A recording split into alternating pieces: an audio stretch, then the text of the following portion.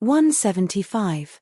Chen Pinggan received 2 handfuls of snow, rubbed his hands together, and returned to the small cave with a smile. After warming himself up by the fire, he took out a book from the basket on his back and began to read by the light of the fire. It was a Confucian classic given to him by the sage of literature. Chen Pinggan's memory was very good, and he had diligently flipped through the book along the way. He had already memorized the contents by heart, but Chen Pinggan still liked to flip through the book like he was doing now, softly reading. Li Baoping once said, "Reading 100 times will reveal its meaning." Chen Pinggan felt that this sentence was too well said. Therefore, every time he followed the records of Han's Han repertoire, he would use this sentence before and after Zhanshan's dance. He told himself in his heart, reading is like this, boxing is also like this. Maybe after practicing for 1,000,000 times, the fist will come naturally. After all, he had been practicing martial arts diligently day and night. Every day, he would spend 14 to 16 hours sewing and mending his body that was originally like a broken house and broken windows. The results were obvious, especially with the breathing method taught by Old Man Yang, coupled with the 18 stops of qi circulation. Chen Pinggan could clearly feel his body gradually becoming stronger. Therefore, survival was no longer his only goal. Chen Pinggan wanted more. For example, if he had the chance to meet again, he would show Zhanshan's dance to a girl. She would not be as dumb as she was in the ancestral house in Mud Bottle Alley, as if saying how could there be such an idiot in the world. Instead, she would give him a thumbs up and say the word handsome again. The book in Chen Pinggan's hand was slowly flipped page by page. He was reading very seriously. The flickering bonfire shone on the young man's dark face. If others looked at him for a long time, they would have a different expression. Although the girl in the pink dress was the real body of a fire python, she had a child's heart. In Jilan Cao's library, she lived in seclusion and did not dare to show her face for fear of disaster. This time, she followed Chen Pinggan back home and became more and more lively. At this time, she was busy building a snowman on the plank road. She only hated that God did not reward her with more snow. Although the green-clothed little boy was a water snake and was naturally attracted to water, he was not interested in such an ordinary winter snow. He curled up next to the bonfire listlessly, feeling sad that he had met an unworthy person and that his life was full of misfortune. The girl in the pink dress made a lifelike snowman of her master. Just as she was about to ask Chen Pinggan for praise, she suddenly changed her expression and ran back to the cliff cave. She looked panicked and said, "Master, master, there is a man and a woman on the plank road. I can't see anything about the man, but the woman has a strong demonic aura. What should we do?" "Master, master, let me tell you, there are many beautiful demonic foxes in the world. Look, master.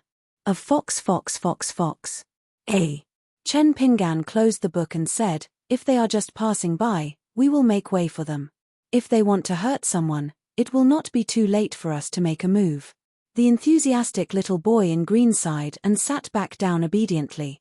He said regretfully, "Master, you have given me a chance to make a name for myself." Chen Pinggan smiled and said, "If you can return to your hometown safely, it will be a great achievement." The little boy in green felt wronged and said, "We have already entered Dallas territory. It has always been so safe. How long will it take for me to turn 2 into 3? On the ancient plank road carved out of the cliff, a man and a woman walked in the wind and snow. The woman was wearing a brocade palace dress. She was graceful and graceful. She wore a veiled hat that covered her face. The man had an elegant face and a slender figure. He wore a snow-white marten fur coat and a red wine gourd on his waist. His whole person seemed to have blended into the wind and snow of the night. When the two of them passed by the cliff cave, the woman turned her head and looked at the 3 people in the cave. She did not look at them anymore. This casual glance made the little boy in green, who was eager to try, feel as if he had been struck by lightning. He sat even more upright than Chen Pinggan.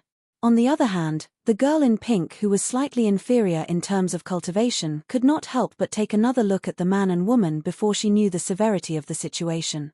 Chen Pinggan put the book on his lap and reached out to warm himself by the fire. He looked calm and did not look sideways. When the man passed by the snowman, he squinted his eyes and smiled. He found it interesting. He hesitated for a moment and turned to the cliff cave. However, he did not ask for a yard after taking an inch. He stopped outside the door and looked directly at Chen Pingan. He asked in fluent Eastern Aquarius continent's official language, "My maid and I are really tired. Mister, can you let us rest for a while?" Chen Pingan turned his head and looked. It was a man with a gentle temperament.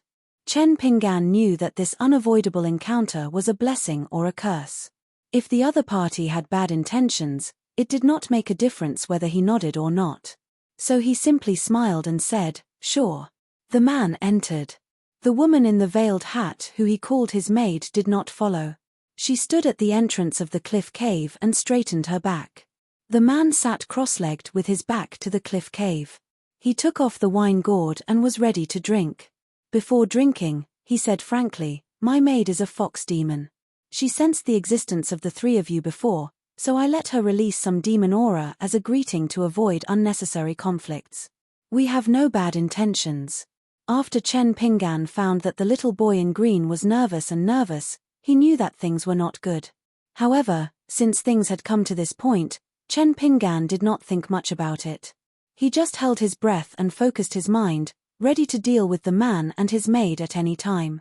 Whether it was immortals or demons on the mountain, it was hard to tell whether they were good or bad. Once the enemy was in front of them, life and death were usually decided. Chen Pingan was no stranger to this. He confronted Cai Qinqian and Fu Nanhua in the alley, then fought with the mountain-moving ape, fought with Ma Kushuan in the immortal tomb, fought with the white python on Chiduan Mountain, faced the assassination of Zhu Lu at the Pillow Inn, and so on. After a series of storms, Chen Pingan was able to live until now because of the two words, mental stability, which was very important. The man drank a mouthful of wine. His eyes were as clear as the moonlight. He looked at Chen Pingan and said with a smile, "Young master, your martial arts realm is not high, but your fist intent is very solid. It is not easy. If you can persevere, you can reach the next realm." The little boy in green swallowed his saliva and did not dare to move. Big demon, it was really King big, bigger than the sky. The reason was very simple. The reason why the fox demon was famous in the world was not only because it was good at bewitching people, but also because it was more difficult for fox demons to hide their demon aura compared to other mountain demons. Therefore, the widely popular slay demons and devils cultivators often targeted the fox demons who were not very powerful. It was reasonable to say that the closer the fox demon outside the cliff cave was, the stronger her demon aura should be. However, when she passed by the entrance of the cave, she was already full of vitality. The little boy in green felt that she was even more ordinary than ordinary people.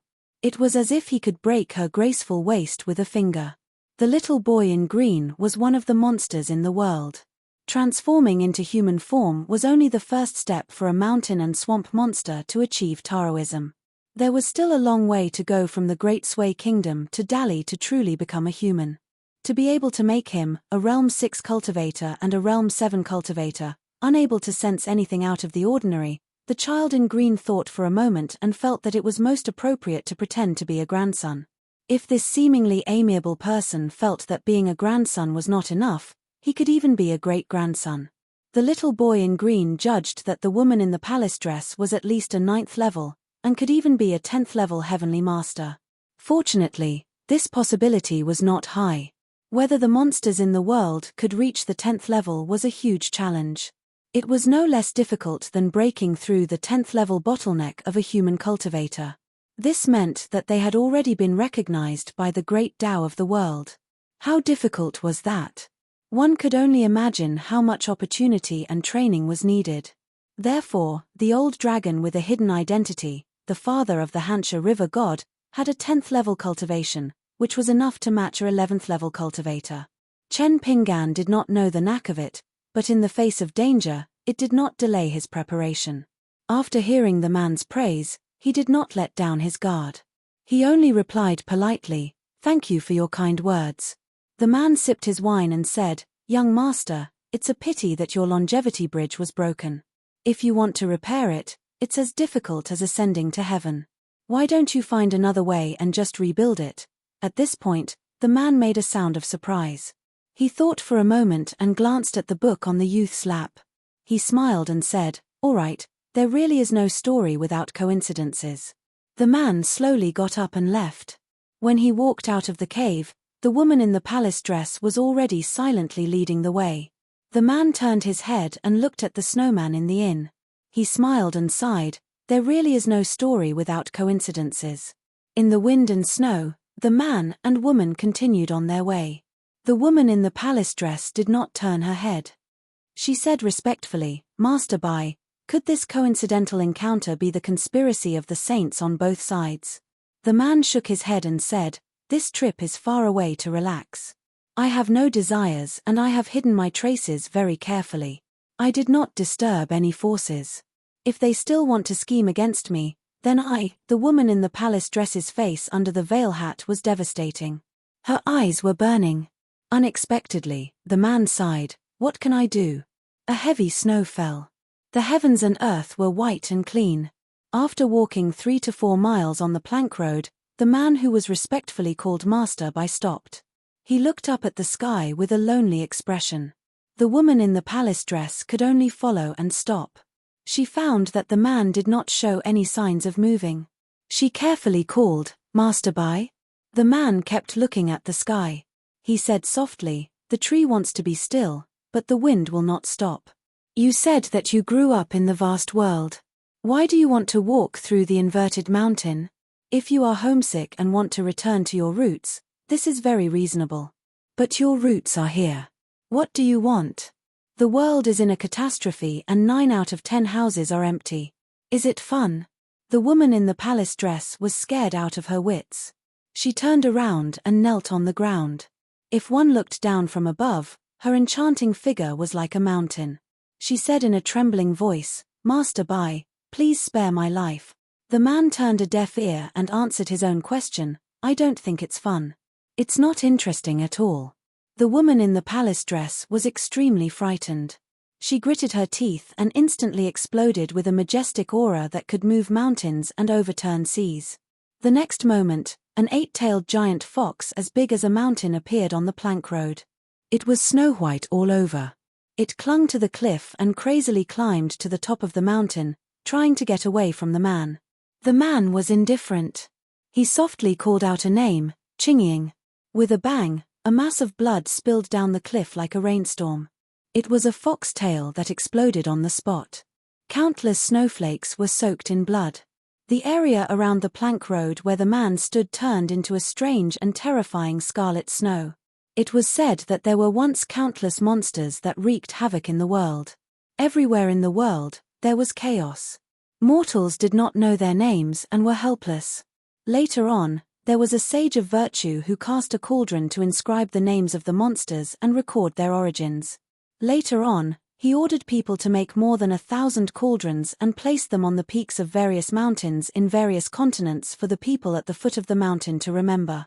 Mortal masters did not hesitate to take risks to climb the mountain. After this experience, it was the beginning of the cultivators on the mountain. Most of those mountains became the 5 sacred mountains of later countries, enjoying the worship of countless monarchs and mortals. The colossal monster on the cliff fell into the cliff like a comet. Obviously, it was not as simple as losing one of its tails and severely damaging its cultivation.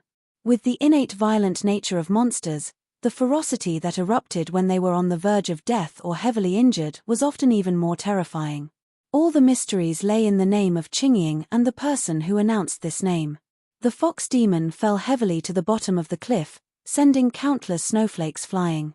It looked like it was on the verge of death, and the bloody mist it breathed out caused the surrounding snow to melt away, revealing a large patch of muddy ground that looked like a scar. The man stood in front of the fox demon unknowingly, holding a red wine gourd and drinking a mouthful of wine.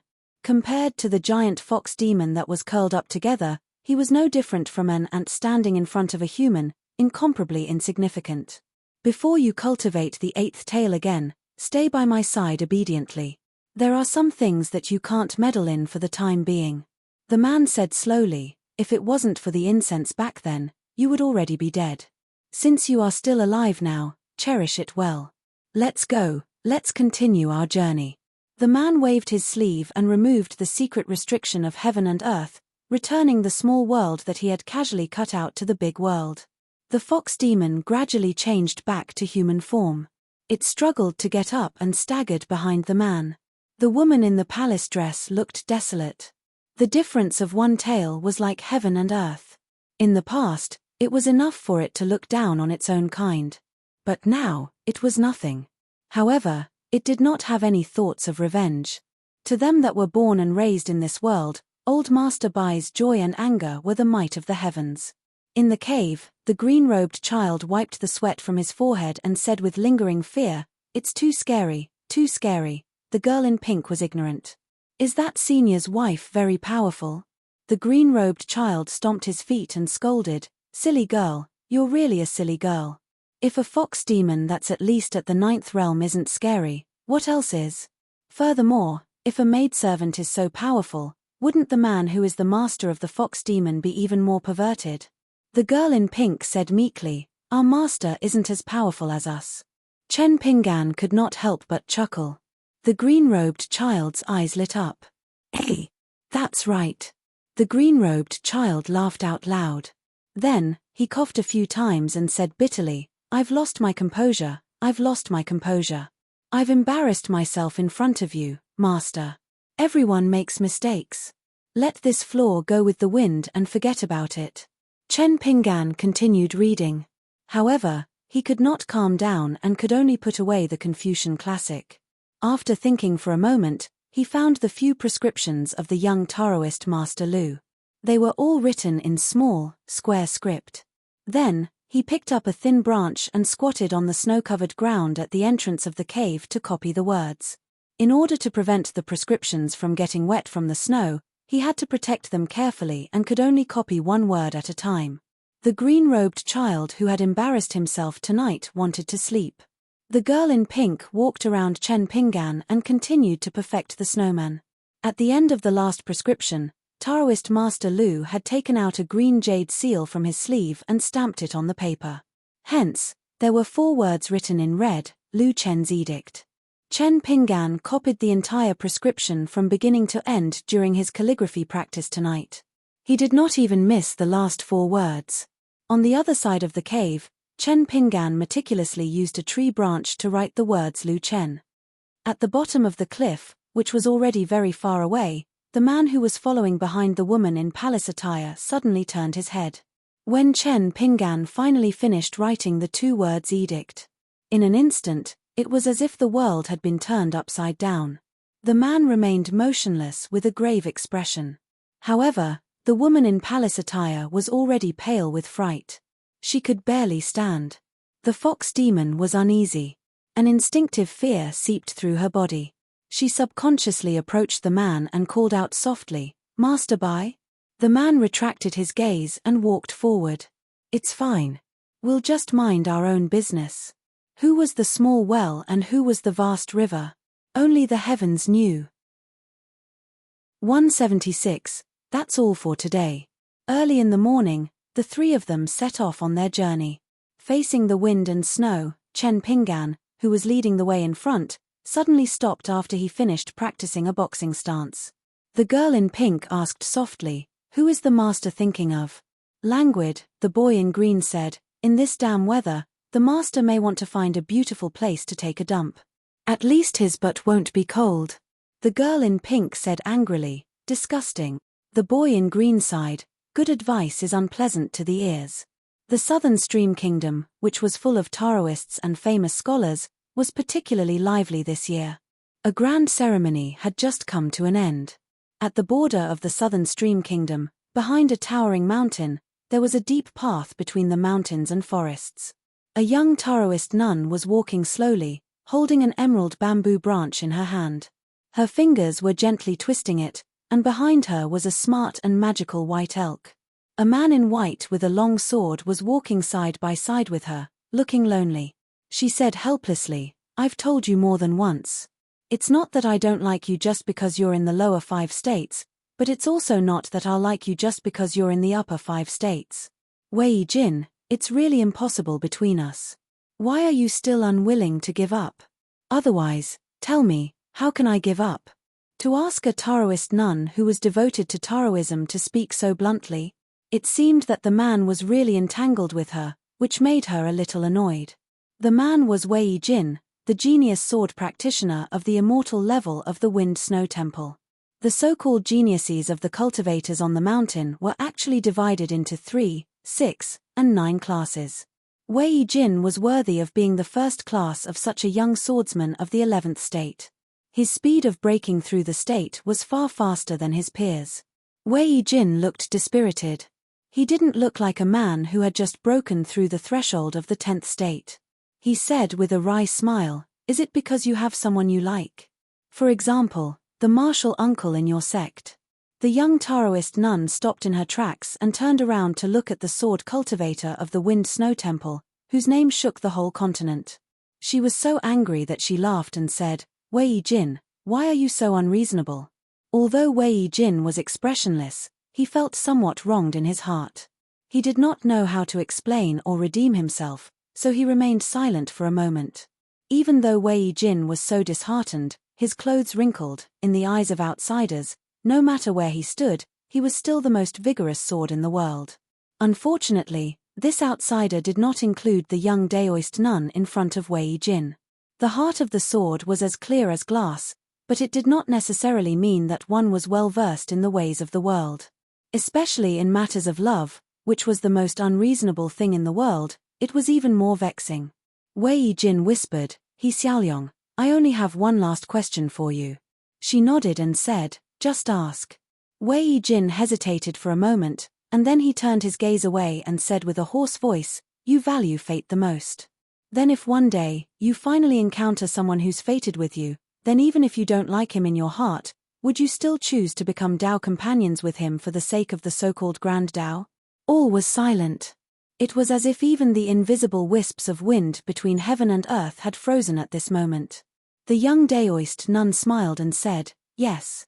Wei Jin's eyes were completely dim, and he still did not look at the woman who had fallen in love at first sight. His eyes were red. "Even if you and he become immortal companions in the eyes of the world, you will still be unhappy.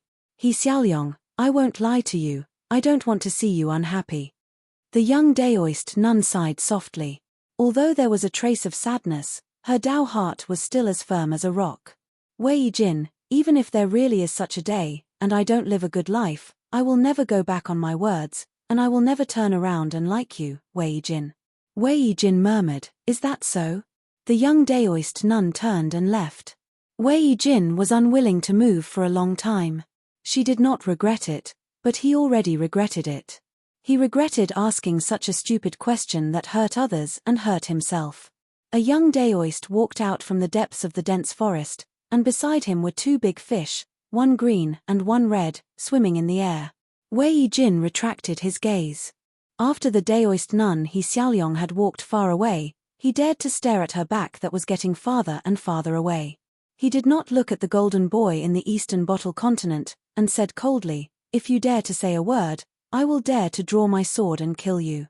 Although the young Daoist was somewhat afraid of this 11th state sword cultivator, this forest was located at the back of the mountain of the sect. He believed that Wei Jin would dare to draw his sword and kill him if he did not agree with him. But the Daoist did not believe that he would die, so he sneered and said, "An 11th state sword cultivator of the Wind Snow Temple can be violent in our Shunhu sect?" The young Daoist emphasized the word sect. There were 3 Daoist sects in the Aquarius continent, and among them, the Shunhu sect of the southern stream country was the most respected. The last time he went down the mountain with He Xiaoyong, they went to the Dali dynasty's Pearl Grotto heaven. Along the way up north, everywhere they went, whether it was the secular emperors, monarchs, or immortals of various countries, they all treated him and He Xiaoyong with respect, and did not dare to slight them. The Shunhu sect was located at the border of the southern stream country, and it monopolized one of the 72 blessed lands, Qingtan Blessed Land. The sect leader, Qi Zhan, held the title of Immortal of the 4 countries, and his Daoist skills reached the heavens. He was one of the few true immortals in the eastern bottle continent. Although the Shunhu sect was a lower sect of their sect, Qi Zhan was still an important figure even if he went to the Orthodox sect in the central divine continent. And this golden boy was coincidentally the last disciple of the sect leader, Qi Zhen. As for his senior sister, He Xiaoyong, her master was the Daoist Dark Talisman. This Daoist Dark Talisman was different from the sect leader's junior brother, Qi Zhen, as he only took in He Xiaoyong as his disciple. When He Xiaoyong first entered the Shunhu sect, she was not famous, her talent was not obvious, and her background was unknown. Only the Daoist Dark Talisman took a liking to her at first sight. Later on, it was proven that everyone was wrong. The Daoist Dark Talisman was the only one who caught a peerless jade. He did not even need to do anything as the blessed He Xiaoyong rose rapidly. The golden boy and jade girl of the eastern bottle continent had a high possibility of becoming Daoist companions, even if they were not in the same sect. Their respective sects were always happy to see this happen. In the history of the eastern Aquarius continent, including the two of them, there had only been 3 golden boy and jade girl who came from the same master like him and He Xiaoyong. All of them had become Dao companions who ascended to the upper 5 realms together. Therefore, he did not want to be the first exception. Wei Jin turned to look at the young Daoist. Suddenly, he was a little dispirited. You are not qualified for me to draw my sword. Your master, Qi Zhen, is. It was common knowledge that an 11th realm sword cultivator's combat power was equal to a 12th realm Qi cultivator outside of the military school. Moreover, the sect leader of the Shunhu sect had been stuck at the peak of the 11th realm for many years. The reason why he held a celebration this year was to celebrate his breakthrough. Therefore, Wei Jin and the sect leader, Qi Zhen, were both Qi cultivators who had broken through not long ago. If the two of them fought in another place, it was hard to say who would win. However, this was the territory of the Shunhu sect, where there were all kinds of formations. It was also the territory of a perfected cultivator. Qi Zhen, who had all the advantages, could not be seen as an ordinary 12th realm cultivator. The young Daoist smiled. So what if I am not qualified? This sentence, to Wei Jin, who was once again poured cold water on the head by the Daoist nun, He Xiaoyong, was extremely hurtful. Therefore, Wei Jin said indifferently, take it. The young Daoist could not see Wei Jin draw his sword at all.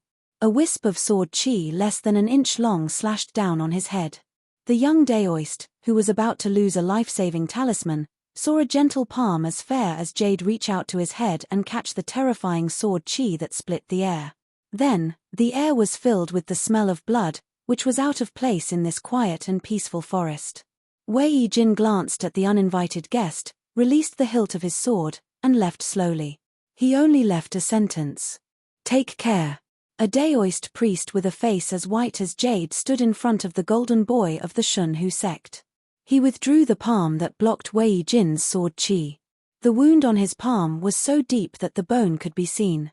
The Daoist priest said gently, those who seek Dao do not have enough time to cultivate their hearts. Why are you so quick with your words? The golden boy of the orthodoxy said respectfully, Uncle Master, I know I was wrong. The handsome Daoist priest smiled and lectured, if you know you were wrong, then correct it. Don't just admit it. The young Daoist priest with 2 big fish swimming beside him blushed and said, Uncle Master, I really know I was wrong. I will definitely change. The Daoist priest who was called Uncle Master was actually quite young. He looked like he was not even 30 years old. He smiled and said, if you don't want to change, I can't do anything about it. After all, your master is my senior brother. The golden boy felt a headache coming. He was afraid that his uncle master would talk to someone like this. In fact, even sect master Qi Zhen would be afraid. He immediately said with a bitter face, Uncle Master, I'll go and copy a poem. The Daoist priest nodded. You can copy the Fanlu chapter. Give it to me in 3 days. The golden boy left quickly, looking pitiful. It was obviously going to be 3 days and 3 nights. How miserable. The Daoist priest took a step forward and instantly arrived at a lotus pond. He stood beside the Daoist nun He Xiaoyong and asked directly, the great Tao often goes against the customs of the world. After all, this is the vast world. Have you thought it through? He Xiaoyong reached out and gently patted the white deer's soft back. She nodded and said, Uncle Master, I have. The young Daoist nun's face dimmed. The Daoist priest looked at the pond full of green lotus leaves. In the cold winter, countless lotus leaves had been frozen outside the mountain. Here, the plants were still slender and elegant, like the midsummer scene. He said softly, "If it really comes to that, I will stand by your side." He Xiaoyong not only did not shed any tears of gratitude, but also sighed, "The great Tao is really ruthless." The Daoist priest nodded. "Indeed.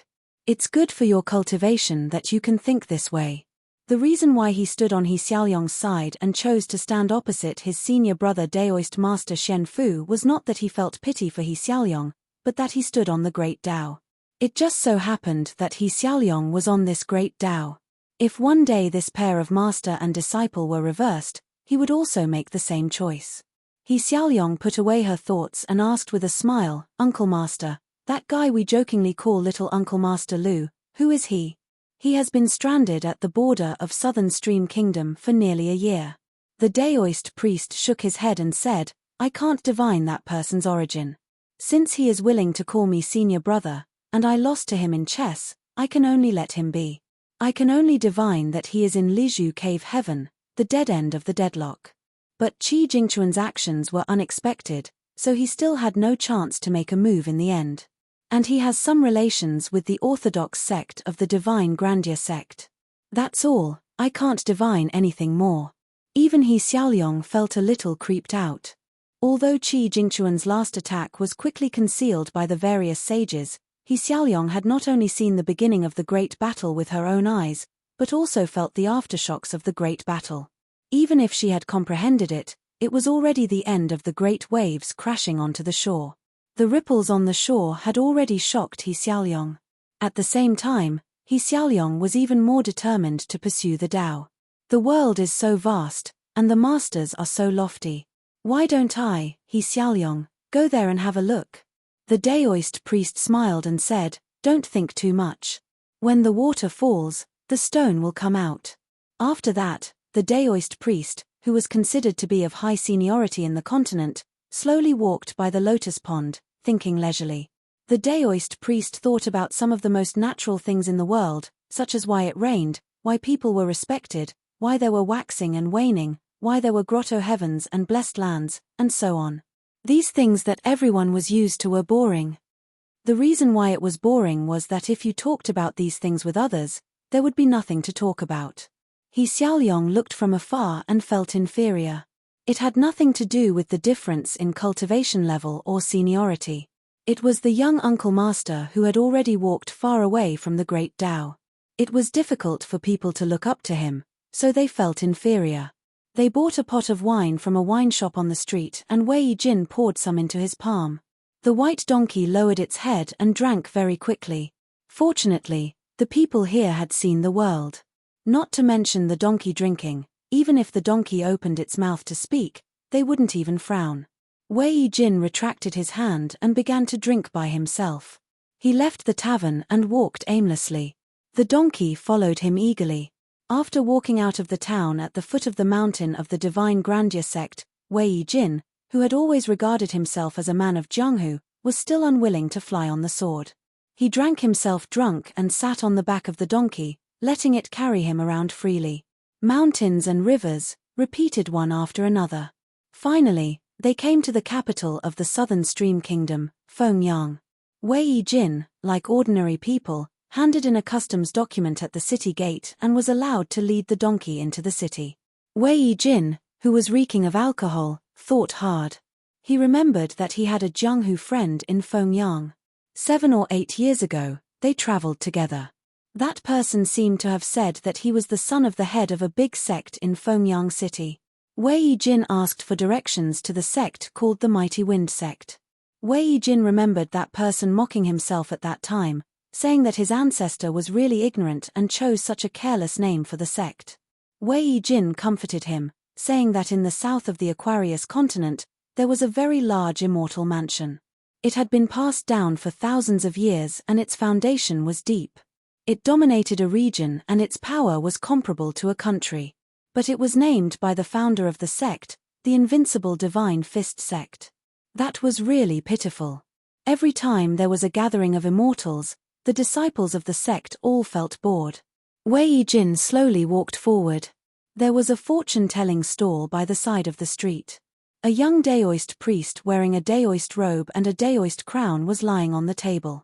He was preaching to a child with a runny nose and a candied hawthorn in his hand. This world is terrible, but you can't think that those who are kind and willing to suffer losses are fools just because of this. The Taoist priest emphasized, "Actually, you are the fools, do you know that?" The expressionless child sniffled. The 2 streams of mucus that had been flowing out of his nose returned to his cave abode.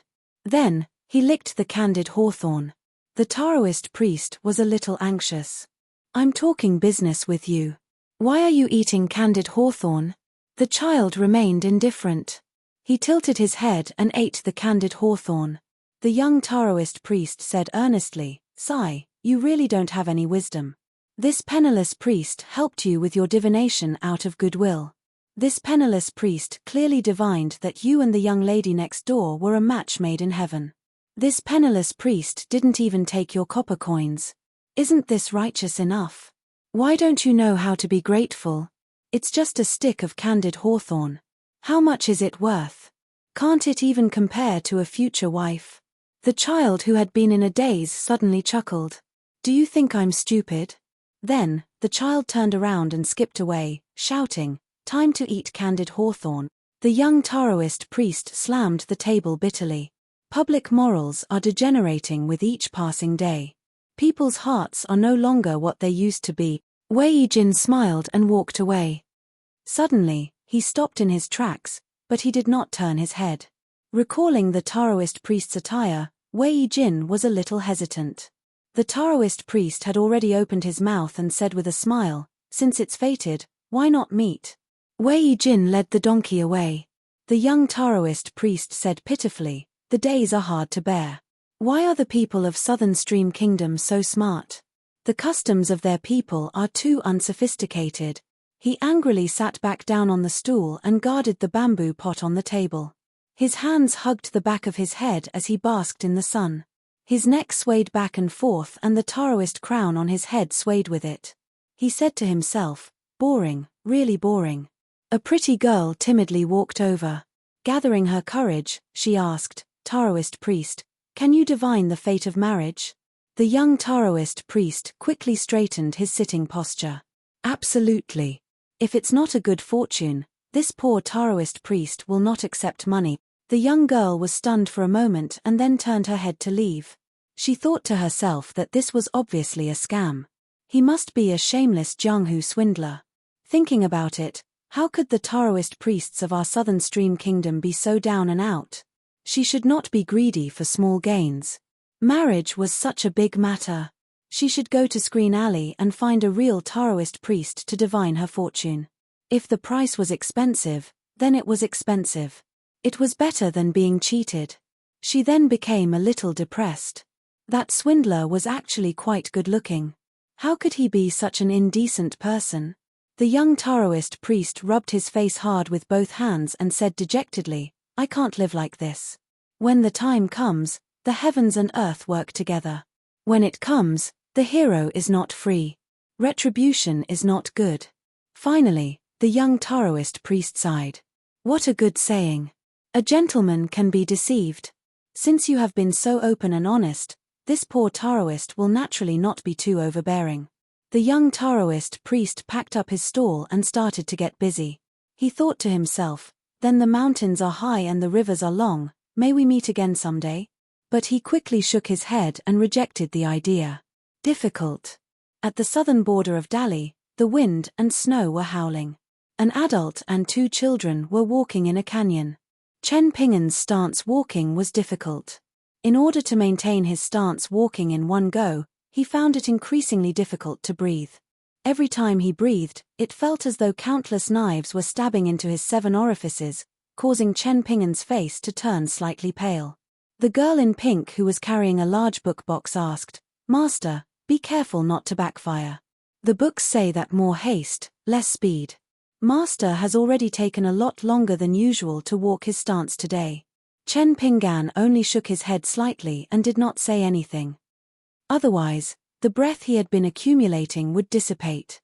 The boy in green purposely lagged behind and shouted, "Silly girl." The girl in pink turned her head and saw him waving at her. She even secretly raised her finger and made a shushing gesture. She wanted to ignore it, but the boy in green glared at her so fiercely that she had no choice but to slow down quietly. Soon, the two of them were walking side by side. The boy in green had a gloomy expression and did not say a word. The girl in pink was silent for a moment as well before whispering, "Do you want to apologize to Master?" The boy in green was furious. He did not forget to lower his voice and stomped his feet. "Apologize? Silly girl, did a river pour into the brain of a fire python?" The girl in pink was so scared that she did not dare to say anything. After hesitating, the boy in green asked, "Do you think Master will bear a grudge? Hold a grudge against me?" She shook her head. "Master won't." He had a look of disbelief. "Really? Really?" Initially, the girl in pink swore solemnly. However, she quickly added, "Really?" The boy in green was so angry that he exuded a restless aura. He wanted nothing more than to reveal his true form and smash the walls on both sides of the valley. However, in the end, he grit his teeth and forced out a stiff smile. "Then I'll kowtow to Master and apologize." The girl in pink was confused. "What?" Before long, the boy in green returned looking sickly. The girl in pink asked curiously, "What's wrong?" Suppressing his anger, the boy in green said, "Don't bother." Eventually, he sat on the ground with a long face. "I don't even dare to speak. I don't even understand why. Don't you think it's infuriating?" The girl in pink looked at the back view that was moving forward slowly before turning back to look at the boy in green on the ground. She squatted down. "I have a rough idea of Master's thoughts. Do you want to hear it? If you don't, I won't say it. However, if you want to hear it, you have to promise that you're not allowed to get angry or eat me up." The boy in green replied weakly, "I promise. I promise everything. Just say it." With a stern expression, the girl in pink secretly told the boy in green, "If your original intention was to let that young man know that the world isn't easy, you're right.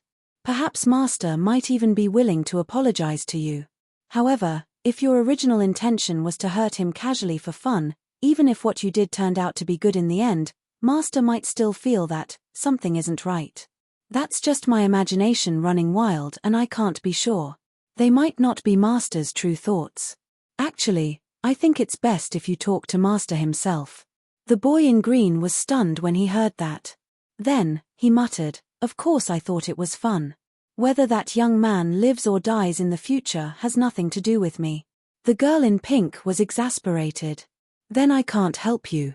Suddenly, the boy in green asked, "Do you think that I'm wrong?" She wanted to say something but stopped. He harumphed coldly. "Tell me the truth." She changed her direction and faced her master with the small book box. She hid under the book box as though that way, she could speak without worry. "I think that Master is definitely not wrong. However, you don't have to care too much about his opinion. Actually, Master doesn't care if you care about his opinion. If you can think that way, things will be much simpler." The boy in green was deep in thought as he nodded. "Continue." The girl in pink whispered even more softly, "Furthermore, we're all cultivating and our realms are much higher than Master's. If you cultivate better and faster, Master might realize that he's wrong one day. After all, Master once told me personally that I have to tell him directly if there's anything wrong with him. Master doesn't think that his logic will always be right. That's what I like about Master the most." At the end, the girl in pink was in high spirits and her face was filled with joy. The boy in green rolled his eyes. "I told you a long time ago that cultivation depends on talent and not hard work. Again. No wonder Master doesn't like you." The girl in pink stood up and quickened her pace to chase after Chen Pingan. The boy in green extended his hand and quickly formed a snowball. He stuffed it into his mouth and chewed viciously. He thought as he walked. He wanted to kill that extremely boring young master with a single punch and end everything once and for all. However, at the same time, he wanted to pinch his nose and admit his mistake against his will. However, he could not bring himself to say it as he did not want to be as boring as that bumpkin. He could not help but turn back. The boy in green missed his hometown. Here, including himself, there were only 3 of them. He did not have anyone who shared the same path. Back in his hometown, there were big bowls of wine and big chunks of meat. There were many distinguished guests there, and they were happy to settle grudges. There was no right or wrong that haunted one's heart. There was no bullsh*t logic that spoiled one's appetite. There was no master that made him so unhappy. 177. The Aquarius continent had always liked to divide the North and South with the Lakeview Academy. The North was full of barbarians, the South was full of civilization. Southerners looking down on Northerners was a matter of course. Even if it was the great Sui dynasty of the North, when faced with the refined scholars of the Southern Stream Kingdom, they would still have to admit that they were inferior by a head. Therefore, the noble families of the South were ashamed of marrying into the North. Near the end of the year, in a bustling market in the South, there was a barefoot middle-aged monk carrying an alms bowl. His face was firm and resolute, walking slowly. A juggler used all his skills to win cheers.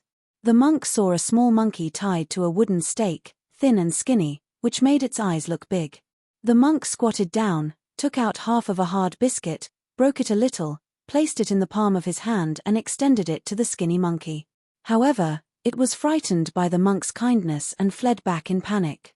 The iron chain was straightened in an instant, and with a rebound, the little monkey covered in whip marks fell to the ground. Its body curled up and it whimpered softly.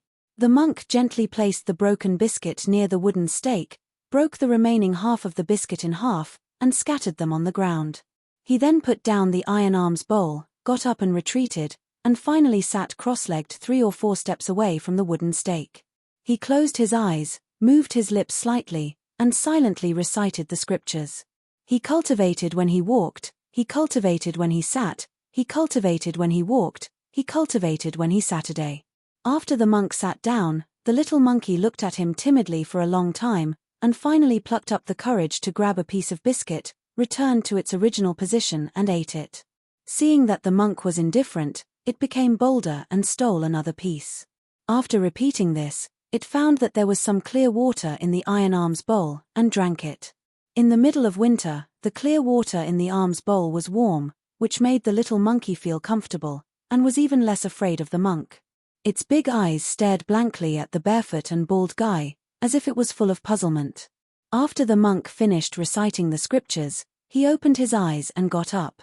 The little monkey hid again, and the monk just bent down to take back the iron alms bowl, and left. The little monkey held onto the wooden stake, looked at the monk's back, and soon disappeared into the crowd. For the first time, it let out a light burp, scratched its skinny and fleshless cheeks, and blinked its big eyes.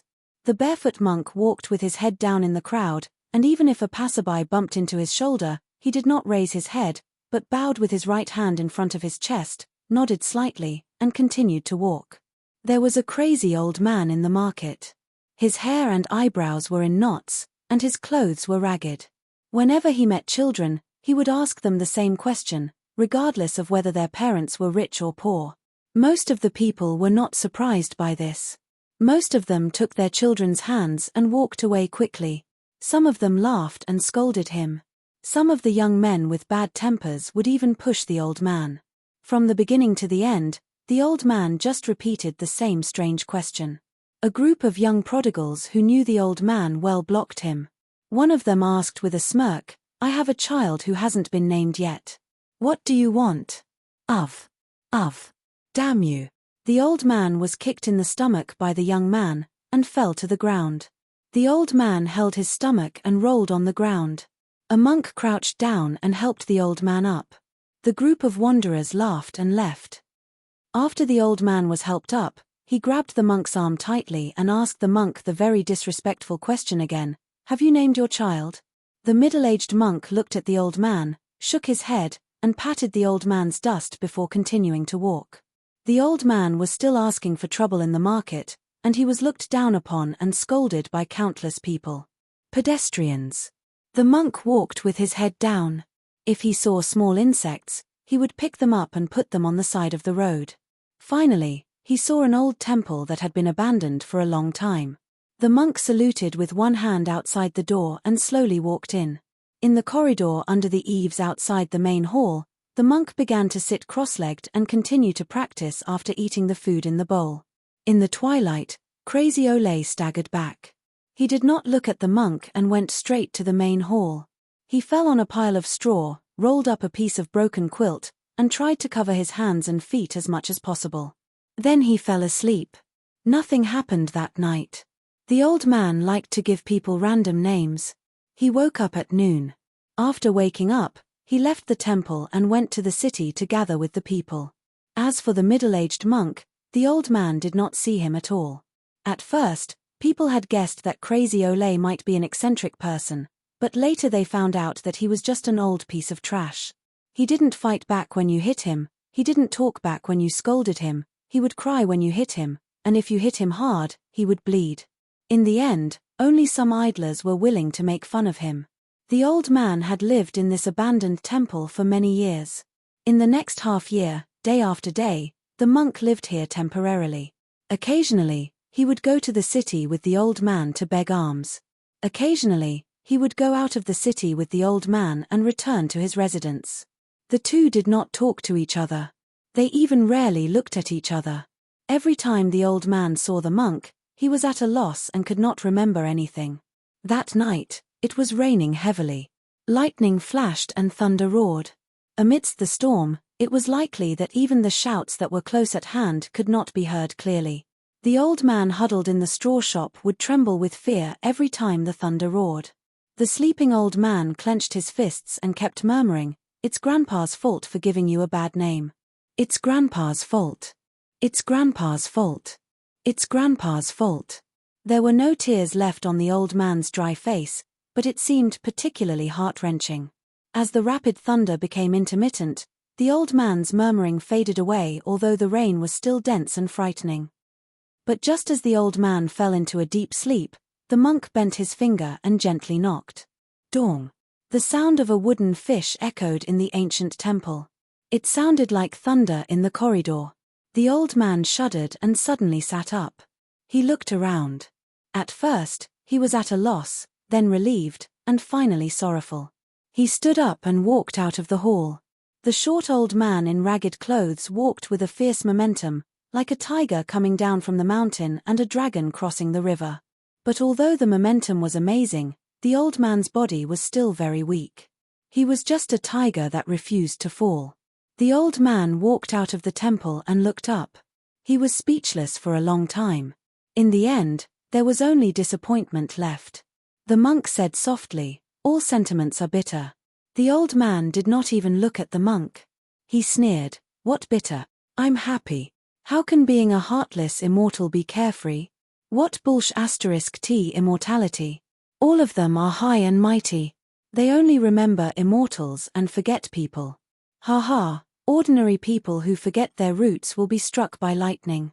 Immortals who forget their roots are real immortals. What a joke." The middle-aged monk said again, "All sentient beings are bitter." The old man was silent. He sat cross-legged and clenched his fists on his knees. He mocked himself, "It feels like a lifetime has passed." At dawn, the old man who had fallen asleep suddenly woke up. His eyes turned cloudy again, and then he continued his day in a daze. Just like that, a month passed. On a full moon night in mid-autumn, the old man finally woke up. But this time, his spirit was not as good as before. He looked old. He and the monk sat in the corridor under the eaves and looked at the bright moon.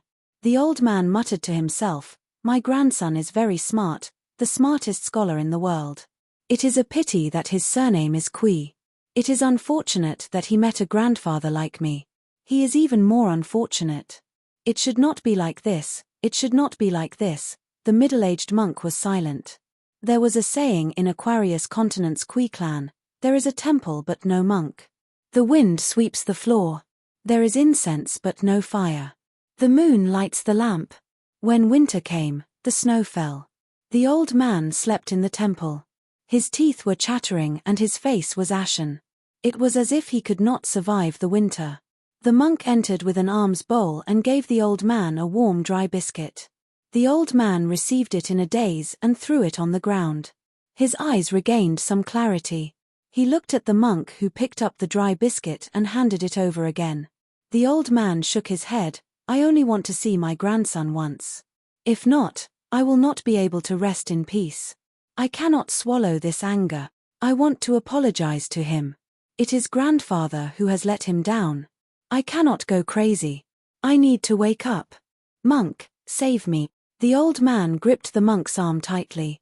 Monk, as long as you let me see my grandson with a clear mind, I'm willing to do anything for you. I'll kowtow to you right now and become your disciple. Yes, yes, yes. Monk, you are very resourceful. You will definitely be able to help me escape from the sea of bitterness. The old man who woke up this time had his spirit and chi withered like rotten wood. He showed signs of dying and his consciousness was no longer clear. The monk said indifferently, why can't you let go of your obsession? Even if you see him, what can you do now that things have come to this? The old man looked sad. How can I let it go? It is not just my problem. I can't let it go. I can't let it go for the rest of my life. The middle-aged monk thought for a moment. Since you can't let it go, then take it up first. The old man asked in a daze, how? The monk answered, go to Delhi. The old man nodded, yes, my grandson is in Delhi. The monk shook his head, your grandson is in the Great Sway Kingdom. But your grandson's teacher is in Delhi, Longquan County. The old man fell into a panic. He retreated and leaned against the wall. He shook his head vigorously, I don't want to see the sage of literature. After a moment, the old man suddenly became furious, if you want to harm me, just kill me. If you want to harm my grandson, I will shatter your golden body with one punch. Even if your Buddha comes, I will still punch. After saying that, the old man struggled to stand up. His aura was so strong that it did not lose to the two pure martial artists who fought in Liju Grotto Heaven. However, all that was left of him was a bluff. The monk's face was calm. He lowered his head and stared at the iron bowl in his hand. There was clear water rippling in the bowl, a bowl of water from Buddhism, 84,000 worms. The old man frowned, bald donkey, don't play games with me. The monk turned his head and gently lifted the iron bowl. This is the most interesting thing about your grandson. He saw the word small. I think I can talk to his teacher. The old man's eyes were resolute. Monk, your plan is too big. I will never agree to it. The monk sighed, rootless grass. The monk got up and left just like that. The old man took the time to sit cross-legged and began to breathe. His originally withered skin slowly glowed with a golden light. Then, he carved the words Delhi Longquan County on his palm with his finger. It was a bloody mess. He kept telling himself, go here, you must go here. Just look, don't talk, don't ask, don't do. His heart was surging and engraved in his heart. The old man returned to the temple and fell asleep immediately. The snow outside the temple was getting heavier. But just as the cold air approached the temple door, it automatically melted. 178. This time, Chen Pinggan did not pass through Yefu Pass to enter Dallas border. After walking out of the plank road and the valley, Chen Pinggan and the other two encountered a group of elite cavalry. In the vast wind and snow, the two sides faced each other. Most of the Dali elite troops had already turned their horses around silently, but suddenly, one of them charged out and galloped to Chen Pinggan's side. It was a young and determined face, full of vigilance and scrutiny. In the depths of the Dali scout's eyes, there was also a hint of determination that Chen Pinggan did not understand at that time. When this rider suddenly charged out, the rest of his comrades also gritted their teeth and followed. For a moment, snow flew everywhere and hit them in the face. Chen Pinggan shouted in Dallas official language, "We are from Longquan County. We returned from Huangting country and entered the pass through Niuli." At the same time, Chen Pinggan took out the customs clearance document issued by the Longquan County government from his bosom. He had traveled thousands of miles and was covered with the official seals of various countries and passes. Seeing that the horseman was about to get off his horse, Chen Pinggan jogged forward in 3 steps and extended his hand high up. The horseman's body became even more tense, and the pupils of the entire group of scouts constricted as if they were facing a great enemy. The scout bent over and took the customs clearance document. After carefully reading it, his smile suddenly brightened. The hand that was originally tightly holding the hilt of his sword secretly made a safe troop gesture behind his back. The rider still insisted on dismounting and returning the document. After Chen Pinggan carefully put it away, the young rider smiled and said, "In such terrible weather, if you run into trouble, you can temporarily rest at our beacon and prepare food. It won't be too late to continue your journey when the wind and snow lessens." Chen Pinggan felt the rider's sincerity from the bottom of his heart. He immediately saluted with a smile and said, "It's fine. I can use this opportunity to practice my boxing stance. It's hard to endure, but I can still bear it." Dali valued martial arts and its people were valiant. Its name shook the entire continent. The young man in straw sandals was so tenacious that he quickly won the favor of this pair of elite scouts. Even an old sergeant with a rough face and a serious face at the border also smiled knowingly. Both sides then parted.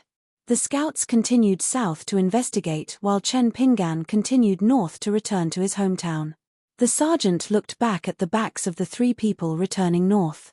He restrained his smile and turned to reprimand the rider under his command. "Why are you acting like a hero? Do you want to die?" Let's not talk about the young man's depth. The two maidservants and attendants in thin clothes beside him are obviously cultivators with cultivation. Otherwise, how could they withstand the training of this weather? Otherwise, how could they bear the hardships of this weather? We were in close proximity just now, can't you see that they look well? If the three of them are really spies from the enemy, your rash questioning will not only cause our entire team to be wiped out, but will also delay the transmission of the spy report. The young cavalryman stammered. He was still somewhat unconvinced. "Corporal, as B-class scouts at the border, we are still within the borders of the Li dynasty. No matter where the Qi refinement warriors are from, they have to follow the rules of the border army, right? If they really dare to kill us, we will definitely make them suffer after the investigation." Taking 10,000 steps back, isn't the prince still around? I believe that no one has the ability to arm wrestle with the prince. The old sergeant who had been in the military for half his life was so angry that he lashed out with his whip. However, it only hit the empty space outside the young rider's shoulder. It was all bark and no bite. He laughed angrily. "If it was when I first joined the army, your behavior would be provoking the Qi refinement warriors. Do you know that? You won't even know how you died. If you meet a righteous general, he will at most help you to ask for a few dozen taels of silver as compensation. If he is not righteous, it's none of your business." Being able to become a B-grade scout in the border army of Great Li, he was undoubtedly one of the best soldiers in Great Li's army, and not many of them were fools. The young cavalryman quickly tried to make up for it by saying, "Please calm down, senior sergeant. When we reach the lair of the Gao clan of Great Sway, I'll use my military merit to exchange you a tender and beautiful woman from a wealthy family, so that you can cool down." The old sergeant laughed and scolded, "Get lost. With your little military merit, it's not even enough to fill the gaps between my teeth. Don't talk nonsense, continue to patrol. The higher-ups have spoken. Be careful of the Huangting kingdom. We have to be more careful in this kind of weather. We are not afraid that they will rush in and seek death. However, after so many years of war, it is always our horse hooves that trample on other people's homes. There is no reason for others to trample on our homes." The young rider smiled mischievously. I know. I will go first. I guarantee that not even a fly can fly into the Oxback Valley ahead." The young rider took a deep breath, pulled on his slightly stiff and thick mink hat, shook off some ice shards, and slowly ran forward. A middle-aged scout couldn't help but ask, "Squad leader, there was such a huge commotion at the border between the two kingdoms earlier. I heard that the Huangting kingdom's territory had collapsed and many people died, but we didn't suffer any losses here. Is there a reason behind this?" "Sergeant, you have a lot of gossip. Many of your old comrades are now lieutenants. I know that you have specially looked for people to drink. Is there anything you can say?" The old sergeant looked dignified and did not reveal the secret. He just grinned, his eyes were burning, and his tone was gloomy. "There is nothing to say. It's just that we will have meat to eat soon. It's a good thing." On the other side, Chen Pinggan, who was moving forward against the wind and snow, slowly said, "I have seen the cavalry of the Great Sway Kingdom before. They escorted us from the border to the capital. Compared with our Dali cavalry, I always feel that there is something different. I can't pinpoint it specifically." The little boy in green said lazily, "Master, this is a simple matter. The cavalry of the Great Sway Kingdom is a watchdog raised in a big house. They only look powerful. Of course, when it comes to a real fight, they are probably just passable. But your Dali cavalry, especially the cavalry of the border, are a bunch of wild dogs. They bite people everywhere and their teeth have long been sharpened. If it were the soldiers of the Huangting country, they would have run far away when they see the three of us. How would they have the guts to come forward and ask?" The little boy in green yawned and said casually, "In the past, when I was at Yujiang, I heard my brother, the water god, tell me a secret. More than 10 years ago, there was a border army in the north of the Great Sway Kingdom. They had a conflict with a group of Qi refinement warriors on the mountain. In a fit of anger, the main general mobilized 6,000 elites. Together with him and his subordinate Secretary Wu, together with the Qi refinement warriors who were borrowed from their fellow soldiers, they chased after them for more than 800 miles. Out of the 4 Qi refinement warriors who committed the crime, they killed 3 of them." The girl in pink said in surprise, "In the Huangting country, no matter if it is the local army or the martial arts world at the foot of the mountain, no one dares to squabble with the Qi refinement warriors on the mountain. The reason why the Cao family of Jilan spared no effort in nurturing their young son is that they do not need to rely on others for survival. The Hong family of the Huangting country is rotten to the core from top to bottom. How would they be a match for the barbarians of Dali in future wars?" Bored to death, the boy in green stretched out his hands and condensed crystal-clear snowballs again and again. Then, he threw them into the distance again and again. The border army of the Great Li dynasty was also in a mess. More than half of the Secretary Wu died in the battle. In short, it caused a huge commotion. His Majesty the Emperor of the Great Li dynasty was enraged. He recalled the general back to the capital and demoted him to a low-level soldier. Only then did the sect behind the 4 Qi refinement warriors calm down. However, I heard that within a few years, the warrior who guarded the northern pass appeared at Yefu Pass in the south.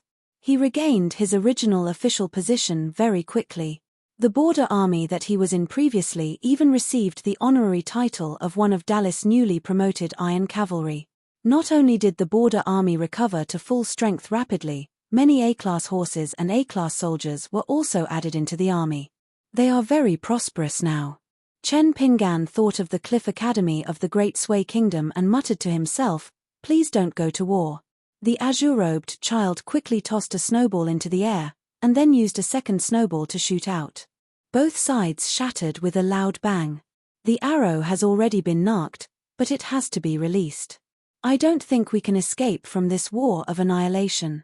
The key is whether the Great Sway Kingdom can live up to expectations or not. However, if the Beko Kekyang building of Dali is really as powerful as the rumors say, I think most of the dominant forces in the Great Sway Kingdom will choose to protect themselves. After all, no one is willing to be killed by a flying sword from the Beko Kekyang building in an instant in the cave residence protected by the formation. Then, they will die with grievances. Who is willing to try the killing power of the flying sword of the Beko Kekyang building? The higher the realm, the more the Qi refinement warriors cherish their lives and fear death. Anyway, my water god brother said that as long as the flying sword of the Beko Kekyang building is half as powerful as the rumors say, he will take the initiative to surrender. Based on the style of the Dali Imperial Palace, they might even keep his deity position as the Imperial River Water God. The girl in pink looked confused. What is the Beko Kekyang building? Can a flying sword come out? The green-robed child laughed out loud and flicked his finger gently. A snowball hit the pink-dressed girl's forehead. With a whoosh, a flying sword will fly out from the white jade capital of Dali's capital city. With the speed of a land sword immortal of the 5 realms, it will fly across thousands of mountains and rivers in the blink of an eye and pierce through your head. Is it fun? The girl in pink covered her forehead with both hands. She was scared out of her wits. The little boy in green sneered and said, With your insignificant skills, do we need to use the flying sword of the Beko Kekyang building to kill you? It's true that you are a silly girl, but the Dali Imperial Court is not stupid. The dozens of flying swords of the Beko Kekyang building are now targeting the Chi refinement warriors. They are all those old tortoise bastards hiding under the water in the Great Sway Kingdom. I'm guessing that some of the Great Sway Kingdom Chi refinement warriors who are qualified to be on the list must have secretly left the territory of the Great Sway Kingdom in order to avoid the sharpness. Although Chen Pinggan did not interrupt, he felt that most of the arguments and guesses of the Imperial River water snake were reasonable and well-founded. Therefore, he listened to all of them silently and remembered them in his heart. Therefore, Chen Pinggan could not understand why such a smart guy who could see through the problem would be willing to be the scapegoat of the water god who had ulterior motives in his hometown of the Imperial River. Could it be that he was hiding under the light? Chen Pinggan did not open his mouth to ask. After all, this was the matter of the little boy in green. Chen Pinggan began to walk silently against the wind and snow, over and over again. In the knee-deep snow, the movement of the mountain-shaking fist manual had to be extremely slow. The longer Chen Pinggan walked from the cliff plank path to here, the more energy and mental energy he spent. The further he went, the more it would be 10 times or even 100 times more than usual. From the outside to the inside, Chen Pinggan was almost frozen into a block of ice. In the later stage, Chen Pinggan did not even need to deliberately circulate the 18 halting sword aura. The mysterious chi that was like a fire dragon patrolling the pass would automatically move quickly on its own and help Chen Pinggan to barely maintain a breath of vital chi. Every time he breathed in and out, it was a pain that penetrated to the bone marrow. The mischievous little boy in green felt a headache coming on. He felt that it was unreasonable. Was it not good to accept one's fate if one's talent was poor? Other people made rapid progress on the path of cultivation, but Chen Pinggan was here every day to achieve half the results with twice the effort. How embarrassing. The girl in the pink dress was about to die of heartache. After half an hour, the wind and snow gradually subsided. The journey after that was not too difficult. The three of them bypassed 2 passes and dozens of towering beacons of various sizes. Chen Pinggan was still looking for trouble. Every day, after practicing his boxing stance, he took the initiative to spar with the little boy in green. He was often punched by the little boy into the deep snow and could not be seen. However, the second level was still a pitiful second level. Chen Pinggan's advancement in martial arts was really unshakable. It was unknown whether the little boy in green was lamenting his misfortune or angry at his failure to strive. There were a few times when he hit his master hard, causing him to fly out like a kite with a broken string. He had to struggle for a long time before he could stand up. The girl in the pink dress who was watching from the side turned her head away, unable to bear to watch. On this monotonous journey home, the first snow of the year came to an end. The three of them finally arrived at a town marked on the map as Fengya County. Because Chen Pinggan had chosen a path that led to his hometown, the West Mountain, they would not pass by the Xiuhua River, Red Candle Town, and Chiduan Mountain. Chen Pinggan wanted to visit more unfamiliar places. Reading a few books, learning more than 1,000 words, traveling thousands of miles, and practicing millions of punches. This was Chen Pinggan's current wish. After all, he had to walk step by step. Chen Pinggan's journey home this time was very fulfilling every day. Of course, he suffered a lot. Compared to rushing to the Great Sway Kingdom's academy to study, he could spare more time to strengthen his body by practicing punches and temper his spirit with chi. Dripping water could penetrate stone, and swallows could carry mud. Every little thing was nourishing. The little boy in cyan would think that he was wasting time, but Chen Pinggan could clearly feel the accumulation of benefits. This feeling was like a young man in Clay Bottle Alley who worked hard every day. It was equivalent to a few more copper coins coming into his account. His family's wealth was quietly increasing. Outsiders might find it boring, but Chen Pinggan himself felt very good. As the end of the year approached, they entered the bustling county market. Fengya town was different from other towns at the border of Dali. It was more scholarly because there were obviously more bookstores. Of course, it was not an extravagant hope to have a unique good book. Most of them were coarse and cheap private block-printed books with many mistakes and omissions. The little boy in cyan and the girl in pink both had high standards. One was rich and used to seeing good things, while the other had been dealing with books of sages since childhood. As a result, only Chen Pinggan strolled around the bookstore seriously, admiring the long row of 12 complete sets on the bookshelves. Unfortunately, there wasn't much space in his basket, and it couldn't fit such a large set. Moreover, the price was too high, so he had no choice but to settle for the next best thing, and buy a book signed by Cheng Shuidong. The old bookstore owner sincerely praised the young master's good taste. He then explained that the book of the old assistant minister of Huangting Kingdom was now in his pocket and he would definitely make a profit. This was because there were rumors in the market that the man would soon come out of seclusion and be invited to be the deputy headmaster of a new academy in Dali. In the night, Chen Pinggan, who had returned from a rewarding journey, chose a simple inn and asked for 2 adjacent rooms. The girl in pink slept in one room alone. The little boy in green followed Chen Pinggan over the threshold and immediately wrinkled his nose with a look of disgust. He vigorously shook his hand in front of his nose to disperse the sour smell that had been there for a long time, as expected of a water snake that had cultivated into a spirit. The smell that was difficult to get rid of no matter how hard he wiped it was all expelled out of the window by the little boy in green. After Chen Pinggan closed the door, he spread out the map of the southern province of Dali on the table. This was because these geographical maps that could not be shown to others had always been exclusive to the government. It was a big crime for the people to privately possess them.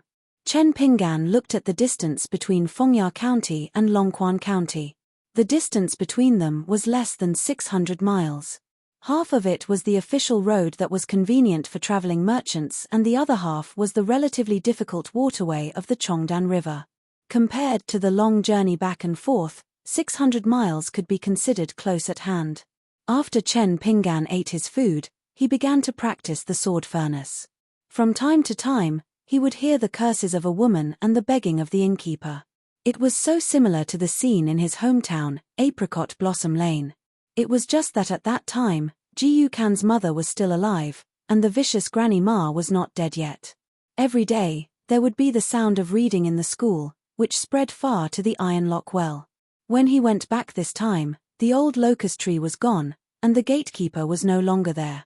On the eve of the new year, the door of the neighbor's courtyard in Mud Bottle Lane was destined not to be posted with a brand new festive couplet. Chen Pinggan sighed and put away the sword furnace. He went to the window and took out the small silver sword embryo from the small pocket that was specially sewn in his sleeve. He gently held it in his palm and slowly rubbed it. The little boy in green shouted angrily for no reason, "You're courting death." Chen Pinggan heard the sound and turned his head to look. He saw the little boy in green pinching a cloud of grey smoke with 2 fingers. He suddenly clamped it, and there was a slight crackling sound. The grey smoke gradually dissipated, and there was a faint wailing sound.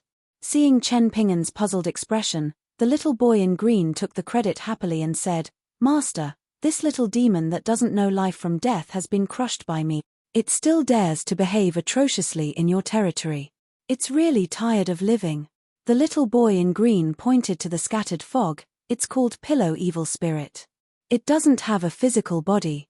Wherever this little thing goes, the wind it brings is one of the many evil winds in the world. It likes to chase those vicious shrews on the street. Every time they talk, this kind of evil spirit will secretly appear and collect that atmosphere. It's the best way to alienate relatives, especially the relationship between husband and wife. The so-called pillow talk in the market is its specialty." Chen Pinggan sighed and smiled. "If you encounter this kind of evil spirit in the future, just drive it away. There's no need to fight." The little boy in green nodded and tilted his head, asking, "Master, aren't you a bodhisattva? Why don't you enforce justice on behalf of the heavens when you encounter such evil spirits?" Chen Pinggan didn't know whether to laugh or cry. "What do you mean by enforcing justice on behalf of the heavens? I don't have such great ability." Chen Pinggan quickly stopped talking and didn't say anything else. The little boy in green felt a little disappointed for no reason. Because he didn't hear the good man's great principles. In the past, He always felt that listening to it was boring and annoying. After that time at the Martial Saint Temple, Chen Pingan never said it again. He actually felt that it was even more boring. The little boy in green lay on the table for a while and felt that he was seriously ill.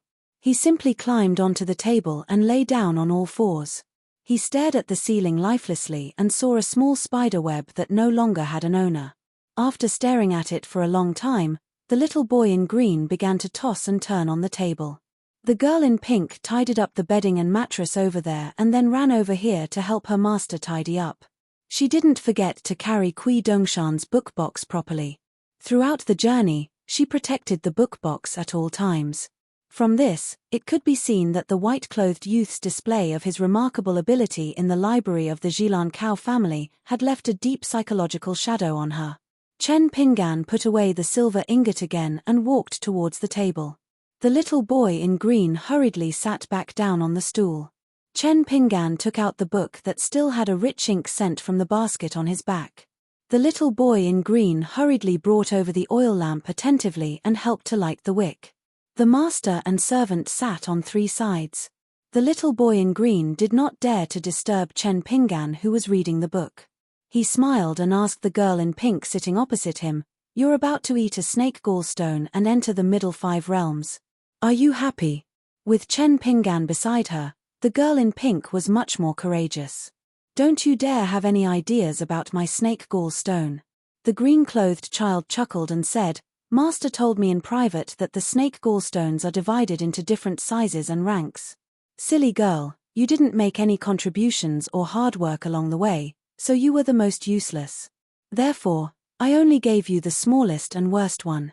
I accompanied Master to feed him so many times, so the 2 that I got were the biggest and best ones. One is as big as 10 of yours." The girl in pink immediately turned to look at Chen Pingan. Chen Pingan flipped a page of the book and smiled.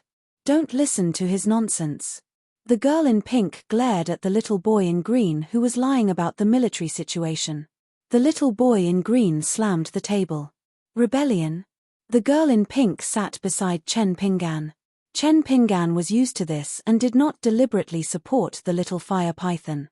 He continued to read quietly. With the dim light of the oil lamp, Chen Pingan flipped through the book page by page. He even took out a bamboo slip left over from Chiduan Mountain and a small carving knife given to him by the shop owner when he bought the jade hairpin. When he read some good sentences that lit up his eyes, he would carve them stroke by stroke on the bamboo slip. The little boy in green put his cheek on the table and rolled his eyes, pretending to be mysterious. The girl in pink did not dare to look him in the eyes. She moved closer to her master and watched Chen Pingan read or carve words. Chen Pingan suddenly frowned. After a moment of hesitation, he asked, "The book says that after you become rich, you have to build roads and bridges. You can't build mansions and tombs." The little boy in green snorted at this but did not say anything. He maintained his half-dead posture. The girl in pink nodded and said softly, "Master, some scholars are particular about this. They hope that after they become rich, they will do good deeds and bring benefits to the village." Chen Pingan felt a little helpless. He had originally planned to immediately spend money to build a large tomb for his parents before the end of the year. It would be grand and stylish, and there wouldn't even be a decent tombstone. The little boy in green could not help but say, "Master, you are no longer a scholar. Why are you so particular about this? Besides, if you are really worried about something, you can just build roads and bridges. When the time comes, I will personally help. Not only will we spend money, but we will also do the work ourselves. The heavens will definitely have nothing to say." Chen Pingan was enlightened. The knot in his heart was quickly untied. He turned to look at the little boy in green and gave him a thumbs up. He said happily, "Well done, well said." The girl in pink was happy with her master. The little boy in green was stunned. He quickly lowered his head and almost cried. As they walked past the official roads and waterways. The atmosphere was harmonious. Finally, they saw the silhouette of a lonely mountain. Chen Pingan stopped in his tracks. He reached out and patted the heads of the little boy in green and the girl in pink. Then, he pointed at the mountain. He smiled and looked at the mountain called Luopa Mountain.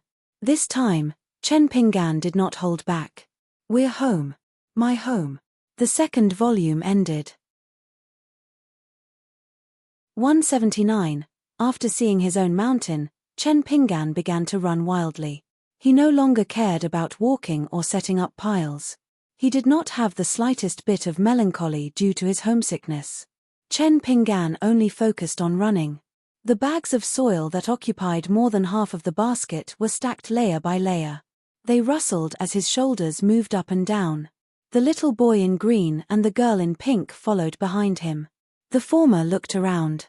In fact, after approaching the border of Dali-Longquan County, the two had already noticed the strange spiritual aura. They felt comfortable all over. At this moment, the big mountain that fell into their eyes made the water snake swallow constantly. It was simply drooling as if it saw the most sumptuous meal on the table. The little boy in green had once unintentionally mentioned that for flood dragons like them, eating clouds and drinking dew was only a low-level cultivation method, and their progress was slow. Only by fusing with the roots of the mountain and swallowing water would they be able to advance bravely and vigorously. It was a pity that the famous mountains and rivers full of spiritual aura were either divided by immortals and regarded as exclusive property, or they had already built god temples that were conferred by the imperial court. Even the little boy in green, who was a powerful demon with good cultivation, did not dare to touch them easily. Once it involved immortality, especially ghosts and demons, not to mention friends and confidants on the path of cultivation, they might not even recognize their parents. On the contrary, the fire python, who had been immersed in a scholarly aura since childhood, was much more reserved than the little boy in green. Obviously, they were both branches of the flood dragon, but their opportunities to attain immortality were very different. Approaching the foot of Luopa Mountain, Chen Pinggan slowed down. With his excellent eyesight, he found that there were a lot of dust flying on the mountain, which made Chen Pinggan nervous. Logically speaking, Luopa Mountain had the help of the sage master Wan, so there should not be any accidents. The lord of the land of Chiduan Mountain, Wei Pai, had promised to build a bamboo house on this mountain. However, a small bamboo house should have been built. Then, Wei Pai should have returned home and would not stay for a long time. Why was there still a strange scene of construction on Luopa Mountain at this moment? Could it be that the black python did not change its bad habit of choosing people to eat on his mountain and angered the county government to send people into the mountain to encircle and suppress it? Chen Pinggan was about to hurriedly let the little boy in green transform into his real body so that he could climb the mountain quickly. Suddenly, he remembered a sentence that he had recently read in a book. It was about the principle of not panic in the face of trouble. The words were very beautiful. Just by reading it twice, Chen Pinggan felt that it was less tacky. He had specially engraved it on the bamboo slips before. Chen Pinggan immediately took a deep breath, forcing himself to calm, and silently told himself, "Don't rush, don't rush." What the book said is the principle of burning porcelain. The book. Just as he was about to start climbing the mountain, Chen Pinggan saw a blur in front of his eyes. He looked carefully and found an acquaintance in white standing at the foot of the mountain with a smile. He blurted out, "Wei Pai." The little girl in pink could not help but exclaim. The silly girl was amazed. This was the second immortal she had seen in her life after the young Kuidong. He was so handsome that it was unreasonable. She immediately felt a little embarrassed and hid behind her master Chen Pinggan. The little boy in green was stunned on the spot, and then turned his head aggressively and asked, "Master, is this guy here to snatch the territory?" "Of course not." Chen Pinggan shook his head and smiled. He looked at the lord of the land, who was more outstanding than when he was in Chiduan Mountain, and asked curiously, "Why are you still in Luopa Mountain? You gods of mountains and rivers, aren't you not good to leave your territory for too long?" Wei Pai smiled and said, "What a coincidence. Now I have moved to Mount Biyun and become your neighbor. Chen Pinggan, you must take care of me in the future." Speaking of this, the god of the North Peak of Shishui country, who had fallen from the altar in the past, was now about to become the honorable god of the North Peak of Dali. He even jokingly bowed to Chen Pinggan. Chen Pinggan was too embarrassed to accept this bow, so he turned sideways to avoid it and asked with a smile, is the bamboo house finished? Wei Pai straightened his back and nodded. It's done. I guarantee that there are no shortcuts. It's on Luopa Mountain. Shall I show you?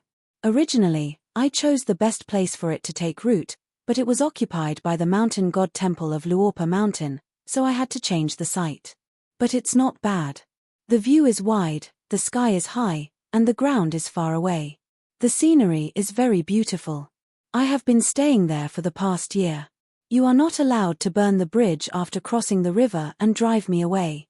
The girl in pink thought that the guy in front of her was good-looking, but she didn't expect that he had a good temper. Then the little girl was a little proud.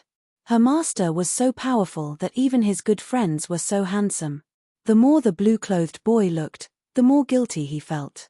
Suddenly, without warning, the white-clothed Wei Ba bared his fangs and brandished his claws, making a threatening gesture towards him.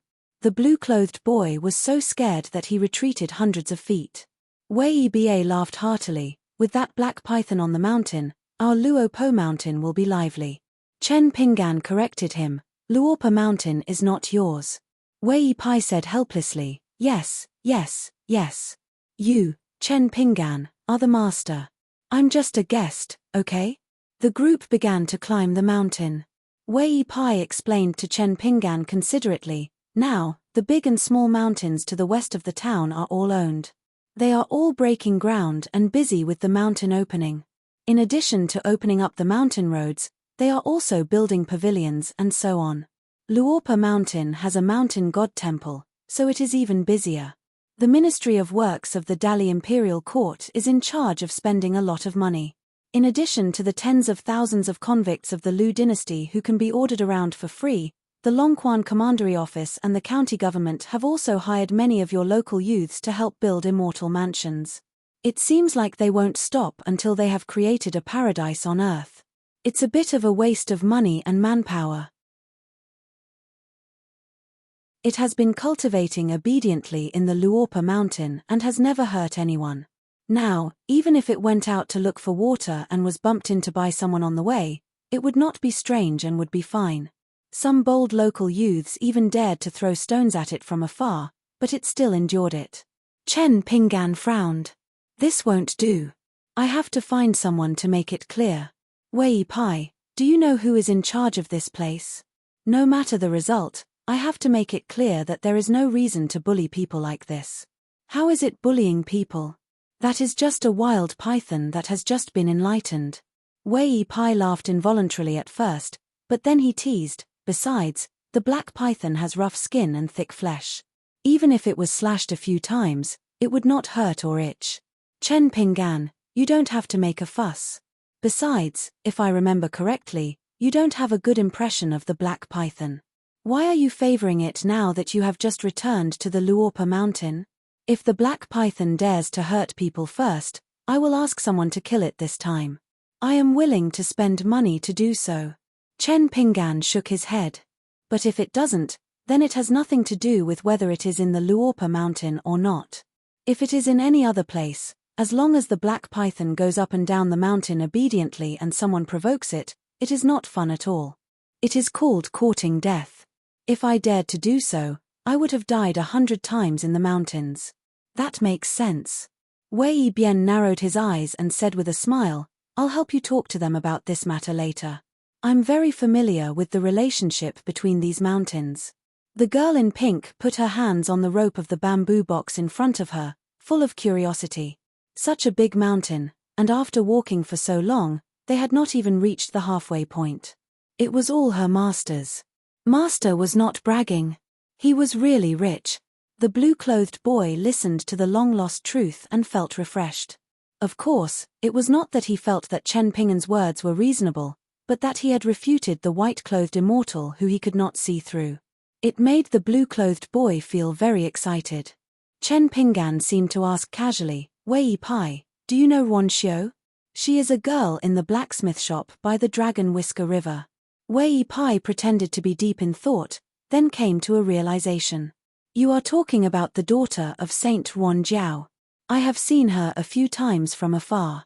Her family's Shenxiu Mountain was built with the greatest effort by the Dali Imperial Court. She went into the mountains a few times to check on the progress and would come to visit the Treasure Book Mountain, Rosy Clouds Peak, and other mountains. Before the bamboo building was built, she also came to Luopa Mountain once. With her hands behind her back, she watched me work on the top of the bamboo building.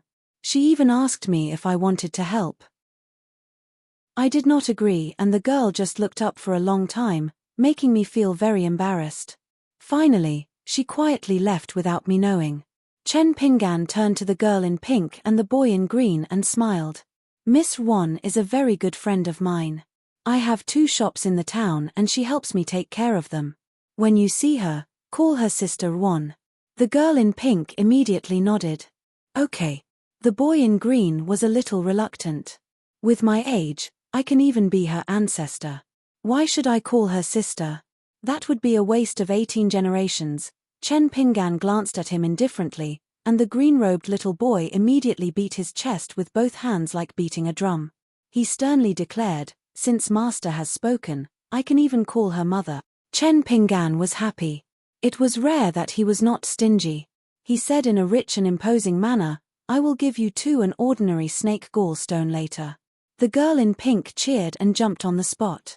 The boy in green asked in a daze, "Master, if I call her madam, can I get an extra snake gallstone?"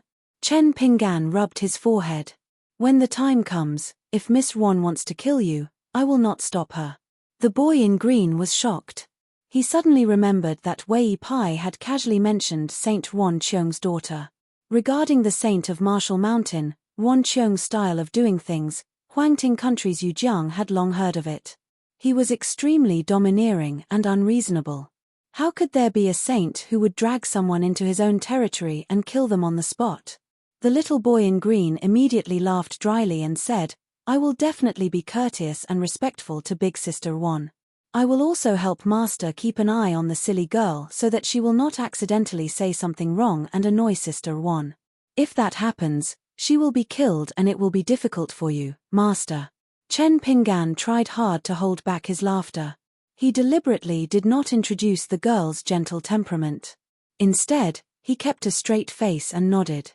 "When you see her, you must be polite." After going through many twists and turns, Wei Pai finally led them to a bluestone path. He said self-deprecatingly, "The path under our feet was temporarily paved by me. I casually collected some stones from the mountain stream. Chen Pingan, you can change it later." Chen Pingan walked on the solid and neat stone path and smiled. "No change, no change. This is very good." Everyone's field of vision suddenly opened up. They saw a 2-story bamboo building. It was verdant and looked exquisite. The key was that the bamboo building faced the mountains and rivers. At the bottom of the bamboo building, there were a few exquisite and cute bamboo chairs with small straw cushions on them. Chen Pingan's eyes were dull and his mouth was wide open. He was shocked beyond words. He thought that when Wei Pai promised to build him a bamboo building, it would be good if it was not crooked. Who would have thought that it would be so good? After Chen Pingan came back to his senses, he asked softly, "It's mine?" Wei Pai said with a smile, "Of course."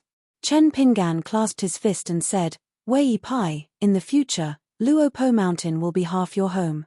You can live there as long as you want." Wei Pai said with a smile, "Oh, you've changed your mind? Who was the one who said that Luopo Mountain was not ours?" Chen Pingan laughed and said, "Wei Pai, you are the lord of the land of Chiduan Mountain. It's degrading to lower yourself to my level." Wei Pai laughed and pointed at the youth. "After all, there are still some changes. This trip to study was not in vain."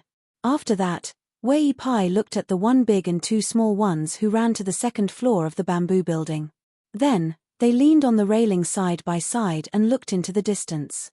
From Wei Pai's point of view, 1 big head and 2 small heads looked like a small mountain. "Master, Master, the scenery here is so good. Can we live here in the future?" "Of course. Master, give this place to me. I can ask for less of an ordinary snake gallstone. How about that?" "No." As if infected by their cheerful mood, Wei Pai, who was no longer the lord of the land of Chiduan Mountain, turned and looked at the mountains and rivers in the distance with a smile. Living with good people is like entering a room of orchids. After a long time, one will become fragrant. Chen Pingan took them down the mountain and went to the town. Wei Pai appeared and disappeared mysteriously, and his figure had already disappeared. The boy in green reminded in a low voice, "Sneaky. One look and you can tell that he's not a good person. Master, don't deal with that guy in the future. I'm just saying that because I'm old and prudent." Chen Pingan ignored him. Along the way, they climbed the mountains and crossed the ridges. When the three of them saw the houses in the west of the town, Chen Pingan sighed softly. Previously, they climbed up the inconspicuous Junju mountain. Chen Pingan had looked at his hometown and pointed out the approximate locations of many places to the two guys beside him. For example, the clay bottle alley where his ancestral home was, the school where Mr. Chi used to teach, the dragon riding alley with two shops, the Fulu Street and Peach Leaf Alley where the most letters were delivered, the blacksmith shop outside the town, the Immortal's tomb in the east and the old porcelain mountain in the north, and so on. The only exception was the stone bridge that had been restored to its original appearance. Chen Pingan only glanced at it from the corner of his eyes when he looked at the blacksmith's shop. Not only did he not introduce any details, his gaze did not even pause. Having seen with his own eyes the dangers and oddities of the outside world, he must be very careful. The boy in green swaggered and said, "Master, shall we go to the dragon riding alley first and look at the straw shop and the New Year's shop?"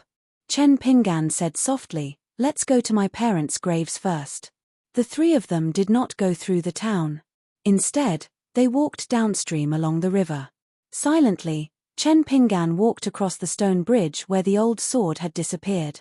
He passed by the blacksmith's shop where the low thatched cottages and the tall sword furnaces stood. Finally, he came to the small grave. Chen Pingan took off the basket on his back and took out the cotton bags that were smaller than his fist to add soil to the grave. The young man's tanned face did not look sad, nor did he look like he was returning home in glory. The young man who had walked through mountains and rivers for thousands of miles, the first thing he did after returning home was to silently open the bags and add soil to his parents' graves. 180. There is one more chapter today, so it will be a little late. One adult and two children walked down the mountain and returned to the small town. After seeing the rich atmosphere of Luopa Mountain and Bamboo House, the boy in green felt that it was good to do as the Romans did. At the same time, his nostalgia for his hometown faded a little. He said happily, "Master, where are we going next?" "Our ancestral house in Mud Bottle Alley." "Master, why don't we buy the whole Mud Bottle Alley? If you are short of money, it's okay, I have money. I don't dare to boast about money, but if the family property is converted into gold and silver, it's a vast amount. Master, you can exchange it with snake gall stones. Ordinary ones will do." Chen Pingan smiled and said, "Why buy the whole Mud Bottle Alley? Don't waste money like that." The little boy in green was not convinced, but he did not dare to talk back to Chen Pingan. He always felt that his little abacus was crackling and very shrewd. Wasn't he aiming for the snake gall stone? Seeing the boy in green being defeated, the girl in pink was a little happy. She also had her own little abacus. She thought that when they arrived at Mud Bottle Alley, she would help her master clean up the ancestral house and feel refreshed.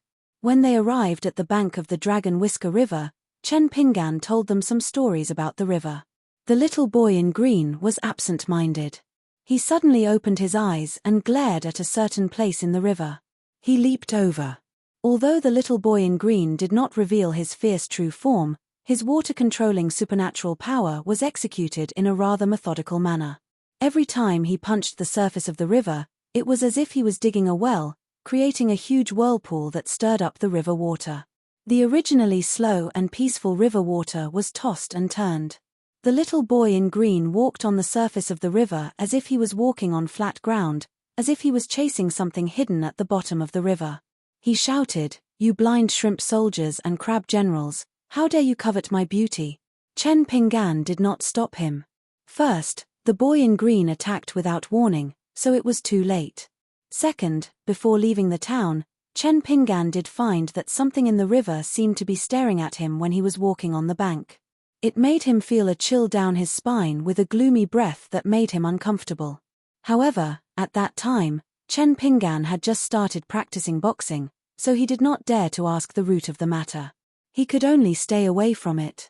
Witnessing the green-robed child's violent temper again, the pink-dressed girl felt a headache coming on. She reminded Chen Pingan softly, "Old master, did the imperial court of the Li dynasty confer the title of a god to this dragon whisker river? For example, if it is a river god with a higher rank, we should not be so persistent." Chen Pingan did not know what to say.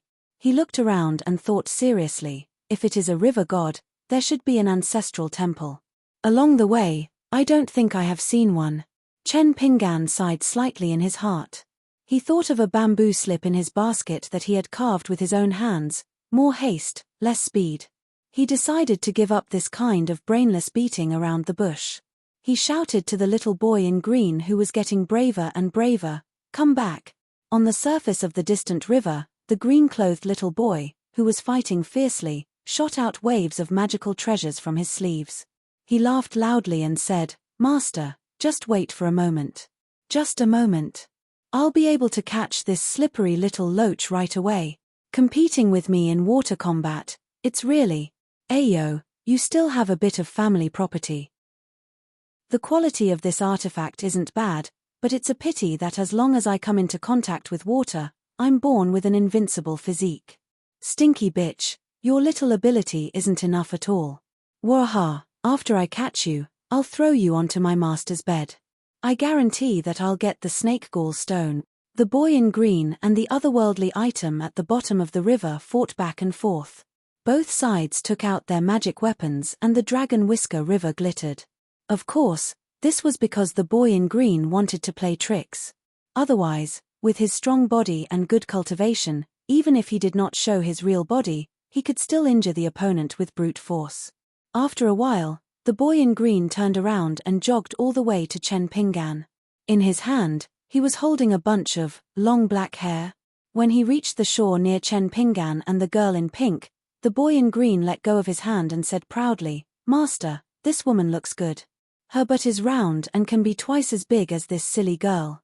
Why don't you take her as a maid?" The girl in pink blushed. She was ashamed and angry. A head and a fair neck appeared on the surface of the river beside the little boy's feet. This was a woman-like river yin spirit. Her face was plump and her expression was delicate and pitiful. Her black hair was like a waterfall. It spread out on the surface of the water and swayed with the violent waves of the river. When she saw Chen Pingan, he seemed to be slightly taller and still as poor as before.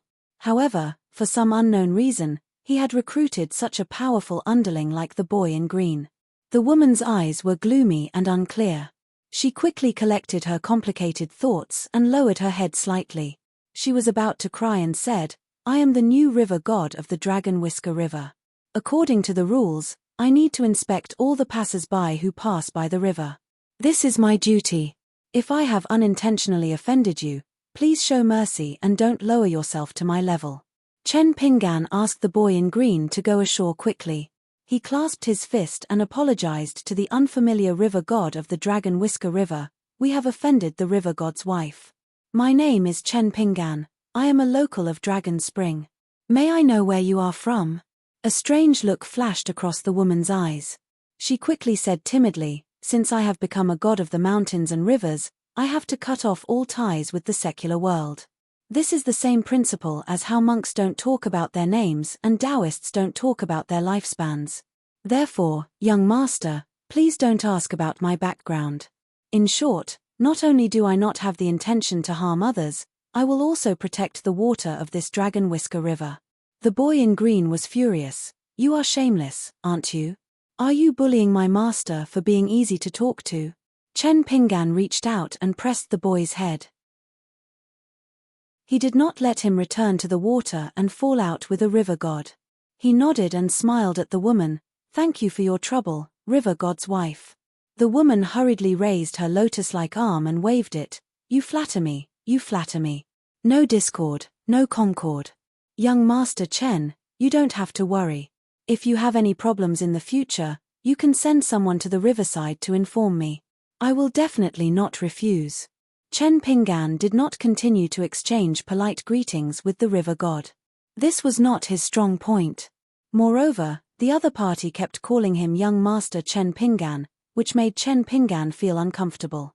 He quickly left with the boy in green and the girl in pink. Soon, they approached the blacksmith shop by the riverside. Chen Pingan hesitated whether to greet Saint Ruan Jiao and Miss Ruan or return to the small town of Mud Bottle Alley first. The woman, who had been promoted from a river woman to a river god but had no temple to burn incense, slowly dived into the bottom of the river. Her eyes were gloomy and her face was full of anger. She stepped on an old tortoise in the mud at the bottom of the river. She did not stop until the tortoise's shell was smashed. The unstable woman regretted it immediately. The old tortoise, which was as big as a millstone, had lived for almost 200 years. Now that the Lizhu cave was overflowing with water, flowers, trees, birds, and animals, the old tortoise had a trace of spirituality. Perhaps in 200 or 300 years, as long as it succeeded in enlightening its apertures, it would become a useful soldier under the woman. The woman sighed and bent down to the pile of broken tortoise shells. If you want to blame someone, blame that little bumpkin surnamed Chen. He is the one who got you into trouble. He is the chief culprit. Young Master Chen, bah. The little bastard who caused the death of his parents is the same as you. Why didn't he just die on the way and be trampled to pieces? The woman hated the young man from the clay bottle alley very much. She cursed and walked gracefully under the water. Her black hair, which was more than 3 meters long, was trailing behind her, like the long skirt of a rich woman. She wandered down unconsciously. When she came back to her senses, she had already come to the junction of the Dragon Whisker River and the Tiefu River. Under her feet was the rapid waterfall. She was so scared that she turned around and ran away. During this year, Longquan County was very lively. Countless monsters and spirits poured in from all directions, hoping to cultivate here and absorb Riki. If it was said that she, the Dragon Whisker River god, was only taking advantage of the situation at most, asking for some toll from the monsters and helping her grandson accumulate some wealth, then the fiend in the Tiefu River below, the true and proper god of the river, really had a huge killing intent and a heavy killing nature. The number of wild and rogue cultivators who died under her hands could not be counted with 2 hands. The strange thing was that the Dali Imperial Court and Longquan County never asked about it at all, which made the woman very envious. As a result, she became more and more concerned about the river god temple that had not come yet. Over at the blacksmith's shop, Chen Pingan was hesitating whether he should pay them a visit or not. However, he saw the figure of a girl in green appear in the direction of the stone arch bridge. She saw him. After confirming that it was indeed him, she stopped for a moment, then she quickened her pace. Chen Pingan brought the 2 little fellows to welcome her. He smiled and greeted her from afar. Miss Ruan. Ruan Xiu responded with a sigh and jogged to Chen Pingan. After standing still, she said softly, "You're back." Chen Pingan nodded and said, "Yes, I'm back." For a moment, they were speechless. The little boy in green widened his eyes. Wow, she deserves to be the daughter of the Saint of the Wind Snow Temple. She is really handsome. Unfortunately, you can't judge a book by its cover. It seems that she has a bad temper and is very likely to beat me to death. Otherwise, I would definitely call her madam. The girl in pink blinked her eyes, full of curiosity and admiration. She thought that when she grew up, she would also look like the gentle and weak sister in green in front of her. Ruan Xiu was the first to break the silence. She said with a smile, "Let's go to the shop and drink some hot water first. Then I'll help you carry the things you put in my house back to the Mud Bottle Alley." Chen Pingan nodded. After that, Ruan Xiu talked about the trivial things in the town. She said that she had helped to repair the house of the unknown owner in the Mud Bottle Alley. However, the business of the straw shop and the New Year shop was not very good. When she said that, she felt a little guilty and embarrassed. She also took the initiative to bring the cage of hens and chicks in Chen Pingan's neighbor's house back to the blacksmith shop to raise them. However, 2 of them were accidentally eaten by wild cats. When Ruan Xiu talked about that, she was even more disappointed. Chen Pingan was so happy that he quickly comforted her. It was not a big deal. There was no need to worry about it. He could kill the hens and make a pot of chicken soup tomorrow. Now that his cooking skills had improved greatly, it would definitely be delicious. Ruan Xiu was so anxious that she said that she could not kill them. They were very obedient. They were big and small, and now they all had names. Chen Pinggan couldn't stop smiling. Only then did she know that Chen Pinggan deliberately did bad things. The gentle girl, Xiu Xiu, glared at him gently. It was only then that the little boy in green realized that the master had dug a big hole for him from the beginning. How was this sister bad-tempered? The little boy in green felt that he had suffered a great loss. Even if he had to steal the snake gall stone that he had missed, he would not be able to calm down, let alone make a scene and throw himself into the water. When they walked into the orderly blacksmith shop, the little boy in green, who was walking unsteadily, immediately turned pale with fright. The girl in pink hid behind Chen Pinggan. There were 7 wells. They were scattered all over the place. Sword chi shot up into the sky from every well. Even if it was just one more look, it made the eyes of the little boy in green and the girl in pink hurt. They almost couldn't help but cry. They wished that they could show their true forms to resist the invisible pressure and the majestic sword intent. The 2 little fellows shivered. The excitement and agitation they had when they arrived at Dragon Spring vanished immediately. They only felt that this place was filled with danger and was like a lightning pool in the mortal world. It was the best place to suppress remnant beasts of the WM lineage like them. It was only when Chen Pinggan got the 2 of them to sit on bamboo chairs in front of a straw hut while he and Ruan Xiu went to the yellow mud hut not far away to move things that the 2 little fellows heaved a sigh of relief. Exchanging glances, they realized that the other party's foreheads were covered in sweat. The little boy in green crossed his legs and pretended to be relaxed, mocking, "Silly girl, coward, useless." The girl in pink whispered, "How are you any better?" The little boy in green crossed his arms and said calmly, "This is called showing weakness to the enemy. What do you know?" When the girl in pink saw a middle-aged man striding over, she stood up out of politeness. "Hello, uncle. I'm the maidservant of the master, Chen Pinggan." The man nodded and moved a chair to sit not far away.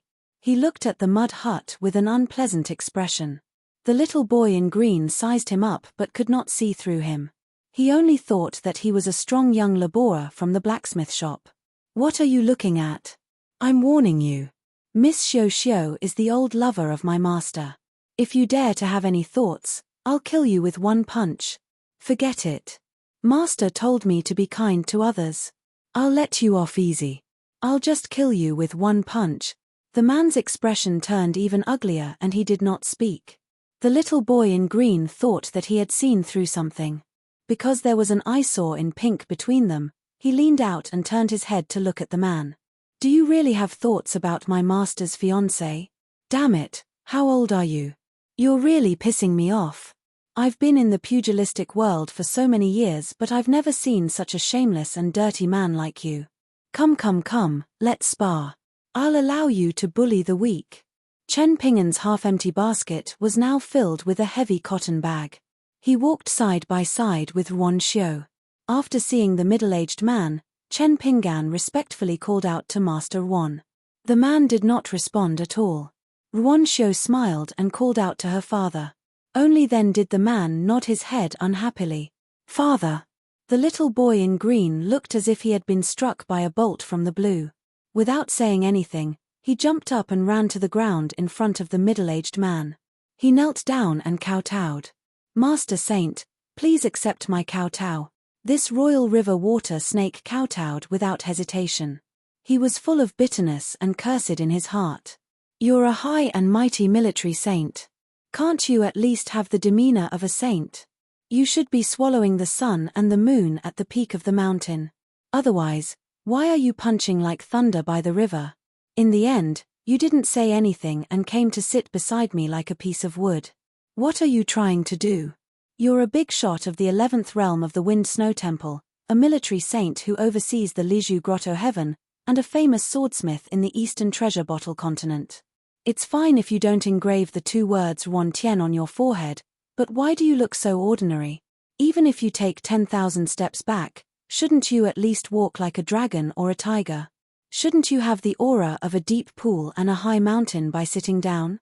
After the little boy in green who felt that he was blind finished kowtowing, he still did not dare to get up.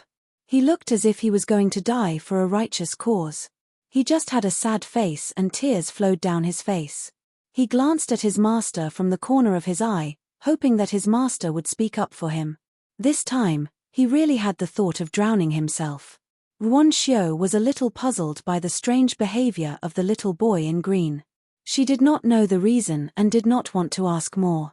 "Father, I'll accompany Chen Pinggan to the town." Ruon Tian held back for a long time and only said, "Come back early to forge." Ruon Xiu asked, "Father, the time to forge the sword is wrong. What's going on?" The man stood up. "I have the final say. Don't ask too much." Ruon Xiu nodded. It was only when Ruon Tian's figure disappeared from sight that the little boy in green had the courage to stand up. He swayed, wiping away the tears and cold sweat on his face. His heart was still beating fast. He silently muttered, "Those who survive a great disaster are bound to have good fortune in the future." The group walked out of the mysterious blacksmith shop and walked across the stone arch bridge that had spanned the river for thousands of years. Chen Pinggan suddenly thanked the girl in green beside him. Ruon Xiu turned her head and smiled. "You've become so polite." Chen Pinggan sincerely said, "I only learned some things when I was outside, so I really wasn't being polite." Ruon Xiu smiled and asked, "Are you praising me?" Chen Pinggan's smile was brilliant. "Of course." Ruon Xiu stared at the youth's smiling face. She retracted her gaze and looked towards the town. She said something that confused everyone. "You haven't changed." "That's good." Perhaps only the sage Ruon Qiong knew the weight and deep meaning of this sentence. Perhaps the previous sage Qi Jingchun knew everything. Perhaps some old man also vaguely saw some clues, but they wouldn't say anything. Ruon Tian's daughter, Ruon Xiu, had been gifted since she was young. It was truly a once-in-a-lifetime talent. She was definitely not comparable to ordinary cultivation geniuses. As a result, Ruon Tian had no choice but to set up his own sect and leave the Wind Snow Temple. He ran to Lizhu Grotto Heaven to suffer. He wanted to use the prohibition of spells in this world to hide Ruon Xiu's excellence. Or rather, he was trying to delay his daughter's time of the tallest tree in the forest. This girl in green who had a bracelet formed by a fire dragon around her wrist was not as simple as the body of the fire god. Because in the eyes of the girl, the world and people she saw were very different from everyone else.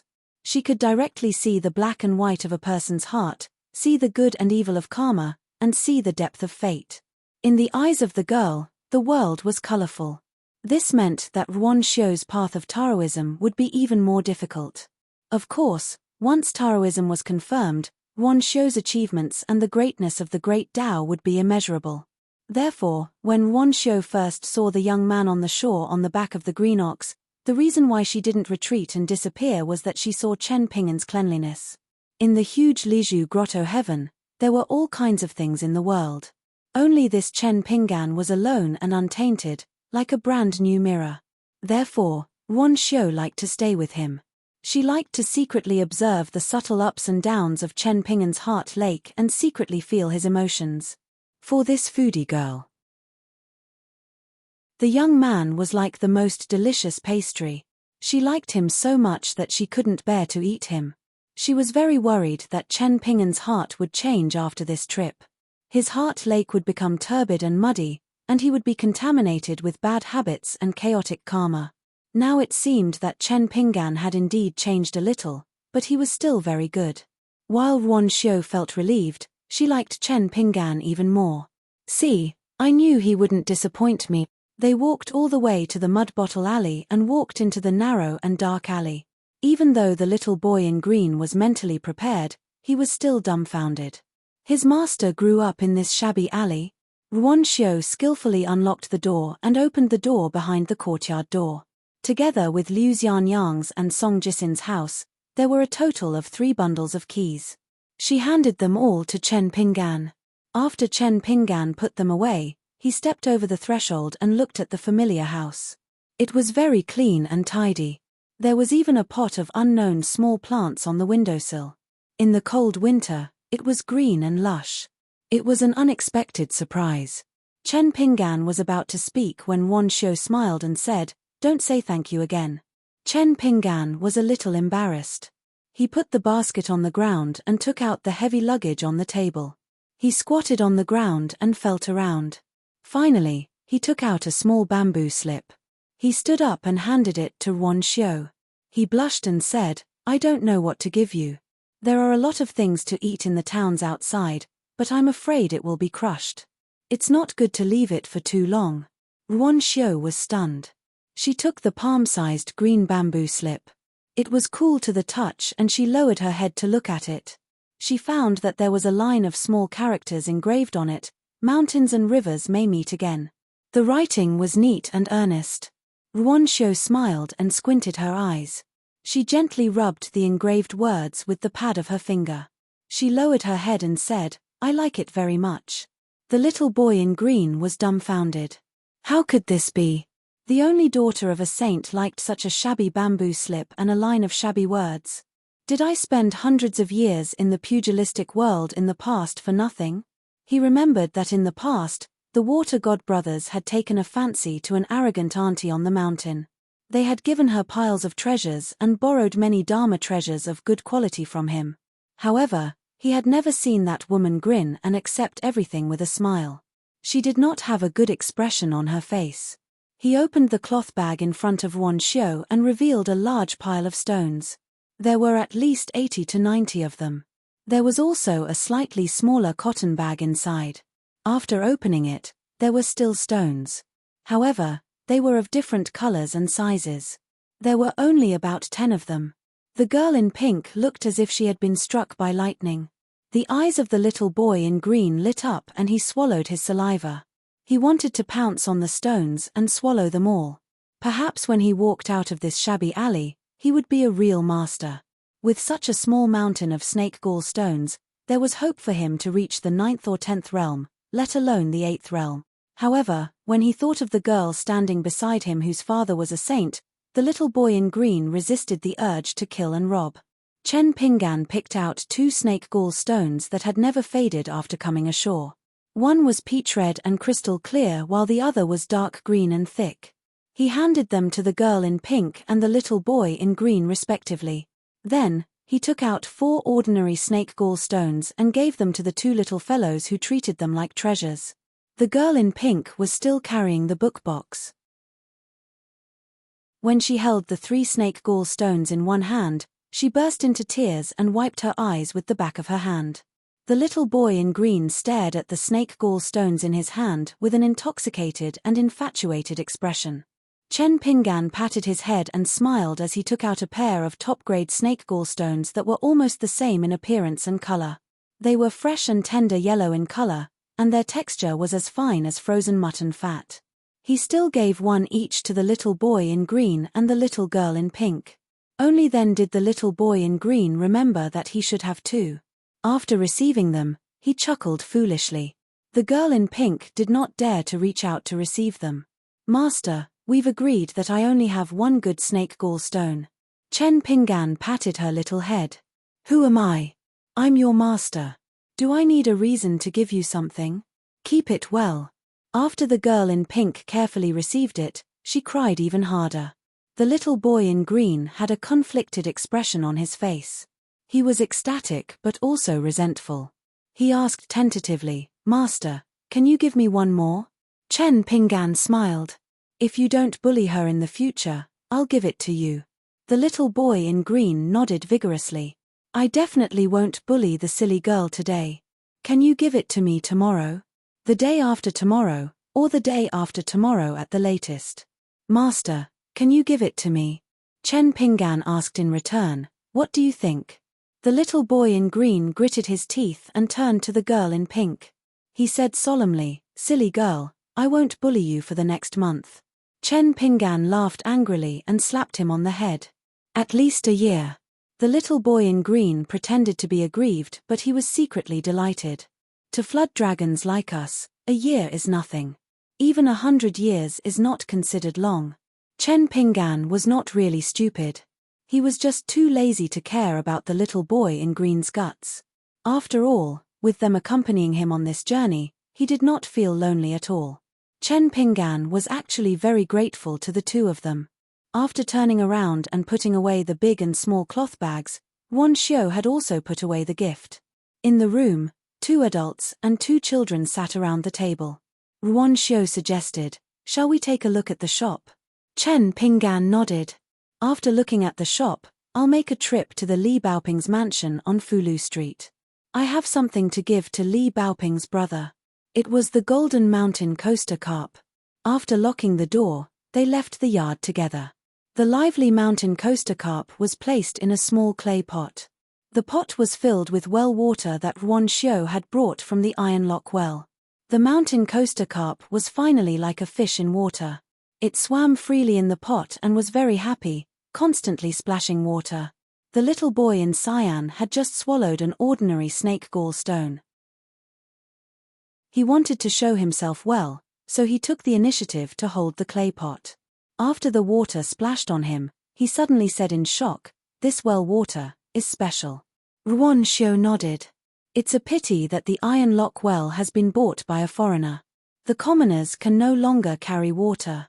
They can't even get close." Of course, it was not a problem for her to carry water. After the scare in the blacksmith shop, the little boy in green was already jittery and did not dare to run wild. When he heard the bad news, he almost beat his chest and stamped his feet. He could only grumble about why Chen Pinggan did not buy the well earlier.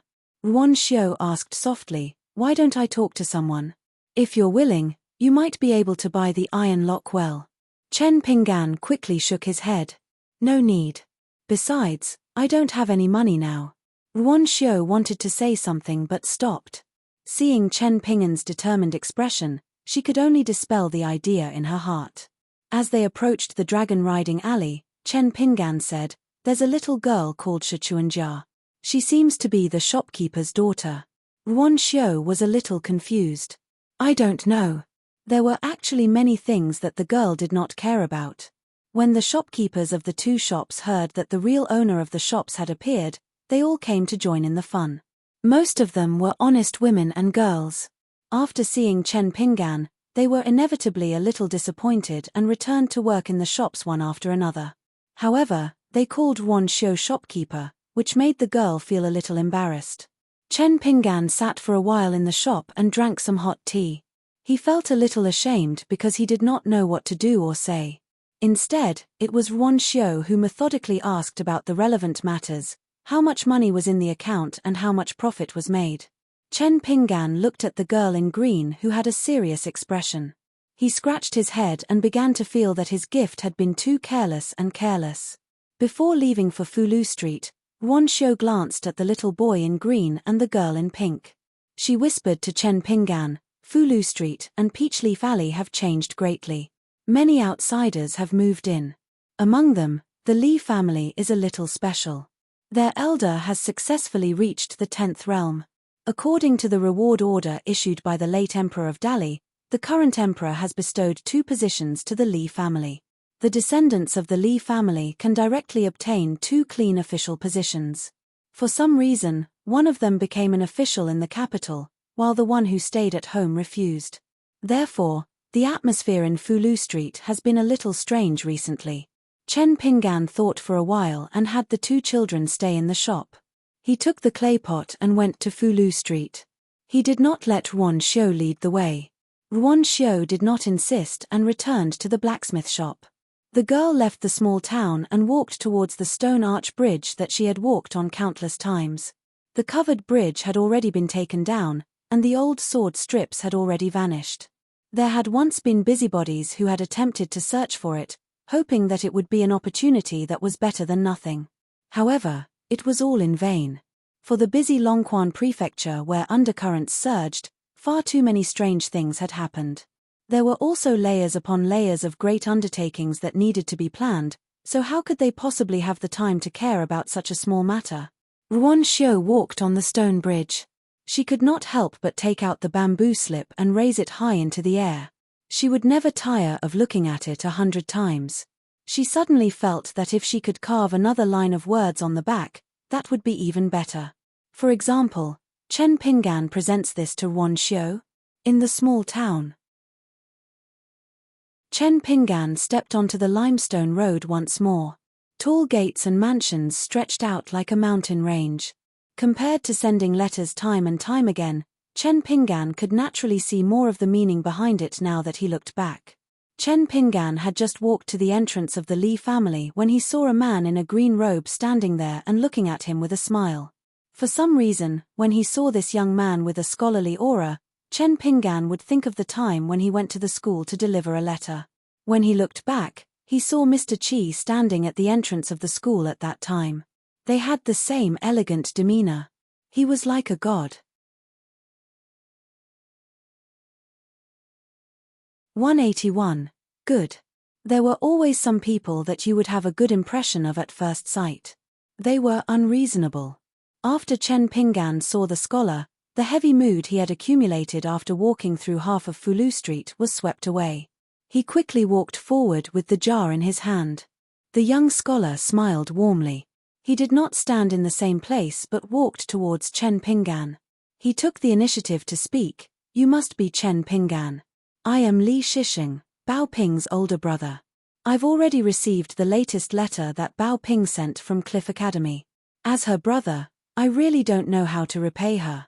I heard that you've been studying. Why don't you come to my house more often?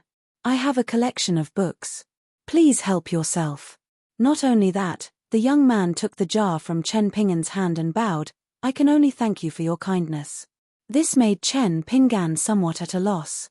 He could only point at the clay pot and said with a reserved expression, Young Master Li, there is a mountain coaster carp in the clay pot. I found it on the mountain on the way back and came to give it to Bao Ping. Li Shisheng looked down at the golden fish in the jar. It was swimming leisurely in the small space. He raised his head and looked at Chen Pinggan. He sighed, I once saw a magical description of the mountain coaster carp in the writings of the ancestors. The golden mountain coaster carp is 1 in a million. I did not expect to have the opportunity to see it with my own eyes.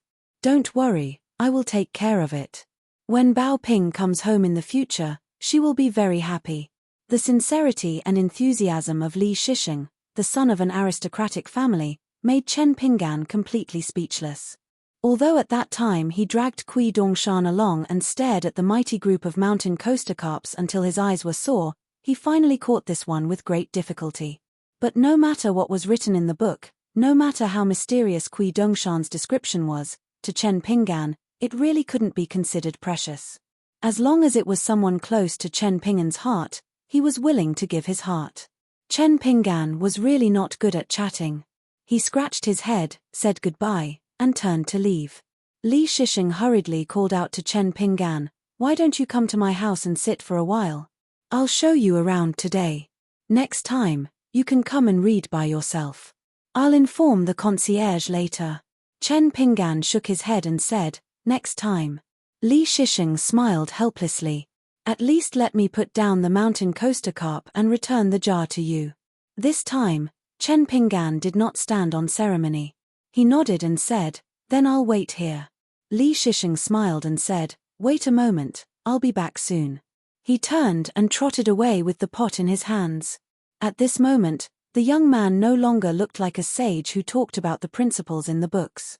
He really looked like the big brother of the red cotton-padded jacket girl. Not long after, Li Shisheng ran back with the pot in his hands. There were a few books under his armpits. After Chen Pinggan took the pot, he bent down and put it on the ground. He wiped his hands and took the books. He followed Li Shisheng's example and put them under his armpits. Finally, he picked up the pot in a funny way. I'll return the books after I'm done reading. Li Shisheng smiled and waved his hand. You don't have to rush to return the books. Take your time to read them. They're much more obedient than Bao Ping. They won't run around by themselves. Li Shisheng put away his joking expression and said slowly, Chen Pinggan, don't think that I'm just being polite by inviting you over to read. I really hope that you'll come more often. Although Bao Ping is smart, she's still young. She has a childish temperament. It's harder to get her to read at home quietly than to reach the sky. So all these years, I feel like I'm the only one reading books at home. Thinking about it, it's actually quite boring. Li Shisheng said a lot of things in one breath. If there were people from the Li family present, they would think that the sun rose from the west. Because this young master of the Li family, who was not well known, was too old-fashioned and boring compared to his brother Li Baozhen. Although he was polite to everyone, he rarely spoke. He was dull and boring. Every day, if he wasn't hiding in the study room to study, he would be walking alone in the mansion. He would look at the sunrise and sunset, the wind, the snow, the moon, and everything else. Who knows what he would be able to learn from this? Fortunately, Li Shisheng was the eldest grandson of the Li family. He was popular. No one in the mansion would hate an easygoing future head of the family. It's just that compared to his brother Li Baozhen, he wasn't likable. Chen Pinggan nodded. "I'll come." Li Shisheng nodded and waved goodbye to the young man. Looking at Chen Pinggan's back, Li Shisheng murmured, "I see how charming Qingshan is." He smiled. "You expect Qingshan to be like that?" Li Shisheng turned and walked to the door. Stepping over the threshold, he smiled and said to himself, "Another beautiful day." But when Li Shisheng thought of the news from the capital, he sighed. There was nothing he could do. Every family had its own difficulties. As he walked, passing through corridors and buildings, the young man smiled to himself again. It won't delay today's beauty. In the corridor, a young maid met him face to face. She slowed down her pace, turned sideways and curtsied. She said softly, "Eldest young master." Li Shisheng habitually slowed down and nodded with a smile. He didn't say anything and just walked past her. The beautiful maid turned her head and looked. She couldn't help but feel sorry for herself. She sighed in her heart. The young master was a good person, but he didn't understand the customs. If it was the second young master, he would definitely stop and chat with her. He would even praise her new beautiful head ornament. She naturally didn't know. This eldest grandson of the Li family indeed didn't understand the customs here, but he understood the customs of other places. Like the rain hitting the withered lotus, the spring wind blowing on the iron horse, a beauty looking in the bronze mirror, a general wearing a sword, and snow covering Qingshan. It was the beauty of the world in that person's eyes. Li Shisheng returned to his courtyard. There was a small pool made of pebbles of various colors in the courtyard.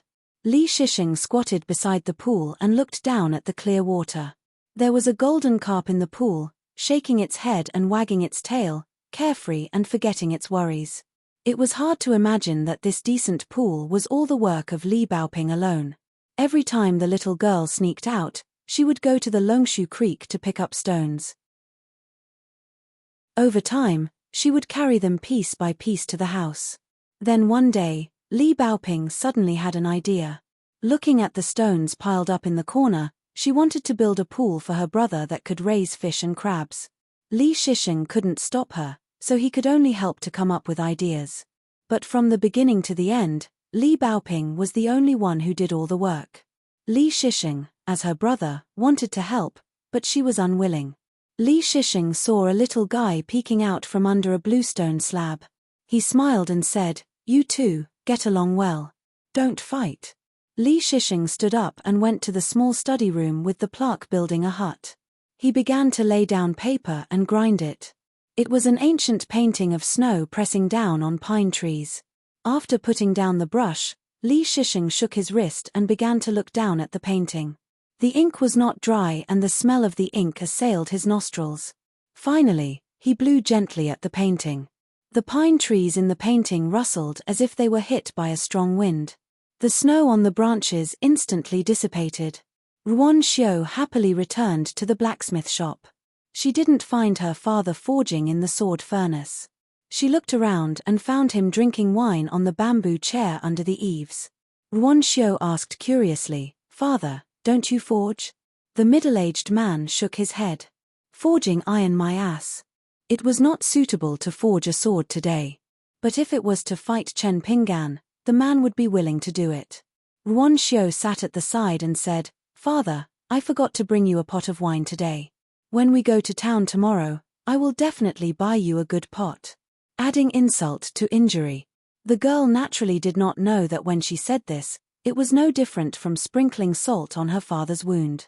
Ruan Qiong sighed and drank a large mouthful of wine. He stared blankly at the distant Dragon Whisker River and asked in a low voice, "Xiao, do you like Chen Pinggan?" Ruan Xiao smiled and said, "I like him."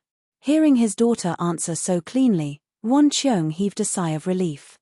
It seemed that there was still a chance to salvage the situation. The military saint asked, "Do you know why I did not agree to take Chen Pinggan as my disciple?" Ruan Xiao was stunned and said in a puzzled tone, "Father, didn't you say before that you had a good impression of Chen Pinggan?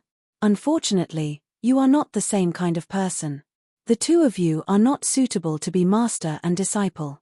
I know this. And Chen Pinggan is not the same. So father is worried that if I get too close to him, I will attract the attention of many forces behind the scenes. So when you see me and Chen Pinggan become friends, you are not very happy. I can understand." Feeling that his daughter had already explained all the reasons, Ruan Qiong was speechless. He held back the words that were about to come out of his mouth and drank a large mouthful of wine. The man drowned his sorrows in alcohol and became even more sorrowful. He thought to himself that since he understood the reason, he should not hang out with Chen Pinggan in the future. "Silly girl, you don't lack that **T opportunity. Besides, Chen Pinggan has lost the ability to lure people into a trap like a moth to a flame. Moreover, my daughter is the biggest opportunity." What was the result? As soon as she heard that he had returned to his hometown, she rushed all the way from Dragon Rider Alley to the Stone Arch Bridge.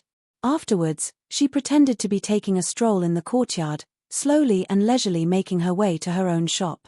"Just who were you trying to fool?" Ruan Qiong put down the wine pot and said indifferently, "With Qi Jingchun gone, it's basically the end of the matter. However, although this Longquan commandery no longer has any great dangers, a large piece of meat like Dragon Pearl Paradise has fallen from the sky. It is not an exaggeration to say that it is surrounded by jackals and wolves. Many things are not as simple as you think. Father still says the same thing. The trouble that Chen Pinggan caused himself is easy to deal with, but once you get involved, it will be very difficult to deal with." Ruan Xiao stretched out her legs and leaned back against the bamboo chair. She said with a lazy gaze, "I know. In short, I will cultivate properly. When the time comes, I'll see if anyone dares to be dishonest. I won't even need your help. I can deal with them myself." Another large handful of salt landed on the man's wound like snow. It almost caused Ruan Qiong to vomit blood. The military saint stood up angrily. When he passed by his daughter, he gave her a chestnut. "You're always siding with outsiders." The young girl turned her head and looked at her father's back. The corners of her mouth curled up. Since she didn't need to forge or take care of the shop, the young girl had nothing to do. She gently shook her wrist. The bracelet came to life.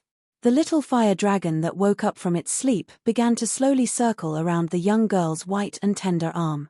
Ruan Qiong walked towards a newly built sword furnace. Currently, other than the numerous young and strong laborers, he had taken in 3 new disciples this year. For the time being, they were only registered disciples and were not considered inner disciples. One of the long-browed youths who was comprehending sword intent by the well suddenly opened his eyes.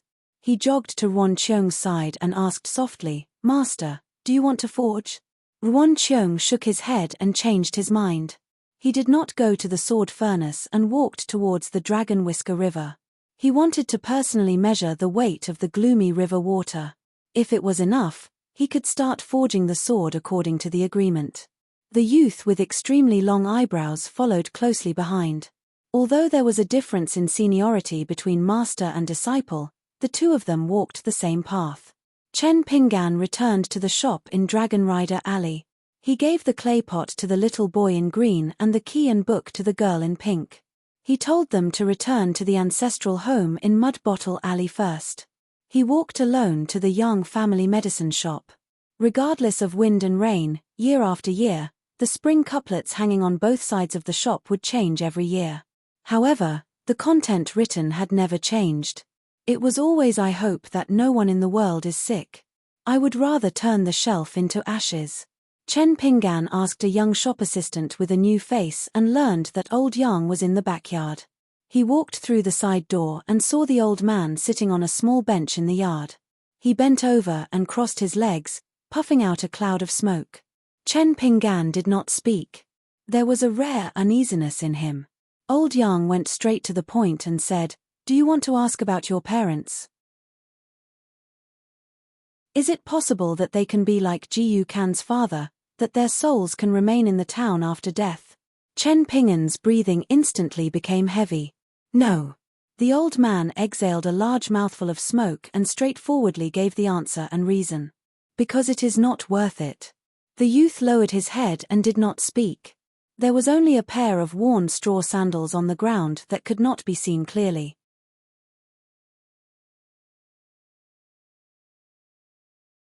182. It was close to the end of the year and the ground was freezing. The narrow mud road of Clay Bottle Alley became very hard. Chen Pinggan took a deep breath and looked at the tall figure. He called softly, "Brother Li." Li Shishing did not turn around. He smiled and said, "Don't worry, I can handle it. Even if I'm not his opponent, the town has its rules. I won't let him do whatever he wants." The young swordsman who called himself Cao Jun laughed and said, "Are you talking about the Dali Imperial Court or Wan Fei from the military school? If it's the former, I advise you to give up. If the Song clan really has a backbone, they won't be cowards. If it's Wan Fei, haha, let me keep you in suspense. You can wait and see." Cao Jun looked at the blue-robed scholar with a jade-like appearance. Compared to his youth, the other party was truly young. This made Cao Jun a little unhappy. He pressed his thumb against the hilt of the short sword at his waist. "Do you really want to fight? It's a bit of a loss. I'll admit it. Maybe I'll find that it's a blessing in disguise." Li Shishing smiled and said, "Since you said that your principles are all in the scabbard, I'll listen to them. I heard that Lizhu Wonderland used to be forbidden to use spells. Now that the Wonderland is broken and falling, you've reached the middle 5 states in just 1 year. That's very good." Cao Jun's eyes were full of admiration, but he soon shook his head and said, "What a pity." Li Shishing stretched out a hand and said, "Please." Cao Jun could not help laughing and said, "A frog at the bottom of the well doesn't know the immensity of the sky. Since we're not fighting to the death, I'll suppress my state so that you won't be too unwilling to lose the first battle of your life." Li Shishing smiled and said nothing. "When you get out of the well in the future, you'll realize that someone like me is worthy of." Cao Jun pushed against the ground with the tip of his foot, bent his back, and charged forward while laughing loudly. Once he chose to attack, the young swordsman's aura changed abruptly, and his subsequent words echoed in the narrow and oppressive alley. "You're kind." A dazzling white light exploded, and sword chi scattered wildly in all directions, instantly filling the entire alley. In addition, Cao Jun's figure was too fast, so his blurry figure blended into it and was difficult to detect. It made people mistakenly think that it was a mountain stream flood after a rainstorm, using the alley as the riverbed, crazily rushing towards Li Shishing and the others downstream. In the vast expanse of whiteness, a wisp of snow-white brilliance that was even more condensed could be vaguely seen, like a white fish quietly swimming in the stream. The water stopped flowing. Li Shishing didn't seem to be in a hurry. He turned sideways, raised his hand and waved his sleeve, reaching for the snow-white short sword that looked like a white fish. Then, he gently and accurately grabbed Cao Jun's sword-wielding wrist. Cao Jun smiled faintly and loosened his fingers. The short sword, which was still 2 to 3 feet away from Li Shishing's chest, pierced straight towards Li Shishing's heart. Li Shishing's expression was calm as he clasped 2 fingers of his left hand in front of him. Unexpectedly, at the critical moment, he caught the white fish. Whitefish rolled over. The blade of the sword twisted. Li Shishing could only retreat. Cao Jun closed in, his sword-wielding hand already punching towards Li Shishing's neck. At the same time that Li Shishing used his elbow to block Cao Jun's fist, the white fish had already shot towards him. Li Shishing shook the wrist of his other hand and waved his sleeve. That white fish had walked right into the trap. Cao Jun sneered and kicked Li Shishing's abdomen, causing the blue-robed scholar to retreat 4 or 5 steps. He didn't take advantage of the situation to pursue and attack. Instead, he stood where he was, with one hand behind his back and the other hand unrestrained. Li Shishing stopped his backward momentum, his face slightly pale. Although Cao Jun was a sword cultivator, his kick was powerful and heavy, not at all inferior to a pure martial artist at the peak of the fifth realm. This was the terrifying aspect of sword cultivators and military cultivators. They practiced qi and tempered the body at the same time. Therefore, Li Shixing didn't feel good after taking such a blow. The flow of qi in his body was inevitably affected to a certain extent. Within Li Shixing's sleeve that caught Cao Jun's flying sword, there were continuous bangs. Then, there was the faint sound of silk tearing. Afterwards, threads of snow-white sword light seeped out from the cracks. Li Shixing's 5 fingers were either bent like a bow or straight like a halberd. He quickly formed a Taoist spell and silently chanted a word in his heart, suppress. The sleeve that had been tight and abnormally disorderly immediately calmed down. The sound of the flying sword striking the sleeve quickly became a slightly trembling hum. Cao Jun wasn't surprised at all. He smiled and said, 7. Li Shixing's entire sleeve, from his elbow down, instantly shattered. Near his wrist, the sword light shook. It was like a beautiful scenery filled with moonlight, but it contained great danger and killing intent. Li Shixing's 5 fingers that formed the spell changed accordingly, becoming a true gripping spell. In the palm of his hand that no one could see, the lines on his palm swayed slightly like water and changed their trajectory. Li Shixing's arm instantly glowed with a misty greenish-purple light. The sword edge crazily encircled the white swimming fish on Li Shixing's arm. The sword qi that it brought along and the greenish-purple qi that Li Shixing emitted knocked against each other, creating a clear sound of metal and stone. It was concentrated and ear-splitting. As a result, dust and mud continuously fell from the high wall on one side of the clay bottle alley and the low wall of the old house on the other side. Cao Jun's phoenix eyes, which were originally narrowed into slits, opened a little and teased, interesting. There are thousands of Daoist spells, and I've seen no less than 200 of them. I've never seen one as simple and useful as yours. Surnamed Li, your 6th realm cultivation is a little too strong. It's always been 6th realm sword cultivators bullying 7th realm qi refinement warriors. There's never been a 6th realm qi refinement warrior like you who can take on a 7th realm sword cultivator head-on. If word gets out, I, Cao Jun, will be laughed at by all the sword cultivators in the world. After experiencing the initial unfamiliarity, Li Shixing seemed to have some strength left. He could even open his mouth and laugh. Maybe your logic isn't high enough? Cao Jun nodded in deep agreement. Hence, he said one word with a face full of smiles, 8. The flying sword that was as agile as a white fish swooped back to its owner, Cao Jun. Then, it stopped hovering. The flying sword instantly dimmed. The short sword was just a short sword. There was no trace of sword qi overflowing. It no longer had the brilliant aura from before. The gloomy and cold sword intent that gave people a treacherous feeling earlier suddenly changed and became open and aboveboard. The flying sword disappeared into thin air in an instant. On a courtyard wall in the alley between the two of them, extremely fine traces appeared. It was just a little bit of powder and debris that floated down. Li Shixing stretched out 2 fingers on his right hand, trying to grasp the curved short sword again. Li Shixing suddenly turned his head. In the next moment, the flying sword drilled a hole in the high wall on Li Shixing's left. Net first. The flying sword disappeared again. However, a drop of blood began to appear on Li Shixing's left cheek. Then, it gradually expanded into an inch-long blood mark. It was indeed as the rumors said. When fighting with sword cultivators, there was only a fine line between life and death. Li Shixing muttered in his heart, so this is 8. It is indeed powerful.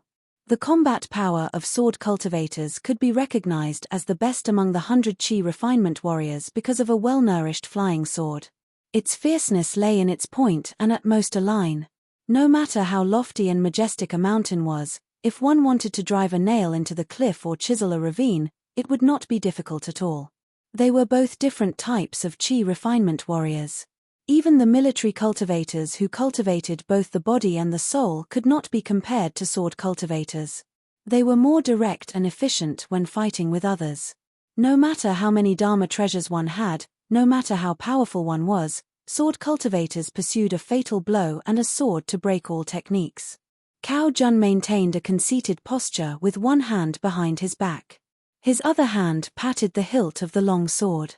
A cultivation genius like you must be the existence that your family has placed high hopes on. Don't you have a few defensive treasures? I don't believe it. Let me say this first. No matter what your purpose is, if you continue to hide it and are unwilling to disclose it to the public, someone will really die. This is because I am afraid that I will accidentally hit too hard and not be able to hold back. By then, you will definitely die with grievances. In the face of the enemy's sarcasm, Li Shishing was not angry. His voice was still warm and gentle.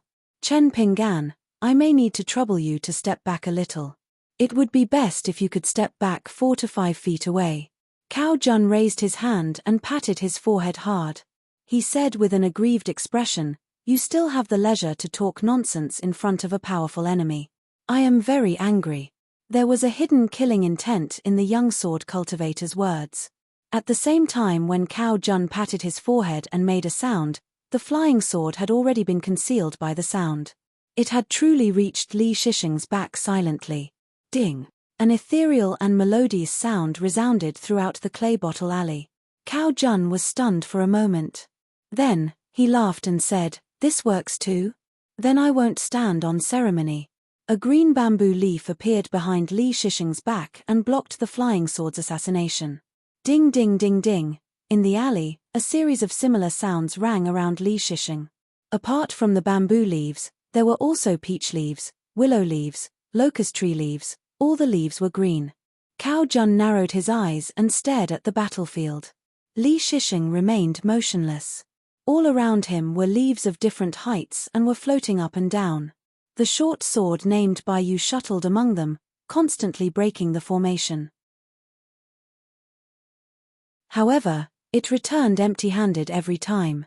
Although there were green leaves falling to the ground constantly and turning yellow in an instant, Cao Jun felt somewhat helpless. This was because he roughly estimated that the scholar should have at least 100 leaves. Therefore, Cao Jun was not in a good mood. Did this fellow's family sell leaves? Even if they sold them, would anyone buy them? Cao Jun was unwilling to back down. He did not believe that a mere Realm 6 Qi refinement warrior could last till the end. It was not easy to control so many leaves at the same time. A Qi refinement warrior would need to expend a considerable amount of energy. Therefore, Cao Jun secretly told himself that although it was an unfair victory, he could reluctantly take it as a stupid exercise to sharpen his sword. He wanted to see how long this person could last. That short but sharp flying sword began to rampage without any restraint. In the alley, the fallen leaves turned from green to yellow after falling to the ground. Li Shishing suddenly reminded, if we continue to fight like this, we can fight until next year. Why don't you talk about the other sword after you've explained the logic of this sword? If possible, use your intrinsic flying sword at the same time. No matter what, we have to determine the winner first. Because my friend still has to hurry. Cao Jun suddenly widened his eyes and finally stopped smiling. Will you die if you don't brag? Li Shishing sighed and said no more. He only shook his remaining sleeve and a bunch of unimaginable things fell out from it. There were not many spring leaves left. However, apart from that, there were also pieces of summer lightning the size of a fingernail, wisps of autumn wind that were not longer than a finger, and pieces of winter snow the size of goose feathers. The opponent had a sword that could break all techniques. What should I do? Does this mean that I can save up to 10,001 spells? Therefore, this young scholar named Li Shishing already had spring leaves, summer lightning, autumn wind, and winter snow even though he had just ascended to the middle 5 realms. Moreover, he had many others. 183. It was close to the end of the year, and the weather was cold. The narrow muddy road of Mud Bottle Alley became very hard. Chen Pinggan took a deep breath and looked at the tall figure. He called out softly, Brother Li Shishing did not turn around. He said with a smile, Don't worry, I can handle it. Even if I am not his match, the small town has its rules. I will not let him do as he pleases. The young swordsman called Cao Jun laughed. Are you talking about the Dali Imperial Court or the military Ruanqiong? If it is the former, I advise you to give up. If the Song clan has a backbone, they will not be cowards. If it is Ruanqiong, haha, let me keep you in suspense. You can wait and see. Cao Jun looked at the handsome scholar in green robes. Compared to his appearance, the other was truly young. This made Cao Jun unhappy. He pressed his thumb against the hilt of the short sword at his waist. You really want to fight? If you lose, just admit it. Maybe you will find it a blessing in disguise. Li Shisheng smiled. Since you say your reasoning is all in your scabbard, I will listen. I heard that Li Zhu Grotto Heaven forbade all sorcery. Now that the Grotto Heaven has shattered and fallen, you have reached the Middle Five Realm in just 1 year. Not bad. Cao Jun's eyes were full of praise. But he quickly shook his head. What a pity. Li Shisheng stretched out a palm. Please. Cao Jun could not help but laugh. A frog at the bottom of a well does not know the immensity of heaven and earth. Since we are not fighting to the death, I will suppress my realm so that you will not lose unwillingly in the first battle of your life. Li Shisheng smiled and did not speak. When you come out of the well, you will find that a person like me is worthy of. Cao Jun pushed off with his toes, bent his waist and charged forward, laughing loudly. Once he chose to attack, the aura of this smiling young swordsman changed. His words echoed in the narrow alley. Honest. A beam of dazzling white light exploded, and the sword chi scattered wildly in all directions, instantly filling the entire alley. In addition, Cao Jun's figure was too fast, so his blurry figure blended into the crowd and was hard to detect. It made people think that he was a mountain stream after a storm, using the alley as the riverbed, crazily surging towards Li Shisheng and the others who were downstream. It was a vast expanse of whiteness. Amidst the ferocious stream of sword chi, one could vaguely see an even more condensed snow-white brilliance, like a white fish quietly swimming in the stream. The water stopped flowing. Li Shisheng did not seem to be in a hurry. He turned sideways, raised his hand, and waved his sleeve, reaching for the snow-white fish-like short sword. Then, he grasped Cao Jun's sword-wielding wrist lightly and precisely. Cao Jun smiled faintly and released his fingers. The short sword that was 2 to 3 feet away from Li Shisheng's chest swooshed towards Li Shisheng's heart. Li Shisheng's expression was calm as he placed 2 fingers on his left hand in front of him. In the nick of time, he managed to catch the white fish. The white fish turned over and rolled. The blade twisted. Li Shisheng could only retreat. Cao Jun closed in, his sword-wielding hand already punching towards Li Shisheng's neck. As Li Shisheng used his elbow to block Cao Jun's fist, the white fish had already shot towards him. Li Shisheng shook the wrist of his other hand and waved his large sleeve. That white fish had walked right into the trap. Cao Jun sneered and kicked Li Shisheng's abdomen, causing the green-robed scholar to retreat 4 or 5 steps. He did not take advantage of the situation to pursue. He stood where he was, one hand behind his back, the other hand elegant. Li Shisheng stopped retreating, his face slightly pale. Cao Jun was a swordsman, but his kick was powerful and heavy. It was not inferior to a pure martial artist at the peak of Realm 5. This was the terrifying aspect of swordsmen and military cultivators. They cultivated qi and tempered the body at the same time. So when Li Shisheng took this blow, he did not feel good. The flow of qi in his body must have been affected to a certain extent. Li Shisheng's large sleeve that had caught Cao Jun's flying sword rang out continuously. Then there was the faint sound of silk tearing. Then, threads of snow-white sword light seeped out from the cracks. Li Shisheng's hand that had a whorled in the sleeve curved like a bow or straight like a halberd. He quickly formed a Daoist spell and said a word in his heart, suppress. His fluttering and abnormally messy sleeves instantly calmed down. The sound of flying swords colliding against sleeves turned into a slightly trembling hum. Cao Jun was not surprised and said with a smile, 7. Li Shisheng's entire sleeve, from the elbow down, instantly shattered. Near his wrist, the sword light shook. It was like a beautiful scene filled with moonlight, but contained great danger and murderous intent. Li Shisheng's 5 fingers changed as he formed a true hand seal. In his palm that no one could see, the lines on his palm swayed like water and changed their trajectory. Li Shisheng's arm immediately glowed with a misty green-purple light. The sword edge circled around the white fish on Li Shisheng's arm. The sword energy it carried and the green-purple energy that Li Shisheng emitted struck each other, creating a clear metallic sound that shook one's eardrums.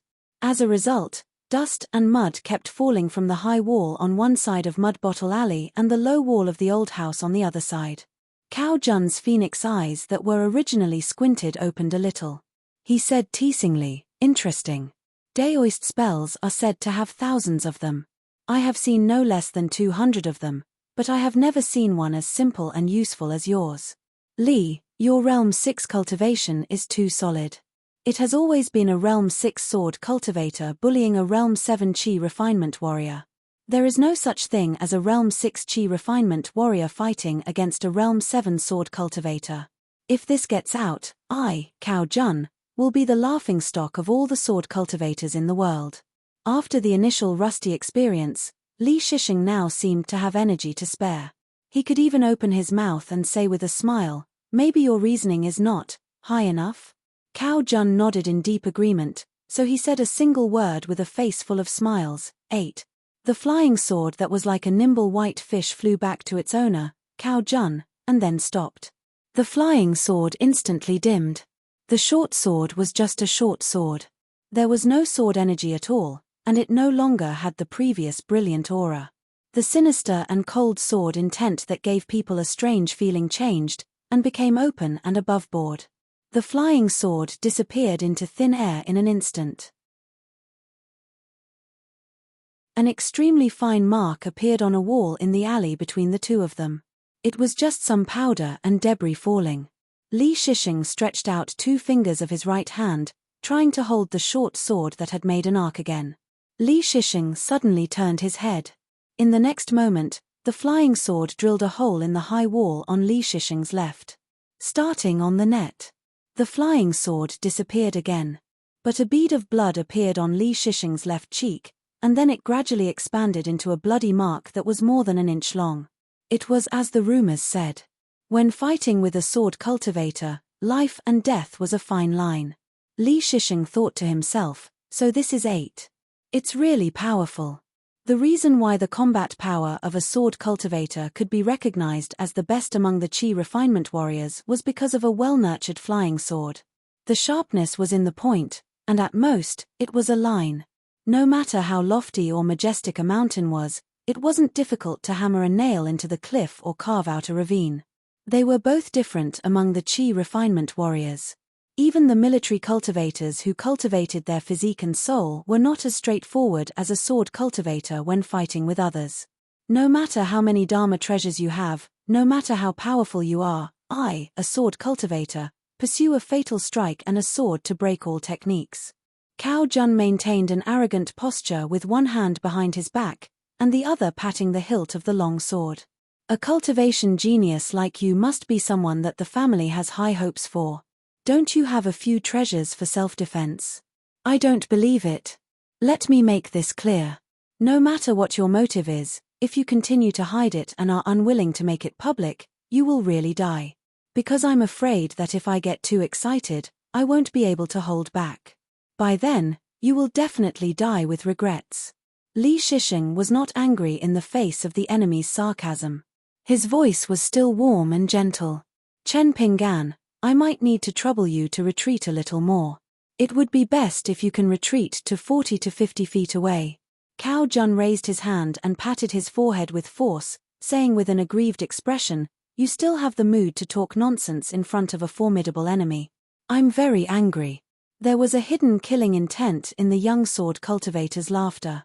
At the same time that Cao Jun slapped his forehead, the flying sword had already reached Li Shisheng's back under the cover of that sound, truly achieving noiselessness. Ding! An ethereal and melodious sound reverberated throughout the Mud Bottle Alley. Cao Jun was stunned for a moment before laughing. That works too. Then I won't stand on ceremony. A verdant bamboo leaf appeared behind Li Shisheng, blocking the flying sword's attack. Ding ding ding ding. In the alley, a series of similar sounds rang out around Li Shisheng. Other than bamboo leaves, There were also peach leaves, willow leaves, locust leaves. All sorts of leaves were green. Cao Jun narrowed his eyes and stared at the battlefield. Li Shishing did not move an inch. All around him were leaves of varying heights and undulating in the wind. The short sword named Bai Yu shuttled among them, breaking the array continuously but to no avail every time. Although green leaves fell to the ground continuously and withered instantly, Cao Jun felt somewhat helpless.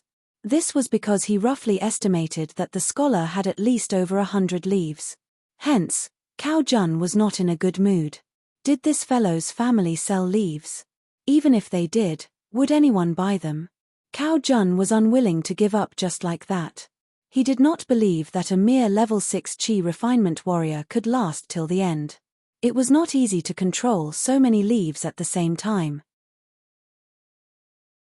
The mental energy that Qi refinement warriors had to expend was extremely significant. Hence, Cao Jun secretly told himself that although it was not an honorable victory, he could reluctantly treat it as a stupid battle to sharpen his sword edge. He did not know how long this person could last. That short but sharp flying sword began to rampage unscrupulously. In the alley, leaves fell one after another. After falling to the ground, they turned from green to yellow. Li Shishing suddenly reminded him, if we continue fighting like this, we can last till next year. Otherwise, why don't you talk about the other sword after talking about the theory of this sword? If it's possible, you can use your natal flying sword as well. No matter what, at least we have to determine the winner first. Because my friend has to hurry on with his journey. Cao Jun suddenly widened his eyes and finally stopped smiling. Will you die if you don't brag? Li Shishing sighed and did not speak anymore. He merely shook his one remaining sleeve, and out of it came a great deal of unthinkable things. There were a few spring leaves left, but other than that, there was summer thunder the size of a fingernail, autumn wind that was no longer than a finger, and winter snow the size of goose feathers. The opponent had a sword that could break all techniques. What should I do? Will I be able to accumulate 10,001 Dharma stones?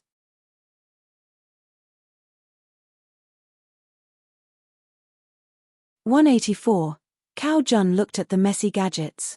They were like heavy armored infantry on the battlefield, encircling Li Shishing like an iron bucket. Cao Jun saw some clues and said in admiration, "You must be very good at playing chess, and you must be proficient in yin-yang divination." With the cultivation of a 6th realm Qi refinement warrior, unless the scholar in green was the reincarnation of a banished immortal, he would not be able to control so many items at once. However, the scholar in front of him was obviously opportunistic. Every time he defended against the piercing of the whitefish flying sword, he could roughly calculate the trajectory and the breakthrough point of the flying sword. Therefore, other than maintaining the spring leaves and autumn wind, the area where the scholar really needed to inject his aura was not too big. This was like a battle of attacking and defending a city. Cao Jun's side had strong combat power, but they did not have enough manpower. They could only focus on one side of the city wall. The scholar seemed to have filled the 4 sides of the city wall with guards, but in fact, 3 sides were empty. He only needed to predict the future and predict the direction of Cao Jun's attack.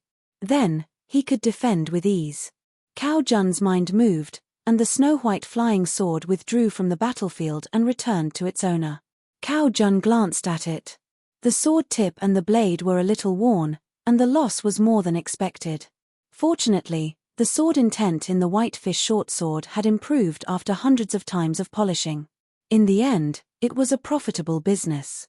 Cao Jun was a little conflicted. Emperor Dali did not dare to fight against the forces behind the 3 sects for a Qi Jing Chun. However, for a Qi refinement warrior of his own family who had a chance to reach the upper 5 realms, he was most likely willing to fall out with the Cao family who had taken root in another continent. Cao Jun was a little hesitant. He put the white fish back into the scabbard, and at the same time held the hilt of another sword, which was called Mo Jiao. He pretended to be annoyed and said, "Don't be a coward if you have the ability." Li Shishing smiled and asked, "Do you have the ability to be a coward?" Cao Jun was at a loss for words. He was once a genius sword practitioner who had high hopes placed on him by a continent of sword immortals. What he pursued was unparalleled sharpness and lethality. Of course, He had neither the ability nor the interest to be like the green-robed scholar in front of him, who neither fought back nor scolded back. Relying on a large pile of strange junk, he defended the city wall and refused to take the initiative to attack. There were once people who described sword cultivators as light cavalry, coming and going like the wind, as fast as lightning. Flying swords were like crossbows, meeting people on narrow roads and engaging in small-scale battles. Often, the enemy would die in a single exchange. As for the flying sword of a sword immortal of the upper 5 realms, its lethality on the battlefield was like an arqueballista. Even if it was just placed quietly on the city wall, it was a huge deterrent to the enemy. Military cultivators were heavy cavalry. Once they raised their momentum and spirit to the peak, they were equivalent to charging heavy cavalry. They had both offensive and defensive capabilities and were invincible in breaking formations. As for the pure martial artists who were regarded as hopeless by the mountain, they were just heavy armored infantry with average lethality. Even if it was a grandmaster of the 8th realms, who could travel with the wind, if they did not succeed in killing the enemy in a short distance, once the distance between them and the chi cultivators widened, they would fall into a protracted battle. They were far from being comparable to the chi cultivators. Seeing that Cao Jun did not speak, Li Shishing reached out and gently moved some small thunders, and autumn winds in front of him slowly moved, making his vision clear. Li Shishing took the initiative to speak. The logic of your sword is not clear. In other words, he was willing to listen to the logic of the ink. Cao Jun gently rubbed his cheeks with both hands. Your words are really unpleasant, but I admit that you have the qualifications. I have a suggestion that you can consider. Let's have a battle of life and death. All the consequences have nothing to do with the country. How about it? Do you dare to bet with me? Li Shishing shook his head and said, You have already seen that I am not good at attacking. Therefore, from the beginning to the end, you are actually in an invincible position. He did not mind revealing his background at all. Cao Jun said helplessly, Are you being honest or stupid? Cao Jun looked at the young scholar and suddenly thought of the most impressive scholar in the South Soro continent. He was the family head of the Melo Chen family. It was rumored that the old man of the Chen family, who was extremely knowledgeable, hid the wind in his sleeves, carried the bright moon on one shoulder and the red sun on the other. Cao Jun collected his thoughts and turned his head to look. He saw a bright red little fox standing on its 2 legs on the eaves of an old house in the clay bottle alley. It said to Cao Jun, The old ancestor asked me to tell you to stop before going too far. If you are killed by Ruan Cheng, he will find a place here and bury you. After all, you are returning to your roots. Cao Jun looked disgusted. What? Say that again. The little fox coughed, instantly turning from a cultured and refined appearance to a fiendish one. It put its hands on its hips and cursed, Cao Shi, that old bastard, told you, you son of a bitch, to hurry up and stop. If you offend the blacksmith surnamed Ruan and get beaten to a pulp, he won't help you take revenge. He has several hundred direct descendants and can't help all of them. He even said that it was a pity that you haven't married that wife of yours, otherwise he wouldn't have asked me to persuade you to stop. It's best if you are beaten to death so that he can take advantage of the situation. Cao Jun's face was calm. He nodded, That's right. That's the tone of an old bastard. Li Shishing did not care about this. If you don't want to fight, then please make way. I don't want to fight. I don't want to fight. I can't beat you to death and you can't beat me to death. How boring. Cao Jun smiled. Let's go take a look at the blacksmith shop and pay our respects to the saint. Cao Jun's figure rose from the ground, shooting straight into the clouds before rapidly descending towards the blacksmith's shop. As for the dog's hit rule of not flying in the air without permission within the Longquan prefecture, Cao Jun really did not care about it. In the end, there was a loud bang. Cao Jun immediately shot out like a shooting star. In the end, when he finally stopped with great difficulty, he was already several hundred kilometers away. Previously, he had already tumbled countless times in the sea of clouds. He sat cross-legged in the air, vomiting blood non-stop. Cao Jun's face was like gold paper. He did not fly into a rage out of humiliation or become flustered and exasperated. Instead, a habitual smile appeared on his face. As expected, The fellows who came out of the Wind Snow Temple all have bad tempers. I wonder if the divine immortal platform Wei Jin will give people a pleasant surprise. The fox with bright red fur circled around Cao Jun, taking pleasure in his misfortune. You've suffered, haven't you? Cao Jun smiled. It's not like I'm dead. The fox clicked its tongue. The ability to bully the weak and fear the strong. You do take after Cao Shi. Cao Jun said, if I don't bully the weak and fear the strong, then should I bully the strong and fear the weak? Is there something wrong with your head? The fox did not take it to heart. It raised a paw to scratch its chin, stood on its tiptoes, and looked at the small town. What about that strange sword embryo that you failed to snatch? Cao Jun said with a dark face, you still have the nerve to say that. If it wasn't for you encouraging me to kill and snatch the treasure, I would have at most made a fair trade with that young man. The fiery red fox scolded with a stern face, as a person, you have to stick to your heart. You can do whatever you want outside, but when you're in the small Longquan County, you should continue to maintain it. It's just that there's an 11th level military saint, but aren't you also followed by an 11th level sword cultivator ancestor? One has the right time and place, while the other has a handy divine weapon. They're both unreasonable trash among chi cultivators, and they're on par with each other. If they fight and you watch from the side, you might even be able to understand something. Why not? Cao Jun sneered, with Cao Shi's temper, if I scheme against him, he'll get back at me by a foot. The fiery red fox touched on his sore spot, repeating the same old tune, at most, I'll let him sleep with your wife a few times in the future. What's there to be afraid of? Cao Jun remained silent, maintaining his smile as he stared at the fox. The young swordsman's smile did not waver at all. The fox pretended to be surprised. Wow, you're really angry. The Cao Jun who's been sloppy for 100 years actually has a time when he's serious.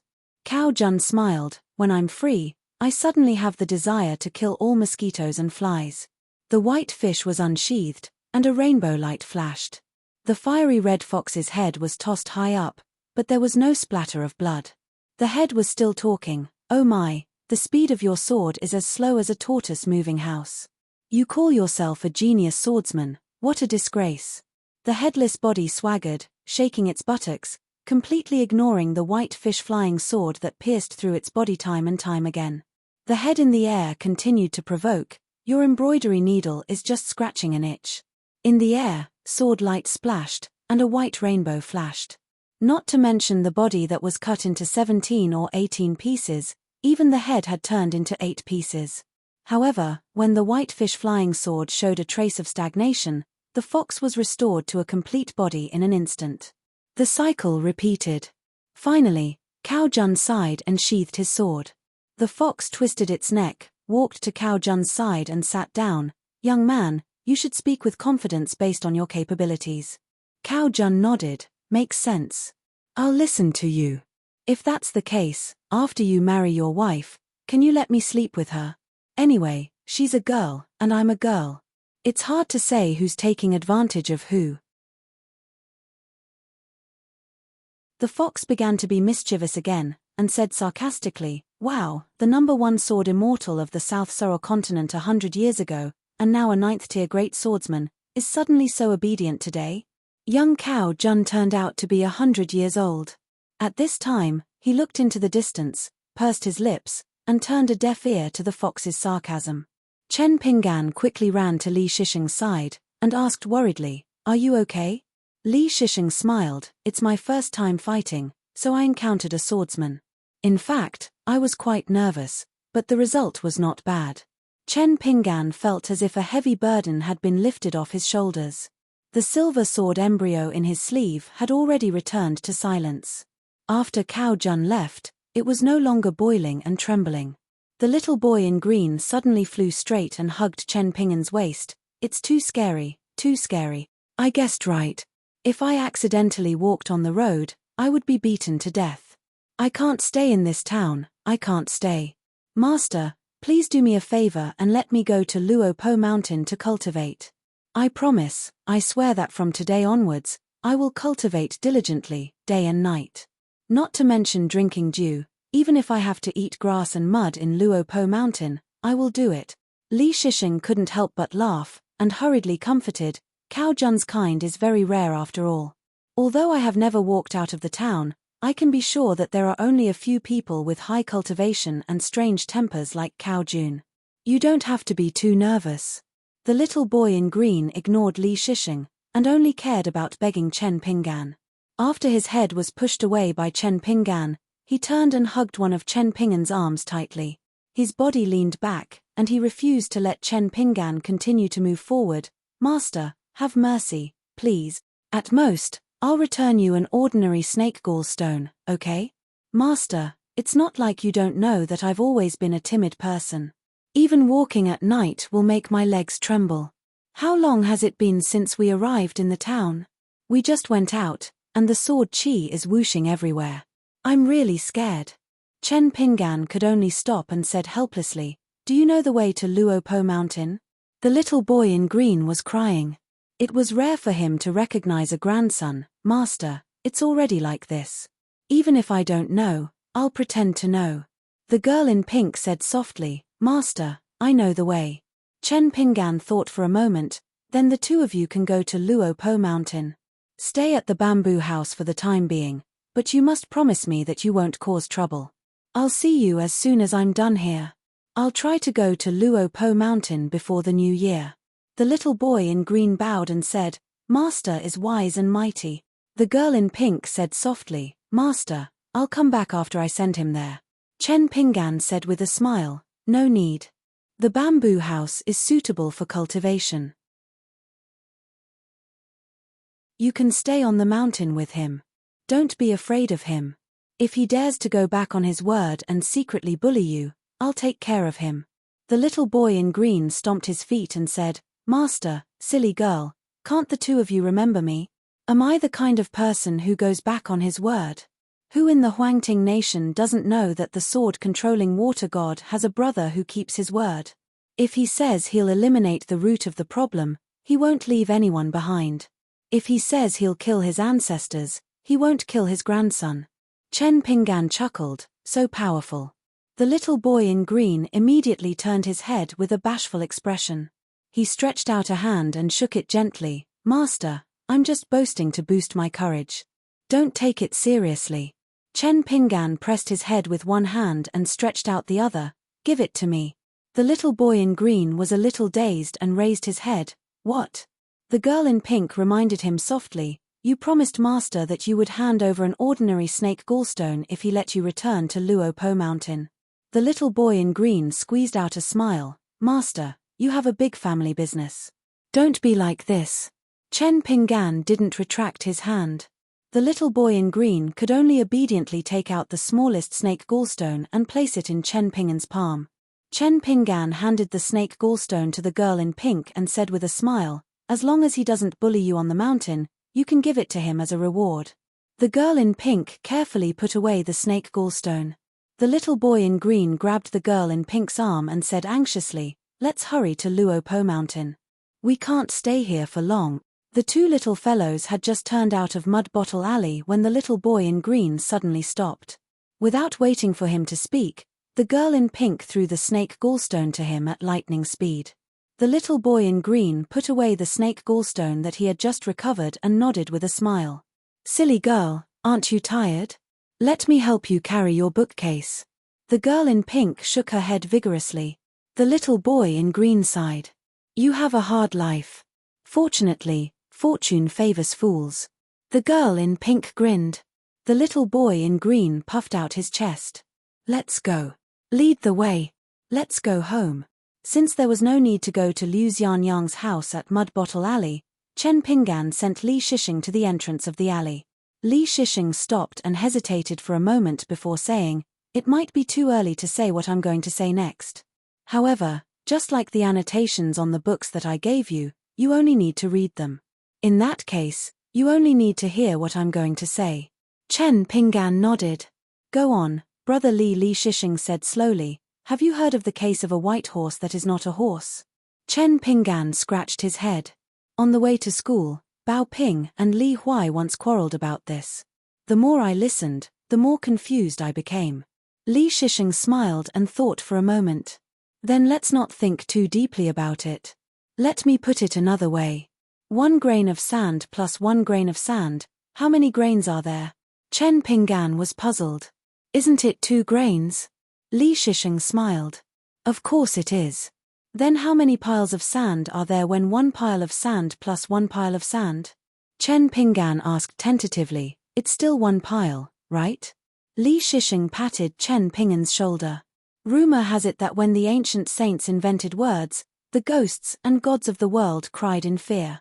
Of course, this is a great merit. However, you have to understand that words are sometimes an invisible barrier to our understanding of the world. So when you study in the future, don't always chew on words. If you encounter a bottleneck, you might as well take a step back first and then take a few steps forward. Try to walk as high as possible. If you don't climb the mountain, you won't see the flat ground. Chen Pinggan was confused and had a headache. It was similar to when he flipped through the book primary school. In a daze, he felt that there was no way forward and there was no way back. Li Shisheng comforted him. Take it slow. Don't rush. Chen Pinggan nodded. Understood. Li Shisheng, who had lost a sleeve, walked back to the mansion on Fulu Street alone. When the servants and maids saw the young master's predicament, they were somewhat puzzled. The young master had grown up. Other than following the elders to visit the tombs, he almost never went out. Why was he so bumpy when he finally went out for a walk? He couldn't have gotten into a fight with someone, right? Li Shisheng returned to his courtyard. He first saw the crabs and the mountain coaster carp living in peace. Then, he changed into a new set of clothes.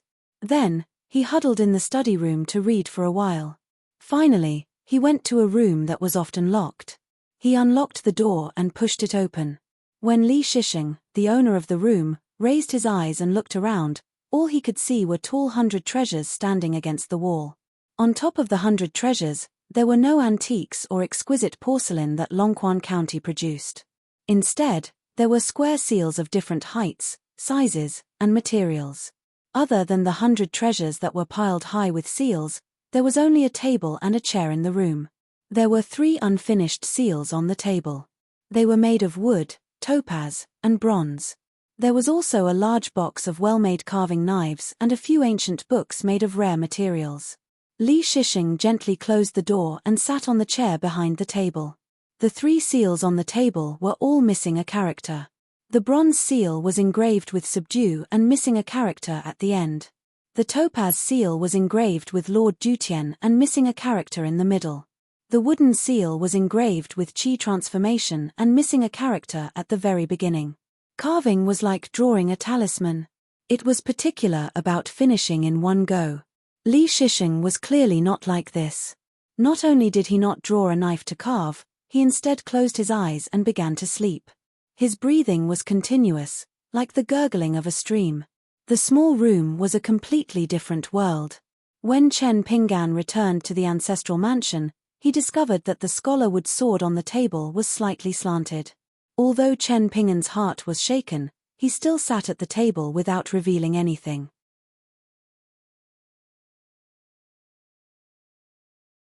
185.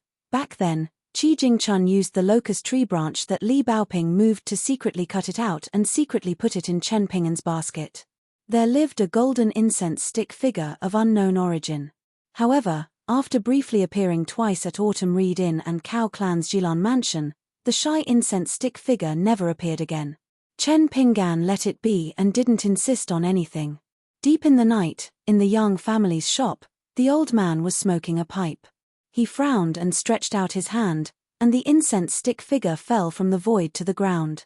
Old Yang said coldly, "Qi Jingchun painstakingly hid you. What does he want to do?" She stood timidly on the ground as if she was afraid of the old man. Her hands gripped the corner of her clothes tightly, and her lips moved slightly. Old Yang frowned more and more as he listened. He pondered for a long time. "I agree." He knocked the ground with his pipe and a small temple rolled out, standing in front of the incense stick figure. The incense stick figure was full of joy. Just as she was about to walk in, she suddenly raised her head and stopped talking. Old Yang said coldly, "It's best to know everything, but if you can't do that, you might as well not know anything. Only then can you live well." The incense stick figure still seemed a little hesitant. She wanted to go back to Mud Bottle Alley and say goodbye to the young man. Old Yang picked up his pipe again and exhaled thick smoke. Only when you put all your intelligence into your belly can you be called smart. Do you really think that kid doesn't think about anything except practicing martial arts, and only knows how to be kind and generous all day long? You've followed him all the way. You're really stupid, but he's not stupid. The incense stick figure pouted and was a little discouraged. However, when she walked into the small temple, she was stunned. She was like a tiny grain of rice placed in a large vat. On the tall walls of the small temple, names were shining brightly, emitting different colors. Above the head of the little incense stick figure, the stars were bright and resplendent. The old man put away his pipe and placed his hands behind his back as he walked out of the medicine shop. He walked all the way out of the town, and when he passed by the stone bridge, he let out a sigh filled with regret and confusion. He slowly walked down the stone bridge and followed the Dragon Whisker River to the blacksmith's shop. He didn't walk into the shop but instead came to the side of the river. He lightly stomped his foot and the river deity's woman immediately flew out from the bottom of the river. Her soul was shaken and she was a little dizzy. When she realized that it was Old Yang, she immediately smiled and said, "Great Immortal, there's no need to use your skills." Old Yang said expressionlessly, "Go to the source of the Dragon Whisker River immediately. Take the initiative to disperse half of your golden body and merge it with the river water. Help Ruan Jiao increase his gloominess in water." The young woman was dumbstruck.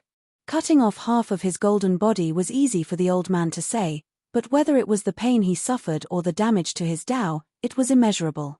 The woman wished she could run as far away as possible. It was a pity that she couldn't escape.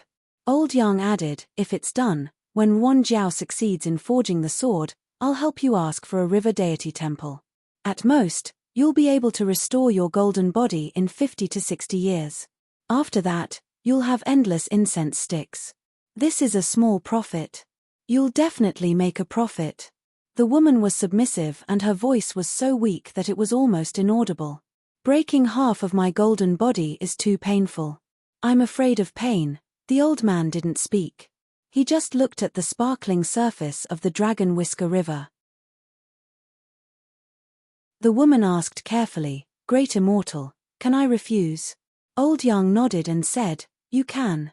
While the woman was secretly delighted, she was also greatly surprised. Since when had this Great Immortal become so reasonable? Old Yang sneered and said, "The effect will be better if I break your entire golden body.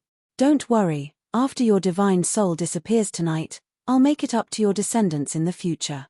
The woman was a little desperate. After thinking for a while, she asked in a trembling voice, "Great Immortal, the blessing will only fall on my grandson's head. Is that okay?" Her heart was full of luck because she knew that no matter how fair this Great Immortal was, he was different towards her grandson Ma Kushuan. However, Old Yang still refused on the spot. "No." The woman's face was ashen. She said sadly, "Then I'd better go to the source of the Dragon Whisker River." Old Yang didn't comment. The river deity woman gritted her teeth and began to go upstream along the river. She passed through the stone arch bridge that was no longer strange and went straight into the mountains. Ruan Jiao came to the shore and stood beside the old man. He asked, "I'm not in a hurry to help that girl forge the sword. I don't have any intention of doing business with you. Forging the sword is not a business." Old Yang shook his head and said, "However, I can help you hide your daughter's true identity for 30 years. But you have to make sure that the sword is forged as soon as possible. This is the business I want to do." Ruan Jiao's expression was normal. He smiled and said, "True identity?" The old man said indifferently, "You, Ruan Jiao, only need to nod or shake your head." Ruan Jiao was a little aggrieved, but he still nodded. The old man smiled. Looking back, "It's worth it." Ruan Jiao asked a strange question, "Then what is not worth it?" The old man smiled and said, "Ruan Jiao, eavesdropping on others is not a good habit." Ruan Jiao frankly said, "You, the eldest grandson of the Li family, and Wei Pai. I have to keep an eye on the three of you." The old man nodded and then shook his head. "It might be better if my position is reversed with Li Shisheng." Ruan Jiao smiled and asked, 8,000 years or 10,000 years later? The old man did not speak. Once they entered the chaotic world of the 100 schools of thought, ambitious and ruthless heroes, geniuses, and heretics would spring up like bamboo shoots after the rain, madly breaking out of the ground. In a single night, it would be a completely new scene that changed the world. The old man had seen that magnificent scene more than once. In the end, Ruan Jiao was only a military saint and not a yin-yang saint. Although he could see very far, such as the growth of his daughter, Ruan Xiu, it was not far enough. The old man suddenly said, "Of course it's not worth it. What's the use of two ordinary people collecting souls? The price they have to pay is not small. If it were Ma Kushuan, of course, it would be different." Ruan Jiao smiled and asked, "Senior, you don't think highly of Chen Pinggan from the beginning?" Old Yang said expressionlessly, "It's fine as long as there is someone watching over him." The post-house road to the north was reopened, making the originally lively Red Candle town even more lively. At night, a pleasure boat with green bamboo curtains leisurely sailed out of the bay towards the small town. As soon as it entered the river that divided the small town into two, there was business. It was an old rich man dressed in brocade and a middle-aged strong man dressed in coarse linen. They looked like rich lords who had brought their guards and servants out to drink with girls. The pleasure boat was medium-sized. There were 5 boatwomen. 2 were rowing the boat, 2 were playing the zither and cooking wine, and the last one was a beautiful woman. She sat beside the old man and carefully served him like a little bird. This made the old man in brocade laugh heartily. He pointed at the rough man opposite him and said, "How is it, old Xie? Clothes make the man, Buddha makes the gold. Is the old saying right?" The man didn't know if he was angry from embarrassment or if he was a straightforward person. He took a cup of wine from the woman's hand, thanked her, and said to the old man, "Don't thank me, I'm not familiar with you." The old man was a thick-skinned person. When he took the wine, he took the opportunity to touch the back of the boatwoman's hand. He didn't forget to wink at the beautiful woman and raise his eyebrows. The boatwoman was disgusted, but she had to force a smile. The old man didn't care about this. He drank a mouthful of wine and said, "You're not familiar with me, but I'm familiar with you. Your name, Old Xie, has spread from the northeast all the way to the south. Every time I talk to my old friends about you, when they know that you're from the same hometown as me, they all ask me to introduce you. They say that it's a pity that they can't meet such a great hero." The man only frowned and didn't say anything. He lowered his head and drank. The old man had a mustache. At this moment, he was sitting cross-legged with his head tilted to one side. He looked at the red and green feasting on the shore. He twirled the wine cup in one hand and stroked his mustache with the other. No matter how others looked at him, he looked wretched and vulgar. What's more, the old man was sitting cross-legged with his knees deliberately pressed against the woman's plump buttocks. Even the woman, who was used to seeing beautiful women, regretted not sitting next to the taciturn man. When the old man raised his arm to stroke his mustache, he revealed a section of his sleeve. The boatwomen on the pleasure boat who were good at reading people's expressions were somewhat disappointed. It turned out that the old man had a long, dark green rope tied around his wrist. If it was worn on a child's hand, it could be considered slender and cute. However, when it was worn on the old man's hand, it was neither fish nor fowl. The old man suddenly retracted his gaze and asked the beautiful woman beside him, "Do you women of the pleasure field believe in pledges of eternal love?" She wasn't the only one who didn't know how to answer. The other boatwomen also looked at each other. They didn't know what the old man was up to. The old man laughed aloud and pointed at the man opposite him. "Looking for him really is useful. He's the king of a mountain and is in charge of quite a few mountains. Pledges of eternal love, pledges of eternal love. The pledges of eternal love here." The man frowned and didn't say anything. He slowly drank his wine absent-mindedly. The old man pointed at himself. "Actually, I'm useful too. There's a very, very tall building in the world. Its name is so domineering. It's called Zhenhai Tower. It's by the sea. My home is near Zhenhai Tower." The man finally couldn't hold it in any longer. His face was filled with displeasure. Cow, why are you showing off all this to them?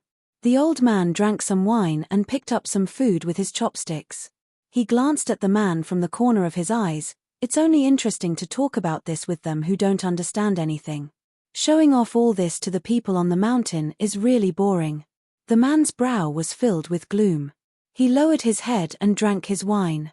Pledges of eternal love were often mentioned by storytellers roaming the streets of the secular dynasties. They were mostly used to describe the love between a man and a woman. Regular people had long since been unaware of its true meaning. In reality, this saying was rather important to the people on the mountain. It referred to the fact that cultivators could make pledges to the mountains and seas. Pledges possessed indescribable binding power. They were even more effective than the black and white words of the people at the foot of the mountain. As long as the mountain was one of the 5 main mountains conferred by the imperial court within the country, it was fine. The higher the realm of the Qi refinement warrior, the higher the requirement for the grade of the mountain. It was mostly an alliance between large countries or a business contract.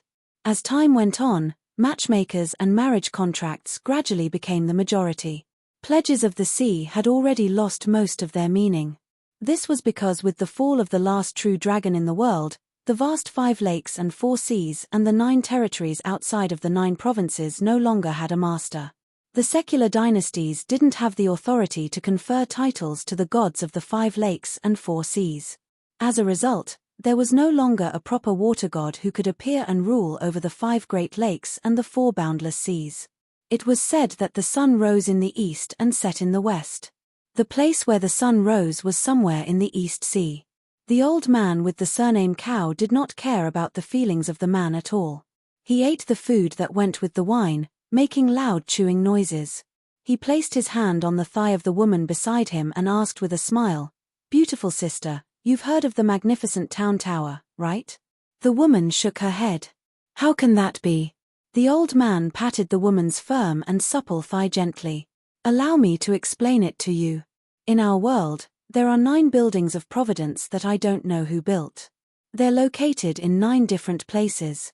They're the mountain tower, the country tower, the sea tower, the demon tower, the immortal tower, the sword tower, and the dragon tower. These 8 majestic buildings that soar into the clouds and almost reach the sky are all named with 2 characters. Only the last one has 3 characters. It's the strangest of all. It's called..." The man slammed his chopsticks and said angrily, "Enough. Cowshi, are you done yet?" As he slammed his chopsticks on the table, all the boat girls fell into a strange state. It did not hinder their breathing, and their hands moved skillfully without hindrance. However, they seemed to have turned a blind eye to the 2 guests who were close to them on the boat. "Since we're already here, our identities will soon be exposed. You, Xieshur, are someone who came out of the Pearl Grotto heaven. If you deliberately hide your identity, it'll make people suspicious. It's better to be like me, swaggering into the town. Who knows, we might have to fight and show dally, lest they don't take a land sword immortal seriously." She looked at the man opposite her and said with a smile, "It's said that Xieshur from the Julu continent is open and aboveboard, like the blazing sun hanging above his head. He has never done anything wrong in his life. Why? Are you going to make an exception this time?" She leaned forward and picked up a pickled radish from a small pinkish-green porcelain plate. She threw it into her mouth and said, "Isn't it just a broken porcelain? As long as you say something and nod, I'll help you solve it." Xieshur, I really don't want to criticize you, but we've already made it to this point. Why are you still being led by the nose? Aren't you a coward?" The man sneered and said, "Aren't you afraid that the wind will cut your tongue? Is the guy who bought your natal porcelain someone easy to talk to?" She said with a look of surprise, "Why?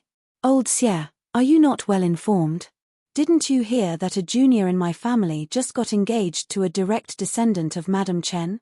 Madame Chen invited an expert from the Lu family to do a divination. Guess what? 8 big words. A beautiful couple, a match made in heaven. I'm not bragging about this, but in our continent, it's not a small matter." Xieshur sneered and said, "Cowshi, it's fine if you're not embarrassed about this, but how can you look so proud? Who gave you the cheek?" Kaoshi's skin was as thick as a wall. She asked back, "How is it embarrassing? My family's descendant abducted a wife with his own ability. As the ancestor, why shouldn't I be happy?" Xiesha crossed his arms and said in a deep voice, "Tell me, why did you call me here? If it's about the porcelain, you don't have to say any more. I won't agree to it. I'll take care of my own business. Besides, I don't trust you, Kaoshi." Kaoshi exclaimed and rubbed her eyes. As expected of the continent's famous hero Xie. "Your awe-inspiring righteousness is really dazzling. I have to rub my eyes quickly, or I won't be able to take it." The green silk rope on the wrist of this seemingly absurd old man appeared again. Everyone in the South Soro continent knew that Kaoshi's swordsmanship wasn't the best among the land's sword immortals. However, his sword, as a magic weapon, was enough to be ranked in the top 10 of the continent. Kaoshi's wrist was actually tied with a veritable river of water that was rolling and flowing. This river was Kaoshi's sword. Xiesha had long heard about these things that weren't considered secrets from other continents. Even so, he still asked directly, "Do you need to fight before you can shut up?" Kaoshi just ate and drank. She shook her head and said, "Everyone in the South Soro continent says that I, Kaoshi, am temperamental and eccentric. Xiesha, do you think that people like me are difficult to deal with?" Xiesha began to close his eyes and rest. Every time a guest boarded the boat and the business was done, the boatwoman would take down a lantern hanging at a fixed position at the bow of the boat, indicating that the boat was full and no longer receiving guests. Kaoshi shook her chopsticks. "Wrong, very wrong. The most difficult person to deal with in the world is someone like you, Xiesha. It's too difficult to befriend." Xiesha closed his eyes. "My patience is limited." Kaoshi rolled her eyes and said, "Okay, let's get down to business. Some people can't bear to see the rise of the Song clan, but you, Xiesha, are stubborn. You have to keep your promise and have to come out of the mountain, so that the trip to the inverted mountain has to be delayed. Unfortunately, the mellow scholar Chen family can't bear to see Qi Jingchun doing well.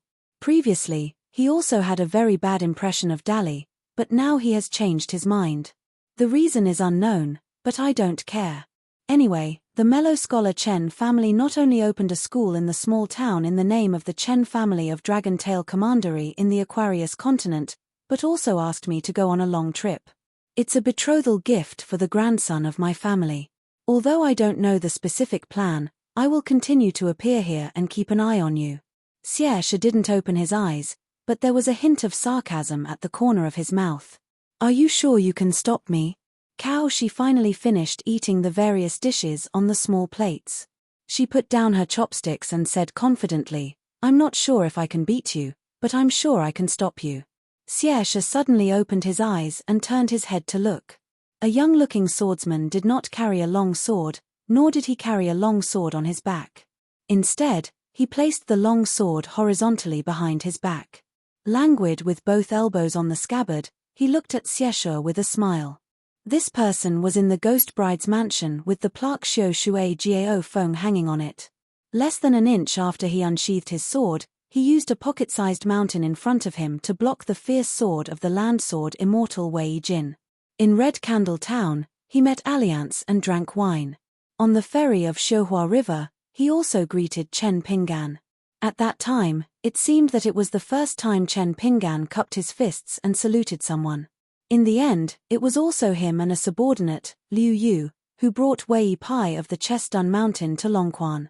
At that time, Wei Jin of the Immortal Platform addressed him as that person from the Mo clan. Chen Pinggan sat in the house for a long time while facing the scholar wood sword. In the end, he realized that he could not calm down. He could not read, he could not practice calligraphy, he could not even practice his walking stump and sword furnace. Chen Pinggan carried the basket on his back, packed the scholar wood sword, and left the ancestral house. After walking out of Mud Bottle Alley, he went straight to Luorpa Mountain. When he appeared in front of the bamboo house, the green-clothed child and the pink-dressed girl were shocked. Chen Pinggan walked up to the second floor of the bamboo house and his heart calmed down. The pink-dressed girl wanted to follow, but the green-clothed child grabbed her neck. He scolded her softly, "You are really stupid. Can't you see that master is not in a good mood? The pink-dressed girl was at a loss. The green-clothed child dragged her to sit on a small bamboo chair on the first floor and said solemnly, "With our master's temper, there are only two situations that can make him so strange." The pink-dressed girl pricked up her ears and listened carefully. The green-clothed child stretched out a finger and said in a low voice, "The first situation is that he lost money, and it is not a small amount." The pink-dressed girl thought deeply. The green-clothed child laughed evilly. "The second situation is that master is deeply hurt by love. For example, he is tossing and turning in bed, unable to sleep alone. On a whim, he ran to Miss Wan Xiu to confess but was rejected by her. Or when he confessed to the girl he loves, he went overboard and wanted to kiss her and hug her fiercely. Then he slapped Miss Wan and scolded her for being a hooligan. This made our master so angry that he could only come to the bamboo house to cool off." The pink-dressed girl said doubtfully, "Master would not do such a thing." The green-clothed child sighed, "You don't understand us men." Chen Pinggan sat cross-legged on the second floor and looked into the distance through the gap between the railings. The scholar wood sword was placed horizontally across his knees. He took out the silver sword embryo and looked down at it. Unlike the strange movements in Mud Bottle Alley, the sword embryo was as quiet as a dead object. For some reason, Chen Pinggan's state of mind was at peace. It was even steadier than when he practiced martial arts. His mind and thoughts were clear. Chen Pinggan raised his head again and gripped the sword embryo in his hand. He said calmly, "If it is not mine, even if it is under my feet, after I pick it up, I will take the initiative to find the owner and return it to him. If it is mine, it is mine. You can't go anywhere. Even if you run to the ends of the earth, I will catch you and bring you back." The silver sword embryo gradually became warm. Not long after, it became boiling hot. Chen Pinggan clenched his teeth. He only held it with one hand and placed his other hand lightly on the scholar wood sword as some kind of emotional support. In the end, he had no choice but to hold the sword tightly. His palms had long been burned red from the heat. The pain pierced his heart and his spirit trembled. The pain brought by the burning sword embryo was more like a horror similar to molten copper pouring on the bottom of one's heart than flesh and blood. The method of 18 halting sword qi began to flow naturally. It hit the named qi mansion and aperture acupoints again and again, desperately resisting the shock brought by the burning. Before, Chen Pinggan had been stuck between the 6th and 7th level, unable to break through the threshold no matter how hard he tried. No matter how Chen Pinggan practiced his martial arts and stances, or how he practiced with the green-clothed child to temper his body, he could not find the right method and thus could not enter the door. In order to reduce the perception of pain, Chen Pinggan's body trembled violently. He had to distract himself to think about other things. He thought about Kui Dongshan's recitation of the sage's classics, about the young Taoist Lu Chen's writing of the prescription, about the Wei and Jin dynasty's sword of wind and snow temple, and about the strange scene of the white rainbow flying sword hitting the spring leaves and autumn wind in Mud Bottle Alley today. One thing after another, it was still useless to think about it. In addition to the bloody flesh in Chen Pinggan's palm sticking to the sword embryo, he also began to bleed from the 7 apertures. Not only that, the fine pores of his skin began to ooze blood, and finally condensed into horrifying beads of blood. The appearance was miserable, but the inside was even worse. The meridians between the qi mansion in his body seemed to have been trampled by the hooves of an iron horse, splashing mud everywhere. Chen Pinggan finally thought of a girl. He smiled knowingly. But he could only smile knowingly. Because Chen Pinggan's face had long been twisted into a stiff and ferocious expression, and it was impossible for it to change in the slightest. Chen Pinggan was still silently suffering from great pain. From beginning to end, he did not make a sound. His consciousness was already blurred, and he was muddle-headed. In a daze, Chen Pinggan thought of the names of people one by one. The familiar ones would be relatively clear, and the unfamiliar ones would disappear in a flash. There was love, admiration, respect, fear, disgust, pity, hatred, and doubt, thump, thump, thump. It was as if someone was knocking on the young man's heart with a finger. It was as if someone was asking something. It went straight to the heart. The young man, who was unwilling to admit defeat with only a trace of consciousness, could only answer with his heart. Even he himself did not know the answer. There was a limit to one's strength. Finally, Chen Pinggan could not hold on anymore and fell backward. The back of his head hit the green bamboo ground, and he became a little more clear-headed. Buzz, buzz, buzz. He only felt a strange movement in his stomach. The human body was a small world, and the sound of a sword suddenly sounded.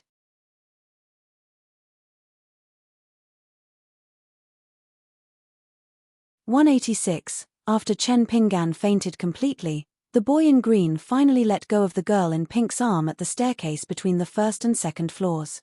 The latter sprinted over with tears all over her face. She cried like a little kitten as she took Chen Pinggan's pulse and checked the movement of his soul. She turned her head and sobbed, "Why did you stop me? You're ungrateful and heartless.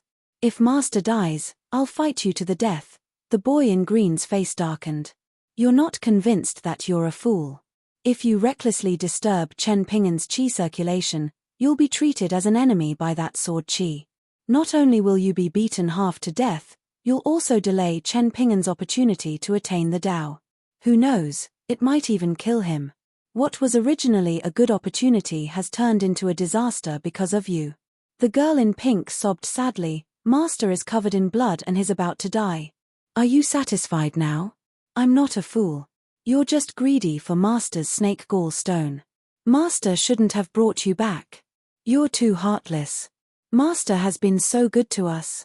The boy in green jumped gently and squatted on the bamboo railing. He snapped, "It's not up to you to decide whether Chen Pinggan is dead or not. What do you know with that little bit of Tao of yours?" The cries of the little girl in pink grew softer and softer because she noticed that the two vital energies within Chen Pinggan's body seemed to be chaotic and irritable at the beginning, but they gradually stabilized, like the meeting of mountains and rivers.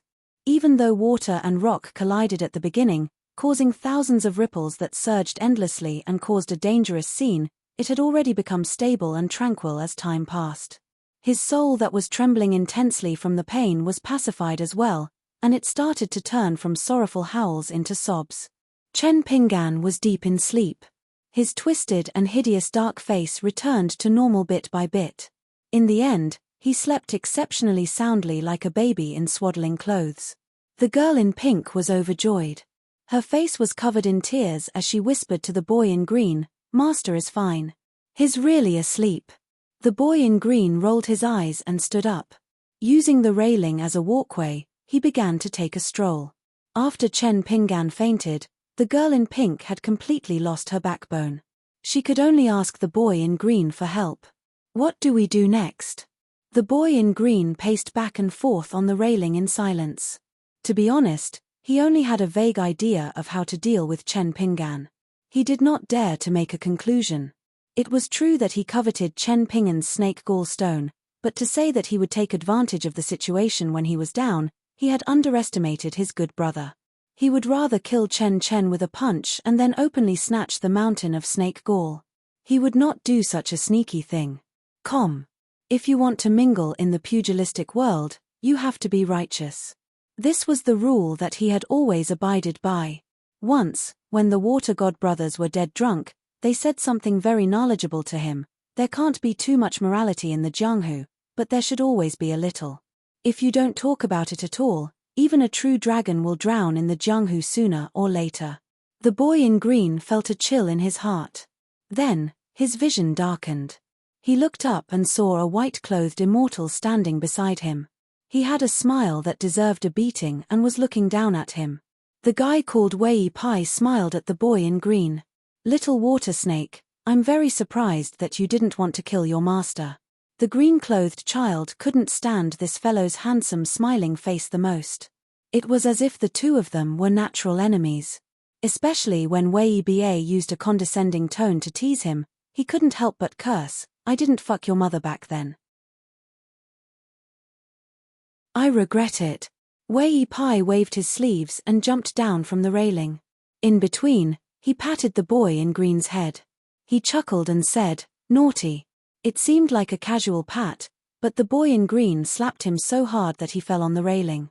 He clutched his crotch in pain and grimaced. If it was any other place, even a mountain of copper or iron would collapse under him. However, this bamboo building was not just any ordinary sturdy. Wei Pai sat beside Chen Ping'an.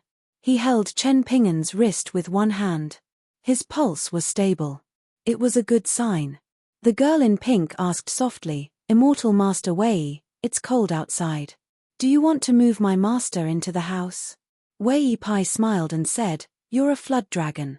You have an innate resistance to extreme heat and cold. That's why you don't feel it. Actually, there's an advantage to this bamboo building. It's warm in winter and cool in summer. Even if an ordinary person takes off his clothes in the bamboo building on a snowy day, he won't be frostbitten. Therefore, it's more appropriate to let your master lie here and sleep. Don't touch him at all." The girl in pink heaved a sigh of relief. She quickly bowed to Wei Pai to express her gratitude. Wei Pai did not mind. He smiled and asked, "Did Chen Ping'an bring a change of clean clothes?" The girl in pink shook her head and said, "Master probably didn't plan to stay long on this trip up the mountain. He didn't put any clothes in his basket." Wei Pai frowned. Looking at Chen Ping'an's clothes that looked as though they had been soaked in blood, it would definitely be bad if he woke up wearing those clothes. He suggested, "You can go to the small town to buy clothes or go to Mud Bottle Alley to get clothes. Go quickly and return quickly. Chen Ping'an should wake up before long." The girl in pink acknowledged and was about to leave. The green-robed boy glared at Wei Pai with a dark gaze. "I don't trust you." Wei Pai thought for a moment. "You stay then." The green-robed boy tossed a gold ingot to the girl in pink. "Other than buying new clothes for master, prepare a few sets for us too." The girl in pink smiled. "I don't need it." The green-robed boy said with a straight face, "I'm just being polite with you." The girl in pink was a little sad. She ran down the bamboo building and down the mountain. After that, the green-robed boy sat on the railing with his back facing Chen Ping'an, who was lying on the ground, and Wei Pai, who was sitting, deep in thought. Chen Ping'an slept for a full day and night before he woke up. After washing up and changing into clean clothes, he felt refreshed. He did not wear straw sandals and stood barefoot in the corridor of the second floor of the bamboo building.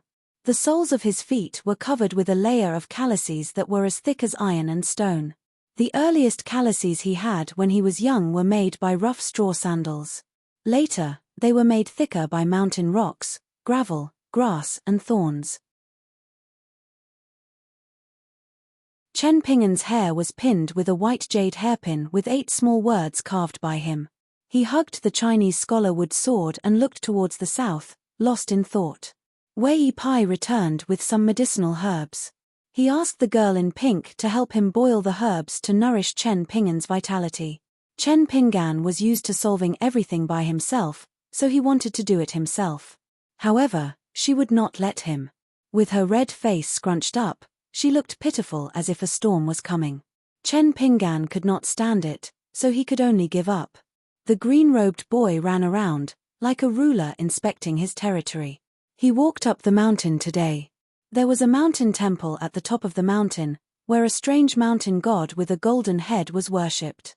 The temple was not completed yet, so there were still some finishing touches. Therefore, there were officials from Dallas Ministry of Works, cultivators who were in charge of helping out under the orders of the imperial court, young and strong citizens of the small town and survivors of the felons. Wei Pai was standing beside Chen Ping'an at this moment. He smiled and said, "I didn't suffer in vain after all that messing around. You're almost at the 3rd level." Chen Ping'an nodded and said, "It's much faster than I thought. I thought it would take at least 3 to 5 years. Hard to talk to. Boring. I'm leaving." Wei Pai could not help but laugh. He shook his head and walked away. This time, he did not fly around. He walked down the stairs step by step and left in a leisurely manner. After Wei Pai's figure disappeared, Chen Ping'an patted his chest and said to himself, "I know you're not satisfied. You don't want to stay with me." Chen Ping'an said in a low voice, "That sword cultivator Cao Jun must have something extraordinary about him. That's why you're so agitated. It's normal. A sword cultivator of the 8th or 9th level, an immortal on such a big mountain, of course is much stronger than me. But there's no other way. You were given to me by Master Wensheng. So before I die, you can't go anywhere. Chen Pinggan felt a piercing pain in his chest.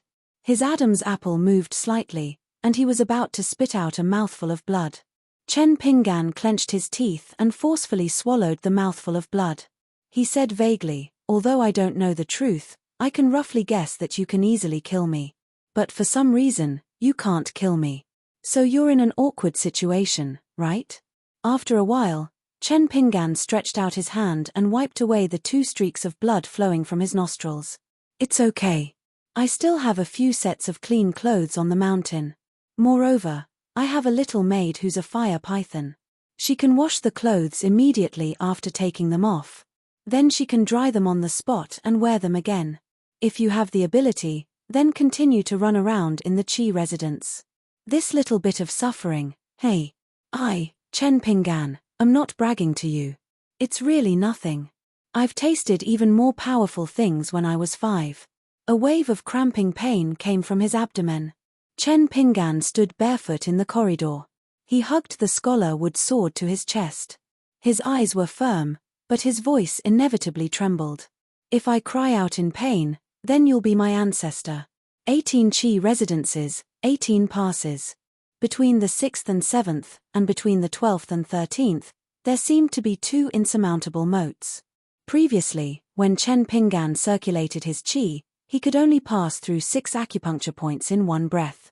Although his qi hadn't reached the point of exhaustion, it was as if there was no way forward. He could only smash his head into a wall and return without any success. This time, after inexplicably integrating the silver sword embryo into his heart, he still couldn't smoothly touch the 7th pass. But between the 6th and 7th, some kind of bottleneck seemed to loosen. It was as if someone was conscientiously building a road and paving a bridge. The scene on the other side began to be faintly discernible, getting closer and closer each time. Moreover, compared to the tempering of the body by practicing martial arts, the effect of the sword qi rampaging through the body was more obvious. It somewhat forced Chen Pinggan to have no choice but to cultivate both inside and outside. It was like a great mountain.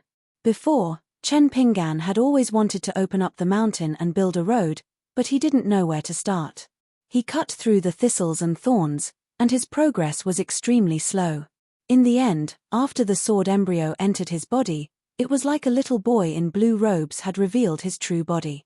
Wandering between the mountain ridges, an extremely rough mountain road naturally appeared.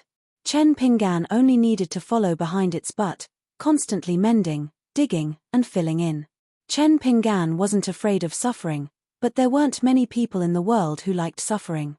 Chen Pinggan was no exception. But if suffering could be exchanged for benefits, Chen Pinggan wouldn't hesitate to ask for it.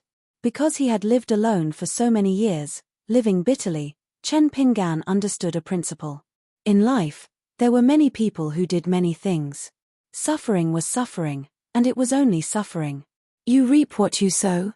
It depended on whether God, who liked to nap, agreed or not. He still had to put most of his belongings in Miss Wan's blacksmith shop. There were too many people in Luopa Mountain, and Chen Pinggan was really worried. Previously, if it weren't for Li Shisheng, Chen Pinggan would have suffered a great loss even in front of his own house in Mud Bottle Alley. No wonder the little boy in blue robes kept repeating that catchphrase. Jianghu was dangerous. Chen Pinggan's head swayed to the side, and he suddenly reached out his hand to cover his mouth. Blood seeped through the gaps between his fingers. Chen Pinggan breathed heavily and opened his palm. There was a pool of scarlet blood. Chen Pinggan said angrily, "Next, I will go down the mountain and build a grave for my parents.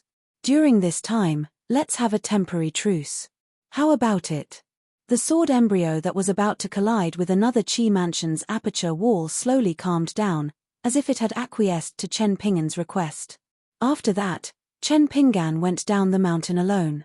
Carrying a basket with most of his belongings, he found Wan Xiao at the blacksmith shop. He had no choice but to ask her to help him put the items back into the yellow mud house. After hearing that Chen Pinggan wanted to build a grave, Wan Xiao wanted to help. Chen Pinggan shook his head and refused, saying that it wasn't a big deal. He just needed to spend some money to hire some craftsmen, and he could afford it. Ruon Xiu didn't insist. She only said that if he needed help, he didn't have to be polite. Chen Pinggan said with a wry smile. If he was really polite to her, he wouldn't have made this trip. The girl smiled. Chen Pinggan no longer had any worries. He took the money to the small town and quickly found someone. Afterwards, he asked the old craftsman about the rules and etiquette of building a grave. After discussing the price, he picked an auspicious day and started work. Chen Pinggan watched from beginning to end. If he could help, he would. If it wasn't convenient, he wouldn't interfere. Everything was arranged according to the instructions of the old craftsman.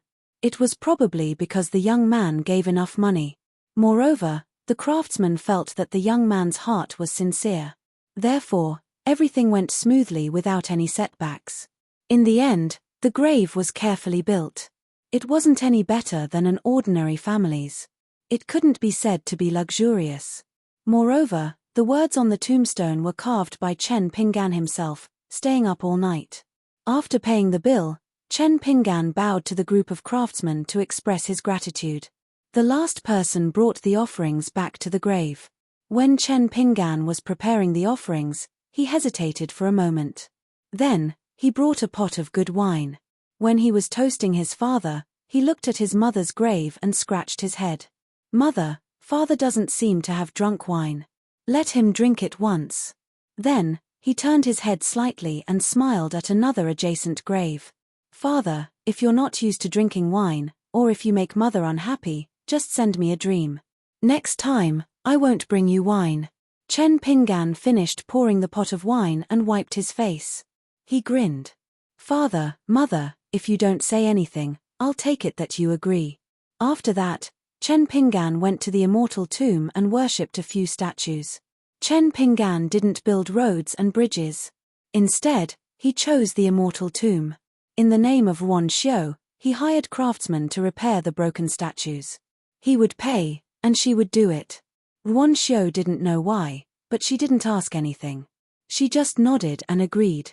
After the last catastrophe, all the people in the town could hear the explosion of the immortal tomb at night. It was similar to the sound of firecrackers. The statues were getting rarer and more broken. Chen Pinggan listened to Ruon Xiu's suggestion. In principle, the large-scale renovation was to repair the old statues and maintain the original appearance as much as possible.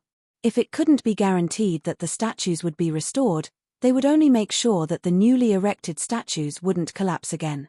They couldn't be tampered with. Therefore, temporary bamboo sheds were built to shelter them from the wind and rain.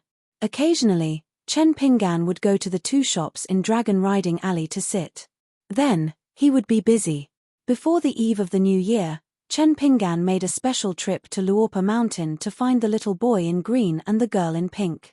When Ruon Xiu heard the news, she said that she was going to keep an eye on the construction of the Shunxiu Mountain. So, she went to the mountain with Chen Pinggan. However, they didn't part ways. Instead, she changed her mind halfway. She said that she wanted to see the bamboo building of Chen Pinggan's family. Last time, she saw it carelessly and wanted to see it again. Of course, Chen Pinggan wouldn't refuse. When Chen Pinggan and Ruon Xiu appeared at the foot of the mountain, the little boy in green stood on the railing and clicked his tongue in wonder. Majestic confrontation, the scenery is beautiful and spectacular. The girl in pink stood on her tiptoes and looked into the distance. She wondered, there aren't any peaks south of Luopa Mountain. The little boy in green turned his head and glanced at her. He smiled mischievously and said, "You're still young." He hugged the back of his head with both hands. His feet were rooted to the ground. His body swayed back and forth on the railing like a swing.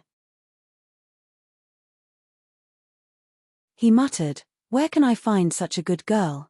She's clearly the only one in the world. Master, if you don't know how to cherish her, you'll be punished by the heavens."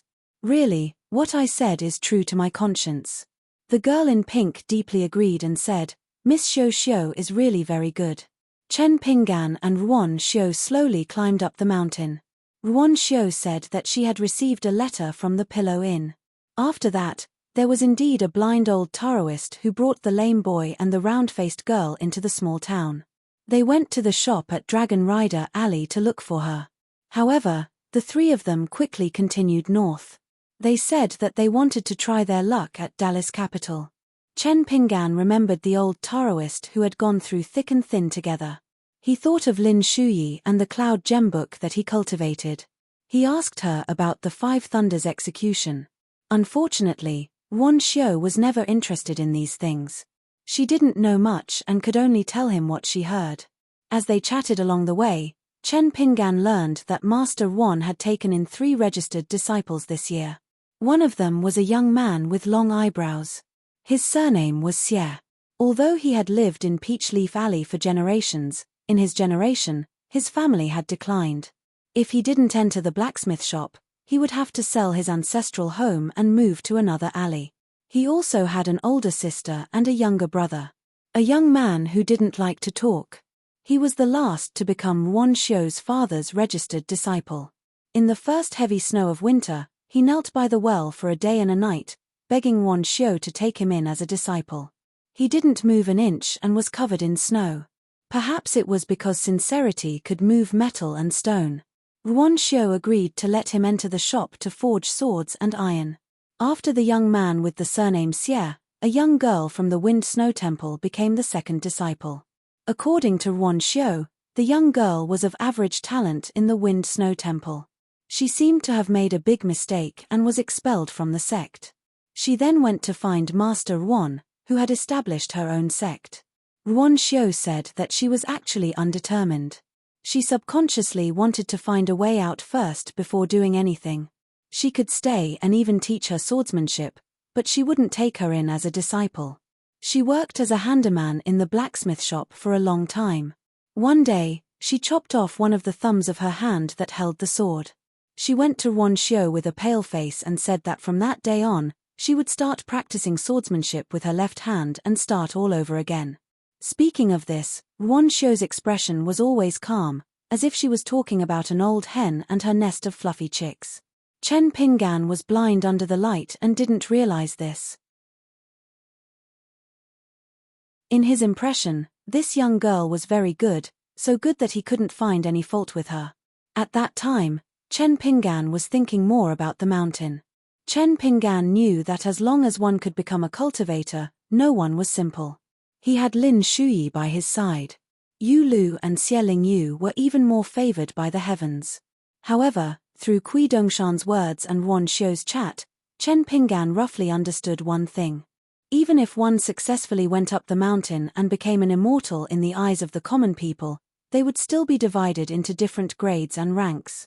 It turned out that cultivation was difficult at the beginning, difficult in the middle, and difficult all the way to the end. In this regard, Chen Pinggan had some experience recently. Because after the tomb was repaired, the sword embryo began to cause trouble. It was even more aggressive. In Chen Pinggan's aperture acupoints, it was simply rampaging with irresistible force. Therefore, in the small town's mud bottle alley, there was a guy who often staggered as if he was drunk, or inexplicably squatted by the immortal tomb and coughed. Otherwise, he would shut himself in the ancestral house and roll on the wooden bed. Approaching the bamboo house, Wan Xiu asked, "Will you also spend New Year's Eve on the mountain?" Chen Pinggan shook his head and said, "No, I will definitely go to Mud Bottle Alley to celebrate New Year's Eve. After that, I will go back to the ancestral house to put up spring festival couplets, the word fu, and the door gods. After the New Year's Eve dinner, I will keep vigil and set off firecrackers in the morning. Besides, the 2 shops in Dragon Riding Alley also need to be put up. There are too many things to do." Wan Xiu asked, "Can I help you?" Chen Pinggan smiled and shook his head, No, it just sounds busy. In fact, it's very simple." The boy in green and the girl in pink did not have any objections when they heard that they were going down the mountain to celebrate New Year's Eve at Mud Bottle Alley. When Chen Pinggan was packing his luggage, he suddenly asked, "Will it be ugly to put up spring festival couplets and door gods in this bamboo house?" The boy in green said decisively, "Of course it will be ugly. Red with green, it's simply vulgar. Master, I will definitely not agree to this." The The girl in pink nodded gently, agreeing with the boy in green's opinion. Chen Pinggan said helplessly, I was just saying. If you don't like it, then forget it. The boy in green probed, at most, you can put up the word chun or fu instead. Chen Pinggan smiled, forget it. The boy in green felt a little guilty. Master, you don't hold a grudge against me, right? If you really want to make it feel like New Year's Eve, we can discuss it properly. For example, as long as you give me an unusual snake gallstone, I will take the initiative to help you put up the Spring Festival couplets. It won't be a problem to put them up all over the bamboo house. Chen Pinggan tipped him with a chestnut, thank you. After leaving the mountain, Wan Xiu parted ways with them and went to Shanxiu Mountain. Unknowingly, it was already New Year's Eve. They went to the grave mound and returned to Clay Bottle Alley. When they were about to put up the Spring Festival couplets, the boy in green and the girl in pink said that they were crooked and that they were not. This made Chen Pinggan a little flustered. During the New Year's Eve dinner, Chen Pinggan, who had prepared a sumptuous meal, did not forget to give each of them an ordinary snake gallstone. The boy in green threw it into his mouth without a word. He chewed on it crisply and smiled like a flower. The girl in pink lowered her head and ate reservedly, her face full of happiness. At night, there was a small stove with enough charcoal under the table. The three of them put their legs on the edge of the stove and changed into new clothes. On the table, there was a large pile of pastries from his shop. In front of Chen Pinggan was a book, bamboo slips, and a carving knife. He wanted to keep vigil. Year after year, it was the same. However, it was different this year. Chen Pinggan was no longer alone. The girl in pink was munching on melon seeds while the boy in green rested his cheeks on his hands. He looked at Chen Pinggan and asked with a smile, Master, it's the new year. Will you be happy and reward me with another snake gallstone? Chen Pinggan read seriously under the light that was brighter than previous years. He did not even raise his head. No. The boy in green was not upset. Instead, he smiled happily and asked again, Master, let me set off the firecrackers tomorrow morning? Chen Pinggan raised his head and nodded with a smile. Sure. He turned to look at the girl in pink. She quickly put down the melon seeds in her hand and made a playful gesture of covering her ears with both hands. Chen Pinggan made a face at her and then continued to read his book. The two little guys looked at each other and smiled. Then, they looked at the top of the young man's head in unison. There was an inconspicuous hairpin there with 8 small words written on it. The content was related to scholars. Regarding this, it was like whether the couplets were crooked or not. They had a private dispute. The boy in green felt that it did not match the master at all, while the girl in pink felt that it could not be more suitable. After midnight, it was a new year. The boy in green went to bed early and fell asleep. Under Chen Pinggan's persuasion, the girl in pink leaned on the table and dozed off. Chen Pinggan kept vigil alone. There was only the soft sound of pages flipping in the room. The first ray of dawn appeared between heaven and earth. Chen Pinggan got up gently and opened the door. He looked up to the east. Suddenly, he could not help but cough lightly. Then, Chen Pinggan opened his mouth and spat out a snow-white rainbow about an inch long. It was a small and bright flying sword. It hovered quietly in the courtyard. It showed off its abilities. You're tuning in to the Celestial War YouTube channel. Don't forget to subscribe and join us on this journey to catch the most captivating stories.